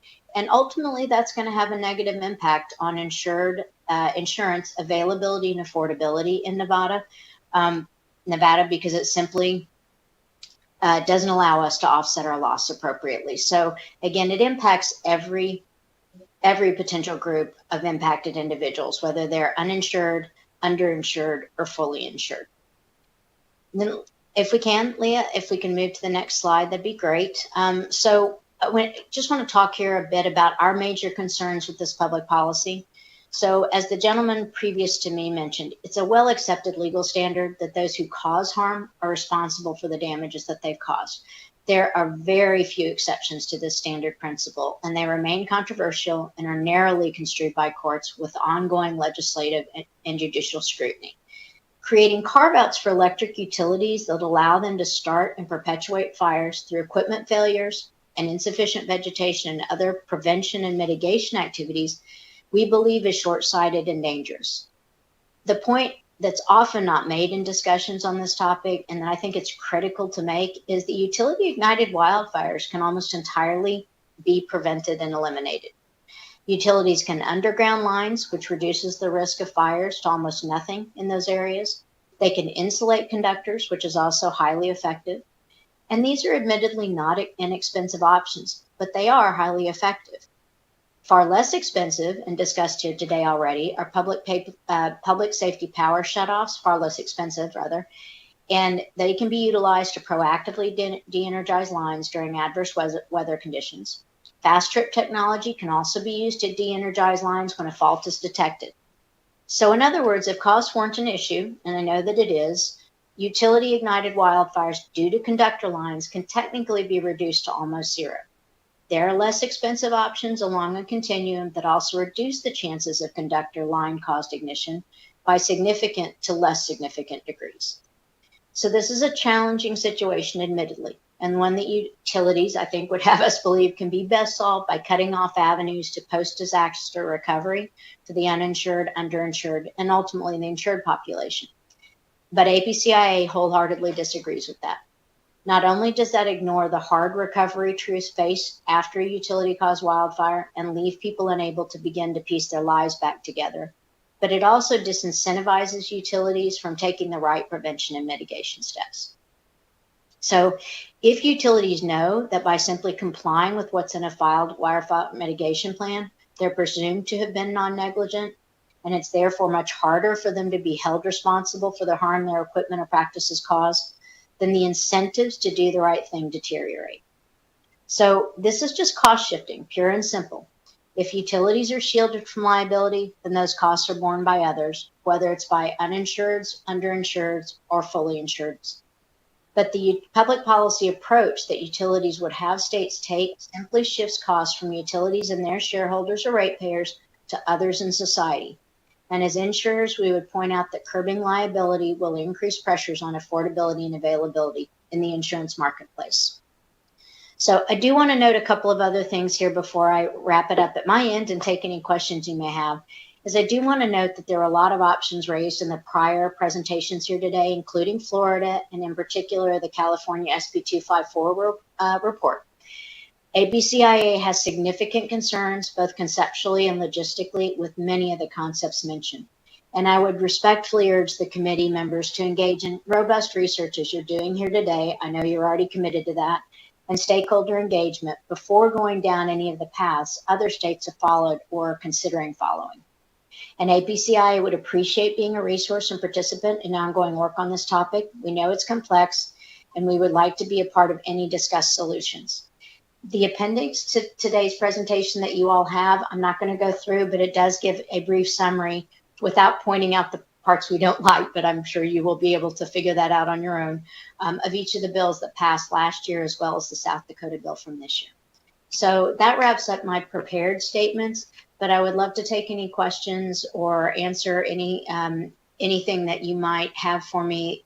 And if I don't know, I will tell you I don't know, but be happy to follow up. Thank you for your time. Really appreciate it. Thank you for the presentation, Ms. Alexander. Members, any questions? All right, it's clear we're getting towards the end of the day. I think one thing I just want to highlight, this has been discussed, but obviously we do have a couple of areas that are facing high wildfire risk. We have the Lake Tahoe Basin up north.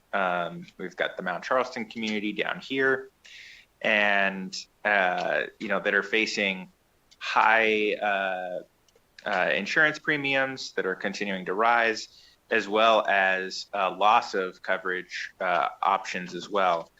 So essentially, the point I think that you were making is that if there's a reduction in the ability of insurers to recover when a party is liable, that essentially increases the kind of the risk for the insurer and the amount of money that they have to pay out, and then that can have kind of a corresponding impacts to premiums and availability that would really, I think, probably be compounded in those areas. Is that a fair assessment of the point that you were trying to make in your presentation?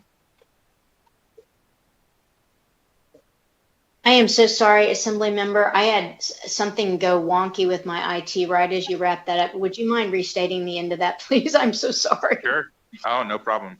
So you mentioned this very briefly, but my kind of understanding of the main point that you were trying to get across is that if there are protections from liability for those who are responsible and you're unable to recover those to assist in paying out homeowner claims or property owner claims, that essentially increases your risk as an insurer and then can have an impact of increased rates or decreased availability, particularly in some of our areas that are already struggling to find coverage and affordable coverage due to wildfire risk. Is that a fair summarization? It is, Assembly Member Watson. I apologize that I had to have you repeat that, but absolutely. When we in the insurance industry, any recovery, whether it's that someone has an auto accident caused by someone else and the insurer goes back to the person actually responsible for the accident and is able to recover from them, or in a wildfire scenario, any situation where a third party is to blame and we're able to recover, that offsets the losses. So if you're unable to offset those losses because it becomes much more difficult to do so because the law has changed, for instance, then yes, the result of that is that it's going to exacerbate affordability and availability issues in that state or jurisdiction. It's just an inevitable or seemingly inevitable and likely consequence of, similar to prices for corn causing the cost of tortillas to go up, right? If your inputs cost more because you can't offset those costs, or shipping costs cost more, then your ultimate output is going to cost more. And that's a very simplistic analogy, but it confirms what you just said. That would be a fair assessment of the circumstances that may occur after bills like this pass, is that it will become more expensive for insured individuals over time and more difficult for the marketplace as a whole because we cannot subrogate and recoup for claims that we pay out as easily as we've done. Thank you. I appreciate that. And I think my one ask is, as a follow-up, and I understand that many of these states have passed this legislation recently, but if you have any information or data that can help us see what impacts there might have been. I think many of these states also are dealing with, areas that have those that are wildfire prone, that are struggling with those affordability and accessibility issues. So if you have any information, particularly from any of the states that may have adopted these policies earlier, that shows, any sort of link between that and the experience that people are having with, being able to continue to get coverage and the price for that coverage, I think that would be very helpful for us. That's a very fair question, Assembly Member. And I just want to mention, because I don't want to not follow up, but I would like to share this. Because these bills passed last year, and many of them were only implemented at the end of 2025, signed into law in May, implemented like Texas, I think on September 1st of last year, we've not had any major utility caused conflagrations in the states that passed these that I'm aware of since. So we really haven't. This goes back to that. I think we'll learn the lessons or see what lessons were learned after one of those major events happens.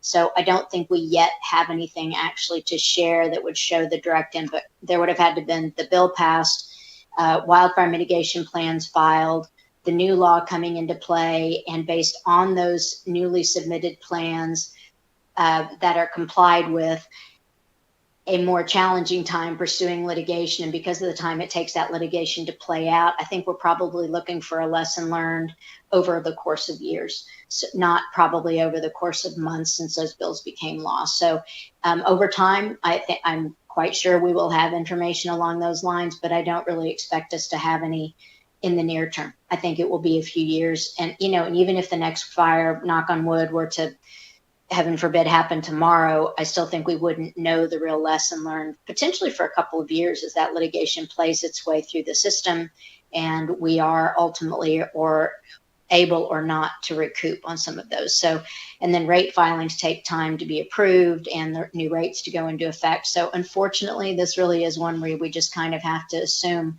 that it's not going to be a good lesson learned, but we don't yet have evidence of that. Thank you for that clarification. That's very helpful. Members, any additional questions? All right.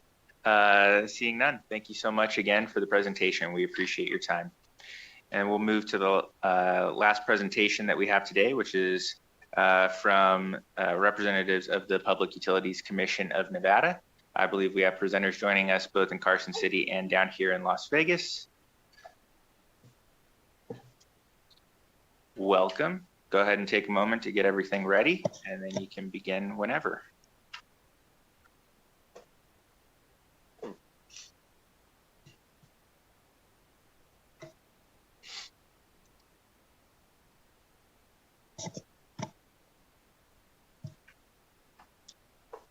Thank you, Chair Watts and Vice Chair Nguyen, members of the committee, the Joint Committee. For the record, my name is Garrett Weir, Garrett-Weir. I'm General Counsel for the Public Utilities Commission. Joining me in Northern Nevada is Sam Crano, Hearing Officer for the Public Utilities Commission. And I wasn't sure whether I'd be able to make it today in time, and I appreciate the accommodating us and placing us at the end of the schedule. My colleague, Mr. Crano, is prepared to walk through the presentation that was originally planned. And then I was hoping at the conclusion of his presentation to provide some remarks addressing issues discussed earlier today. So with that, I will hand it to Mr. Crano. Certainly. Thank you. Welcome, Mr. Crano. You can begin when you're ready. Great. Thank you, Chair Watts, members of the committee. Again, Sam Crano, S-A-M-C-R-A-N-O. I'm the hearing officer at the Public Utilities Commission. The presentation I have has all of the rulemakings we've conducted from bills from the last two sessions, but I understand that you are interested more in AB 524 from 2023, AB 452 from 2025, and AB 458 from 2025. So I'll give a rundown of those three bills, but feel free to ask me any questions you have on any of them, and hopefully I can answer them, or if not, get you some answers, and then any questions you have on the stuff that was gone over earlier today from the PUC's perspective, we're happy to try and answer any questions you have. So if that's acceptable, I will go ahead and start with a short rundown of AB 524 from 2023.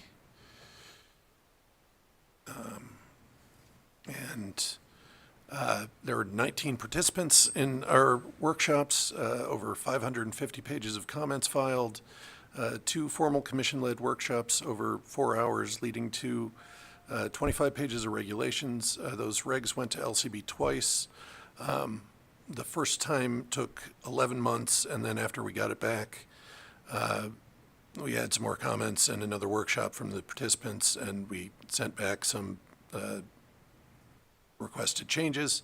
That took 2 months. I'm not saying that to denigrate LCB. They do great work with complex issues in many different areas. I'm just saying, you know, the 30-day review that took a month shows how complex and tricky and fiddly these regs are.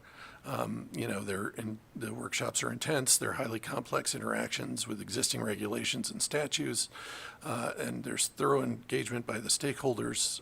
Unfortunately, that takes time. Again, the latest version that was returned from LCB after the second time are out to the participants for comments. We should get those in the next week or so, and a workshop on that will be held May 21st. Assuming there are no major changes that necessitate sending the regs back to LCB a third time, they should be adopted by the commission by the end of summer.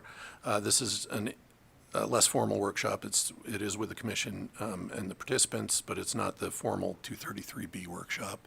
This is just to check on all the changes and make sure everything came through okay. If it did, then we'll do a small business impact investigation, and we'll have to put out the notice for the formal 233B workshop and hearing. Each of those takes about a month, and then we'll put it on a commission agenda, get it adopted, and sent over to the Legislative Commission, like I said, hopefully by the end of summer. AB 452 from this last legislative session, there were 19 participants, over 400 pages of comments. Sorry, let me.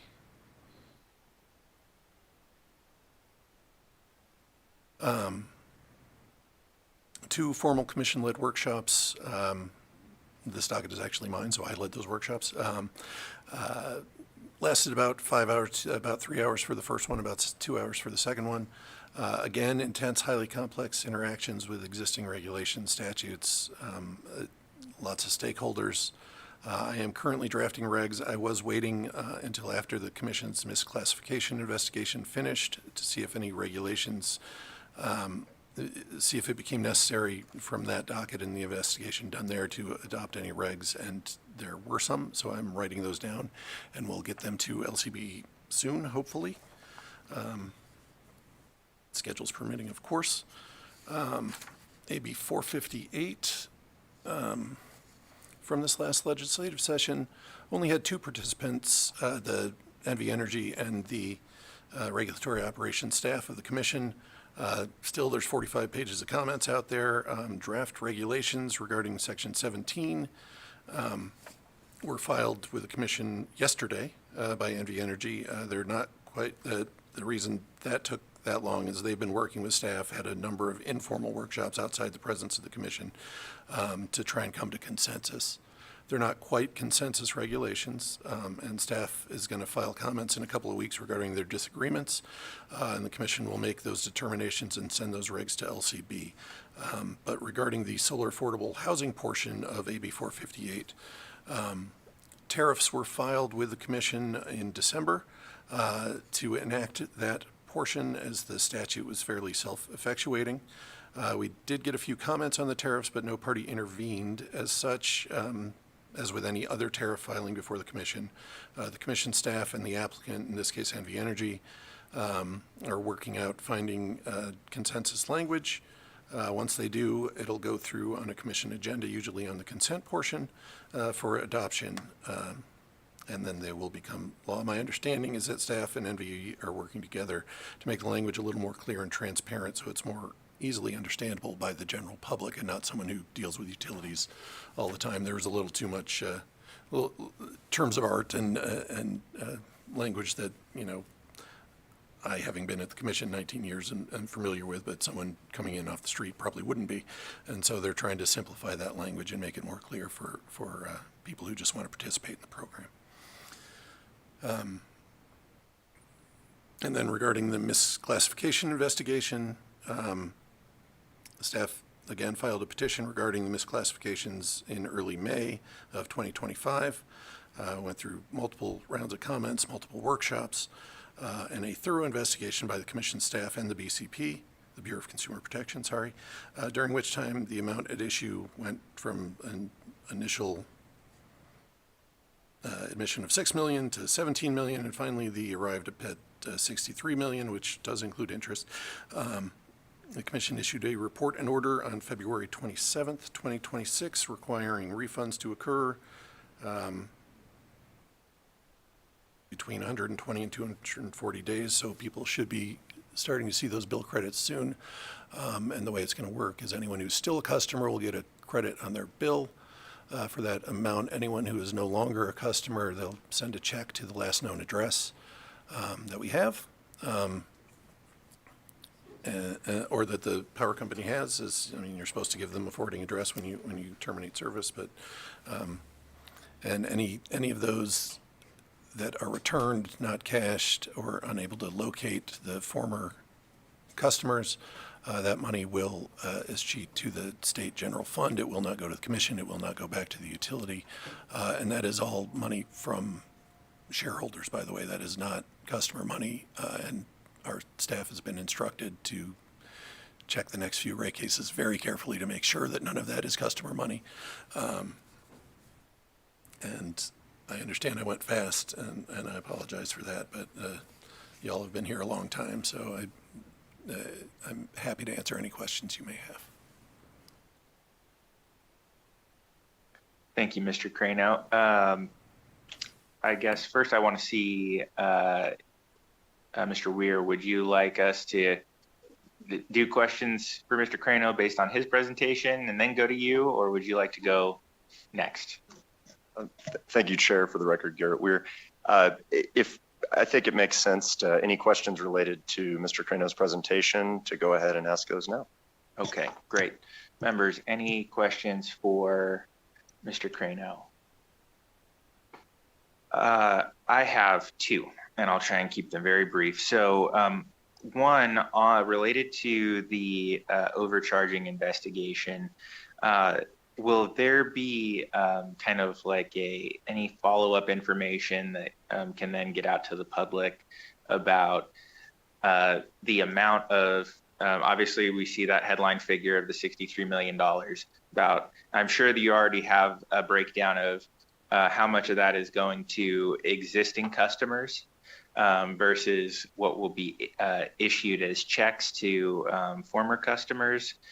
I think one of the things I'm wondering is, obviously, since those people may have moved, I'm wondering how many of those checks eventually get cashed versus things that end up as unclaimed property. And so I was just wondering if there'll be anything within this process that the commission's overseeing where we'll be able to get that information.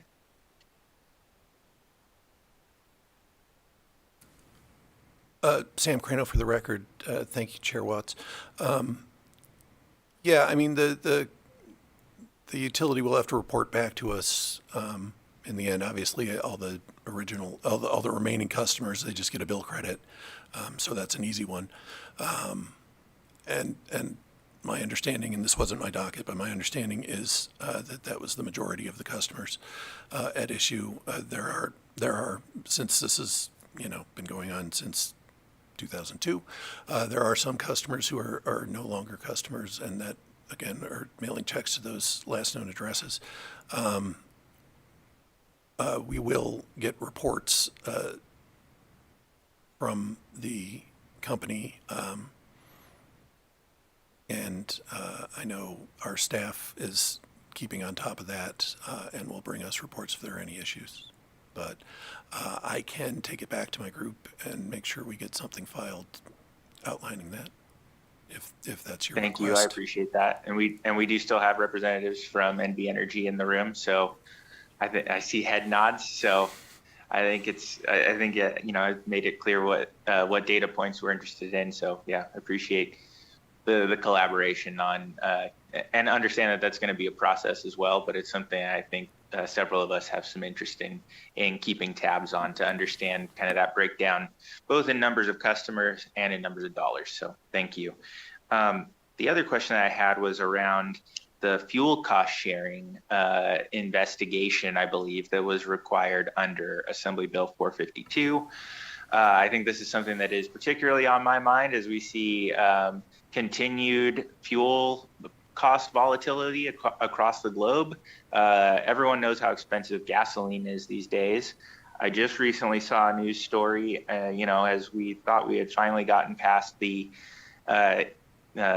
impacts from the natural gas spike following the war in Ukraine, that there's LNG terminals affected by the issues in the Strait of Hormuz. So it seems just the global instability can still have impacts on the volatility of fuel prices. And again, we heard there was a lot of interest in making sure that there is, we've been talking about cost sharing, cost shifting, cost allocation at various points off and on today. And, that at the core of that issue is how much of those costs should be borne by ratepayers versus shareholders. So if there's any updates that you could provide with us on how that investigation is proceeding or will proceed, I think that would be helpful.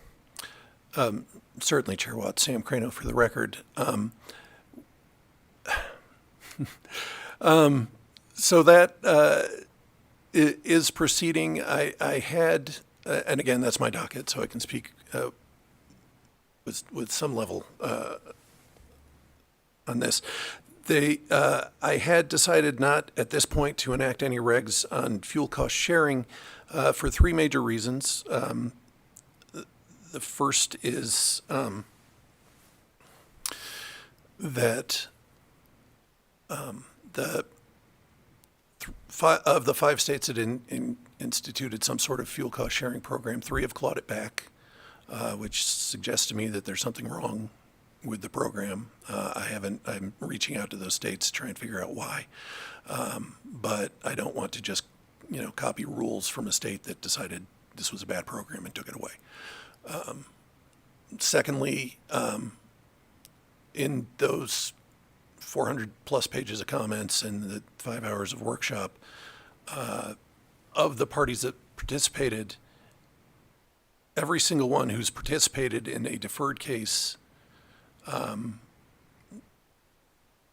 said it wasn't necessary, said that they know how thoroughly staff of the commission and the BCP go through the filing. I've been the hearing officer for 6 years now, but for 10 years before that, I was on staff, handled many deferred cases as a staff attorney.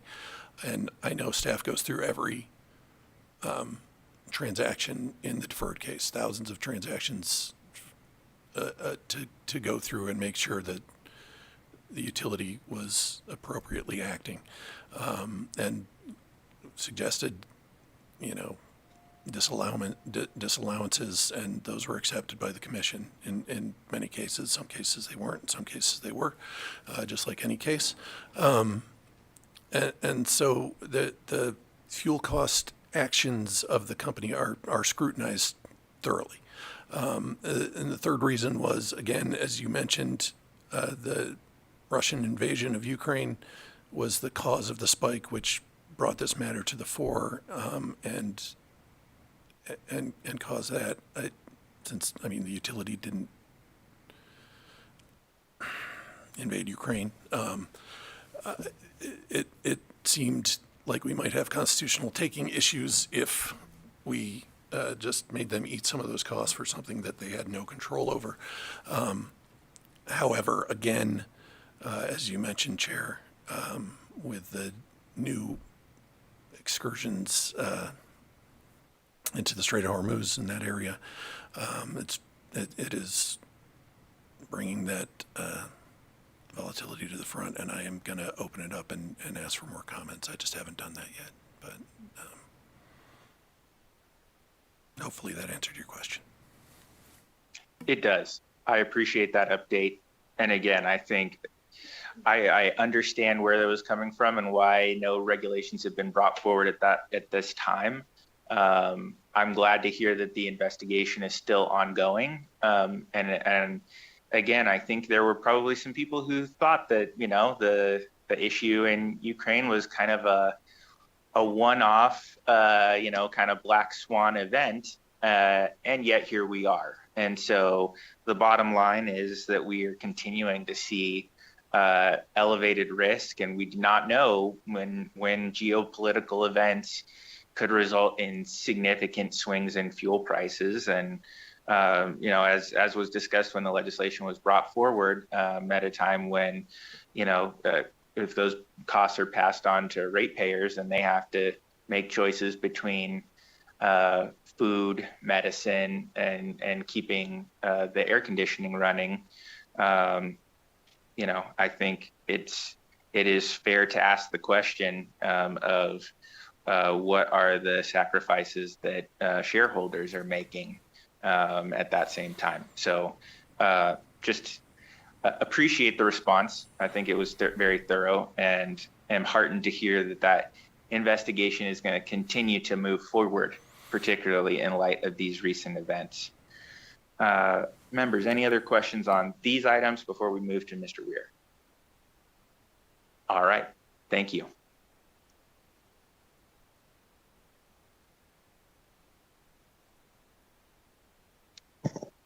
Thank you again, Chair, Vice Chair, members of the committee for the opportunity to go back to some of the discussion earlier today. I'd like to just take the opportunity to talk a little bit more about the demand charge. There's a lot of confusion. I think there's some misperceptions out there as to the Commission's motivation in adopting this rate design and its effects, what it does and doesn't do. But what I can tell you is at the core of that decision that the primary, nearly singular motive in adopting it was to promote affordability of utility rates for the vast majority of Nevada households.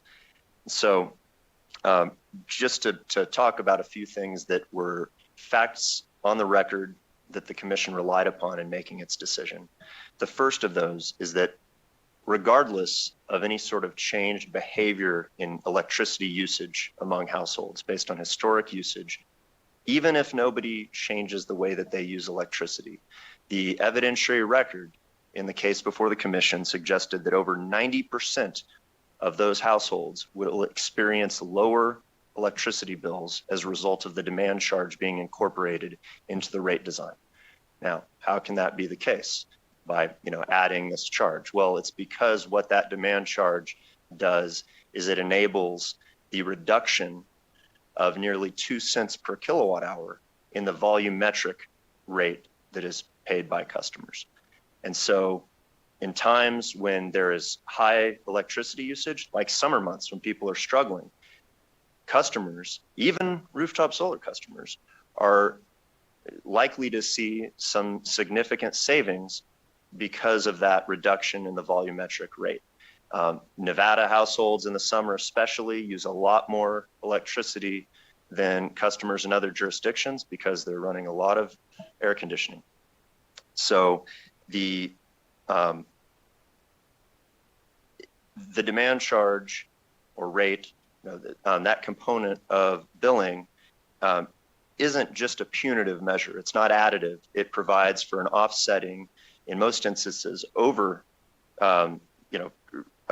providing greater savings than the demand charge generates in revenues from most customers, and it provides a benefit.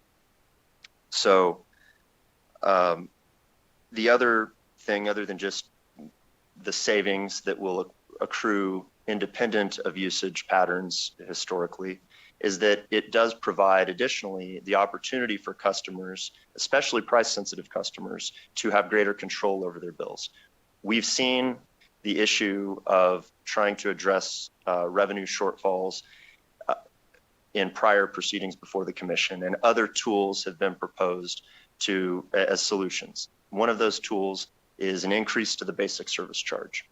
The Commission and other parties that appeared before the Commission found that is too rigid of a tool, and it undermines efforts for conservation, and the Commission rejected that proposal. And so really the best available tool remaining is this demand charge that, if customers adjust their behavior, which is increasingly possible now with the advancements in technology, with smart appliances and thermostats, where even just slight alterations in usage can yield significant savings for customers who care to pursue those savings. So those are some of the motivations and things that we saw on the record. Most of that was not really disputed significantly, and the Commission found those facts compelling. Regarding the impact of the Commission's decisions, these rate design decisions on the rooftop solar industry, I understand I wasn't here for some of that discussion, but there were lines of questioning related to that. And I do want to note, in these proceedings before the Commission, the presiding officer in the case issued a procedural order where it the procedural order explicitly requested information from participants in the proceeding, which included numerous representatives of solar customers and the rooftop solar industry, information regarding the effects of the proposals of the rate design changes on the economics of and the viability of rooftop solar installation. And The commission received absolutely zero input from those interest groups to support the notion that there would be harm. And so, the commission can only make decisions based on the evidence before it, and there wasn't any information provided regarding the viability of, or the lack of viability regarding or related to that industry or, distributed rooftop solar systems as a result of the rate design. So in the absence of a showing of that harm, and recognizing that proposals in other jurisdictions that frankly are more aggressive than what this commission adopted here, given that that industry continues to exist and thrive in these other jurisdictions, the only takeaway there that's logical is that the industry is able to evolve and continue despite the changes to rate design. So again, just wanted to let you guys know that it wasn't that any information regarding harm was ignored, it simply wasn't provided.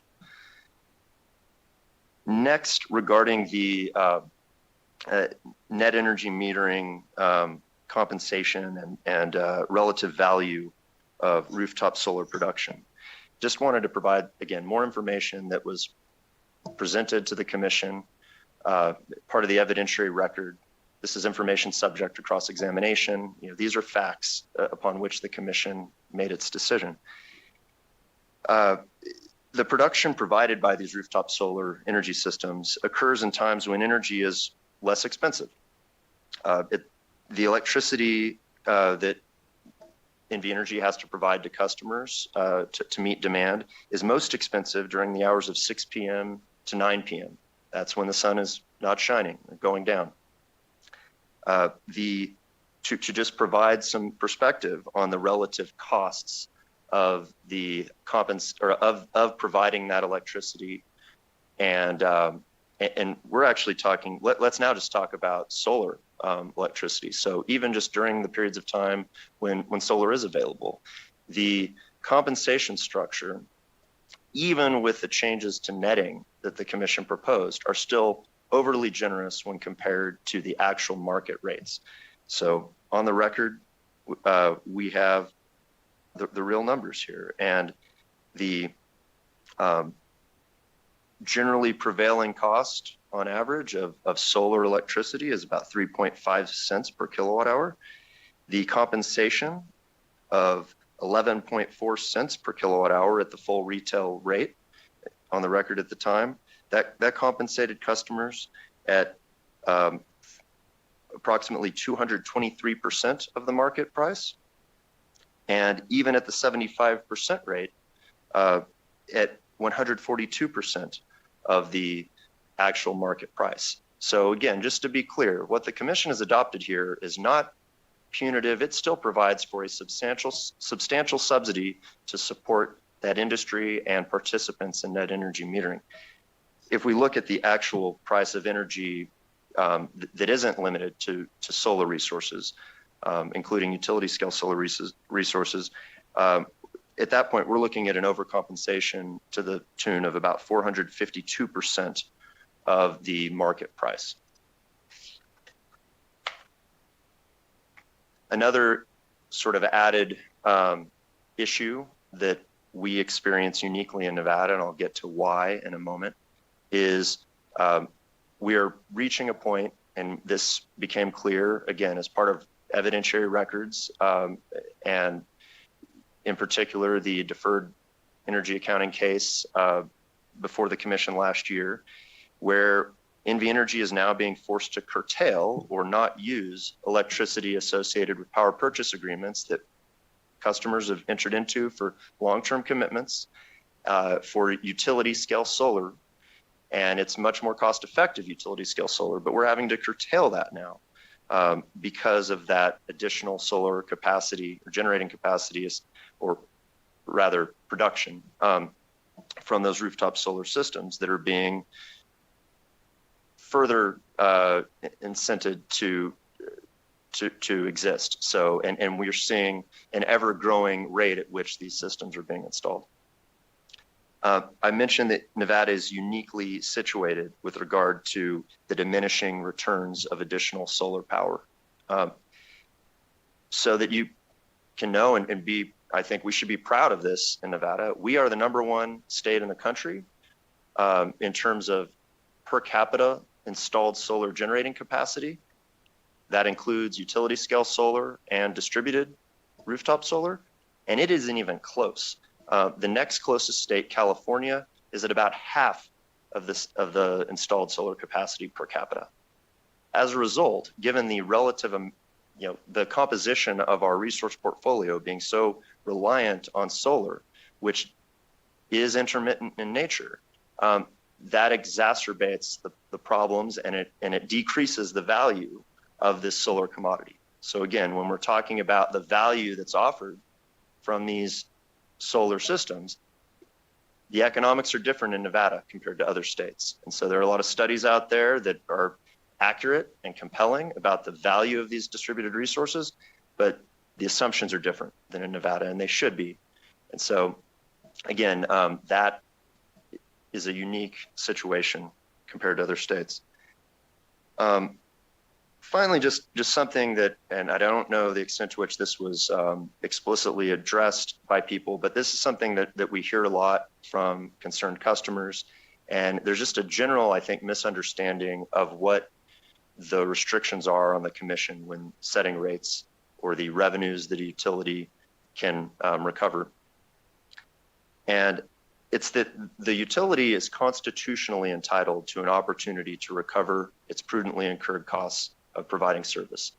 We can't just make the utility eat the difference between the costs of providing service and the revenues generated from those customers they're serving.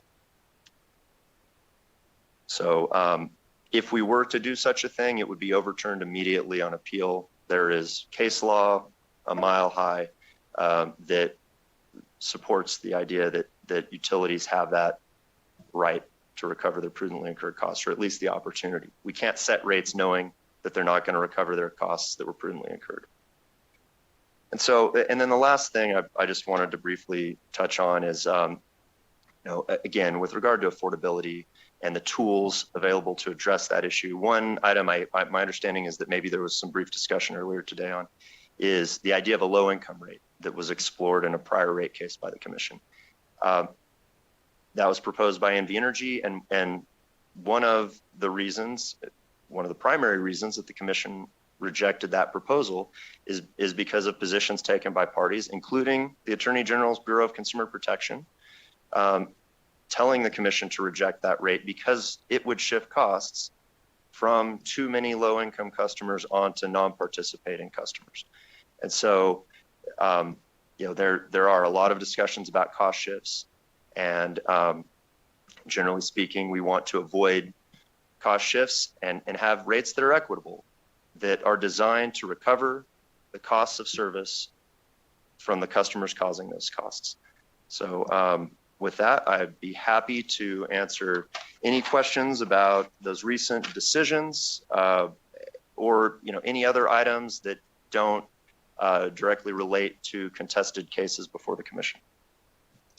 All right, thank you for that, Mr. Weir. I appreciate that. We'll open it up for questions. I guess I just have a couple of things that I'd also mention. And I appreciate some of the additional context you've brought forward. I do think, at least speaking from my perspective as a legislator,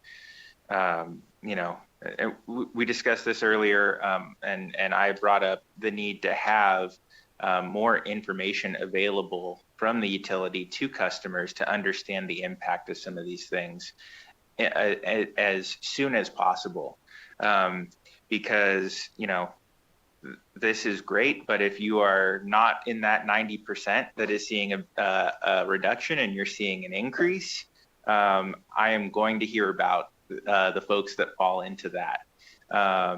If you are one of the only 10 or 11% of folks living in multifamily housing that was overcharged for a period of months to years, that is extremely important, especially when we find that several of those folks, at some point were unable to pay and faced potential disconnection.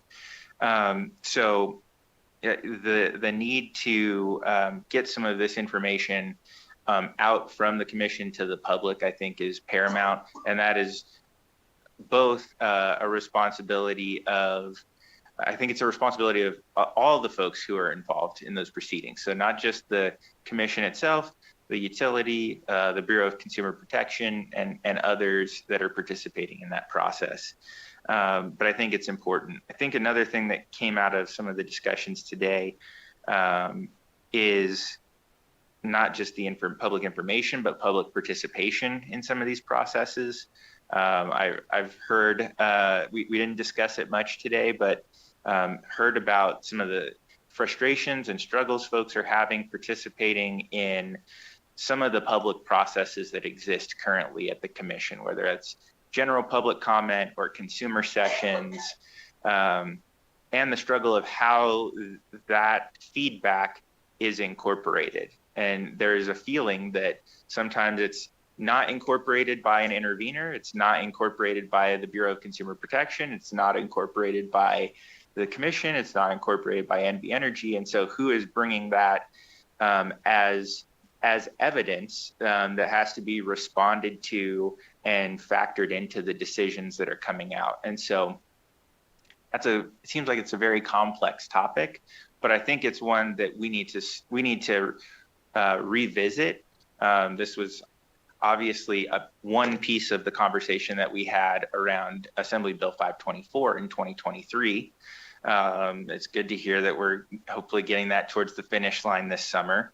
But I think we need to go back and revisit it to make sure that there is a way for the public's voice to be heard, and for some of those concerns that they bring up to be carried through the various proceedings that the commission is having. So, and I think, again, it seems like the conversations about rooftop solar and the costs associated with it and the benefits are going to continue to go on.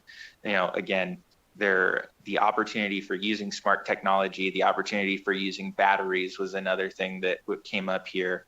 And so I think there's absolutely the opportunity that we can continue to grow solar energy production here, including distributed resources, in a way that provides benefits to all. And I will say, with us hearing, concerns about the ability of the utility to meet its renewable portfolio standard, with some of the concerns that have been brought forward about utility scale projects actually getting permitting and meeting their construction timelines, I think, at least in the short term, that shows the importance of having some of those distributed resources that can be deployed on a much quicker and less cumbersome timeline. So that is my 2 cents in response to your 2 cents. And I will let you jump in, but I do want to see first if any other members of the committee have questions that they'd like to bring forward. All right.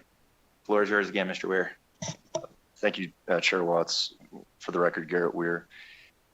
Just briefly, all very thoughtful points, and very much appreciate the dialogue. One thing that I think is just important to note about that 10% of customers who will not see lower, or it's probably going to be less than 10% of customers, but who will not see overall bill reductions as a result of incorporation of a demand charge. Most of those customers are folks who weren't previously paying their full share of costs. I mean, based on what the cost of service was for them and what revenues were generated from them. And so, yes, they will see an increase, but that's not necessarily unjust. And do you have a comment? Go ahead. Well, and then secondly, I was just actually going to, I know that Mr. Crano actually has some, I think, information or insight that could be helpful regarding customer engagement. If Mr. Crano, if you would like to share that information, I believe that it would be helpful. Certainly, Sam Crano, for the record, with your permission, Chair Watts, just wanted to, we pulled the numbers from 2025, and in 2025, the commission held 23 separate consumer sessions. We had 22 agenda meetings, and had commission personnel attend 19 outreach events. I mean, all of which provided an opportunity for members of the public to speak directly to members of staff or to the commission. That's 1.2 face-to-face opportunities per week in 2025. Agenda meetings are usually held twice a month. As I said, there were 22 of them in 2025.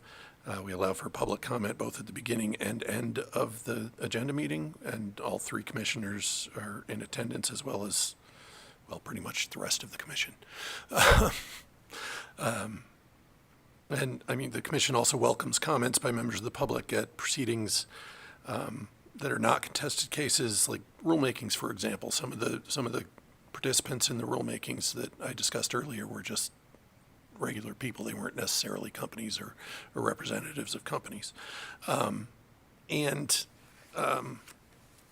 any docket, people can file comments. People can write down a comment and send it in, and I know that I read every single comment that's filed in all of my dockets. I know the commissioners, the three commissioners do as well.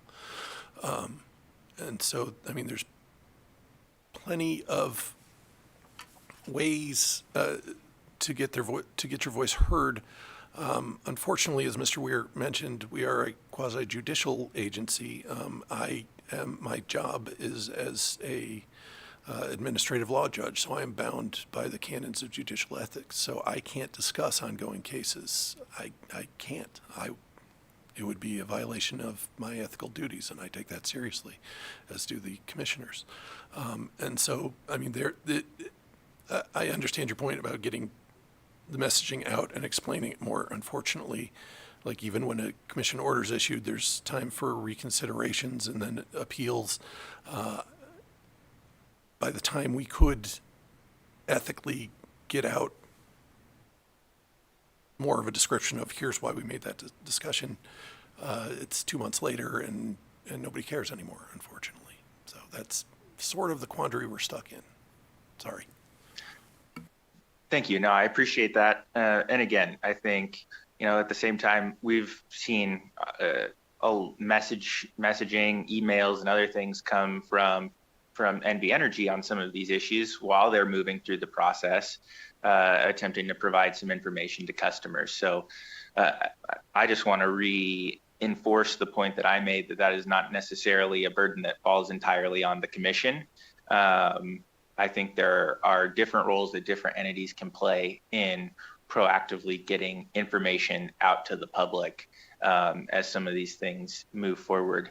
Understanding that the commission is also a quasi-judicial function, and that cases moving through that can sometimes limit the ability of folks that are involved to make some of those statements and put things out there. And then there's no response needed for this. Just I think this is a good way to close and summarize a lot of what we've heard today. Again, we've talked a lot about who pays, right? And it's about, we talk about it in a lot of fancy ways in this committee, about cost allocation, about cost shifting, about cost sharing. And these are all essentially judgment calls that we make about what is fair. And that varies. You mentioned the basic service charge and the concerns about that increasing. We know that a large amount of the costs that is in ratepayers' bills is for infrastructure, and those costs are pretty much fixed. So in a sense, you could have a very large fixed monthly portion of the bill and a very small portion that actually is the cost of energy. We've decided as a policy decision that is not fair or not equitable. And so we've designed rates kind of in a different manner. We've decided that we are going to have the entire community in Southern Nevada help make investments to protect communities in Mount Charleston. from wildfire risk, because that also does have consequences that can impact everybody. Same with Lake Tahoe Basin up in northern Nevada. So, you know, again, while I appreciate some of those things, and you also discussed, you know, concerns about low income rates and other folks paying for some of that. We have people that chip in to help make investments in bill assistance and energy efficiency programs.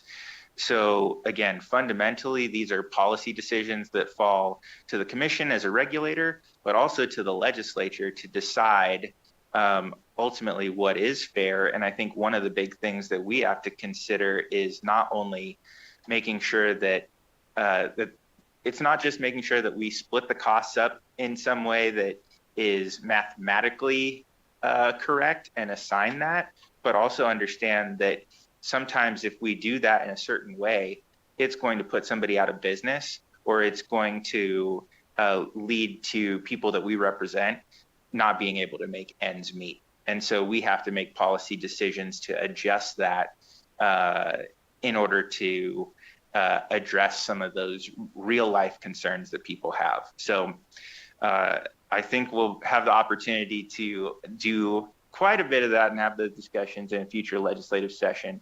But I appreciate you raising up some of those issues, and appreciate the committee members permitting me to put a little bit of additional context on the record. So thank you very much. We appreciate you coming. We appreciate your presentation. With that, we are going to move on to the last item on our agenda, which is public comment. If anyone would like to provide public comment either in Las Vegas or Carson City, please come forward. We have nobody in Las Vegas. We do have someone in Carson City. Welcome. Please go ahead. Thank you, Chair. My name is Eduardo Martinez with Western Public Affairs, and I'll do my best to keep it short for you guys.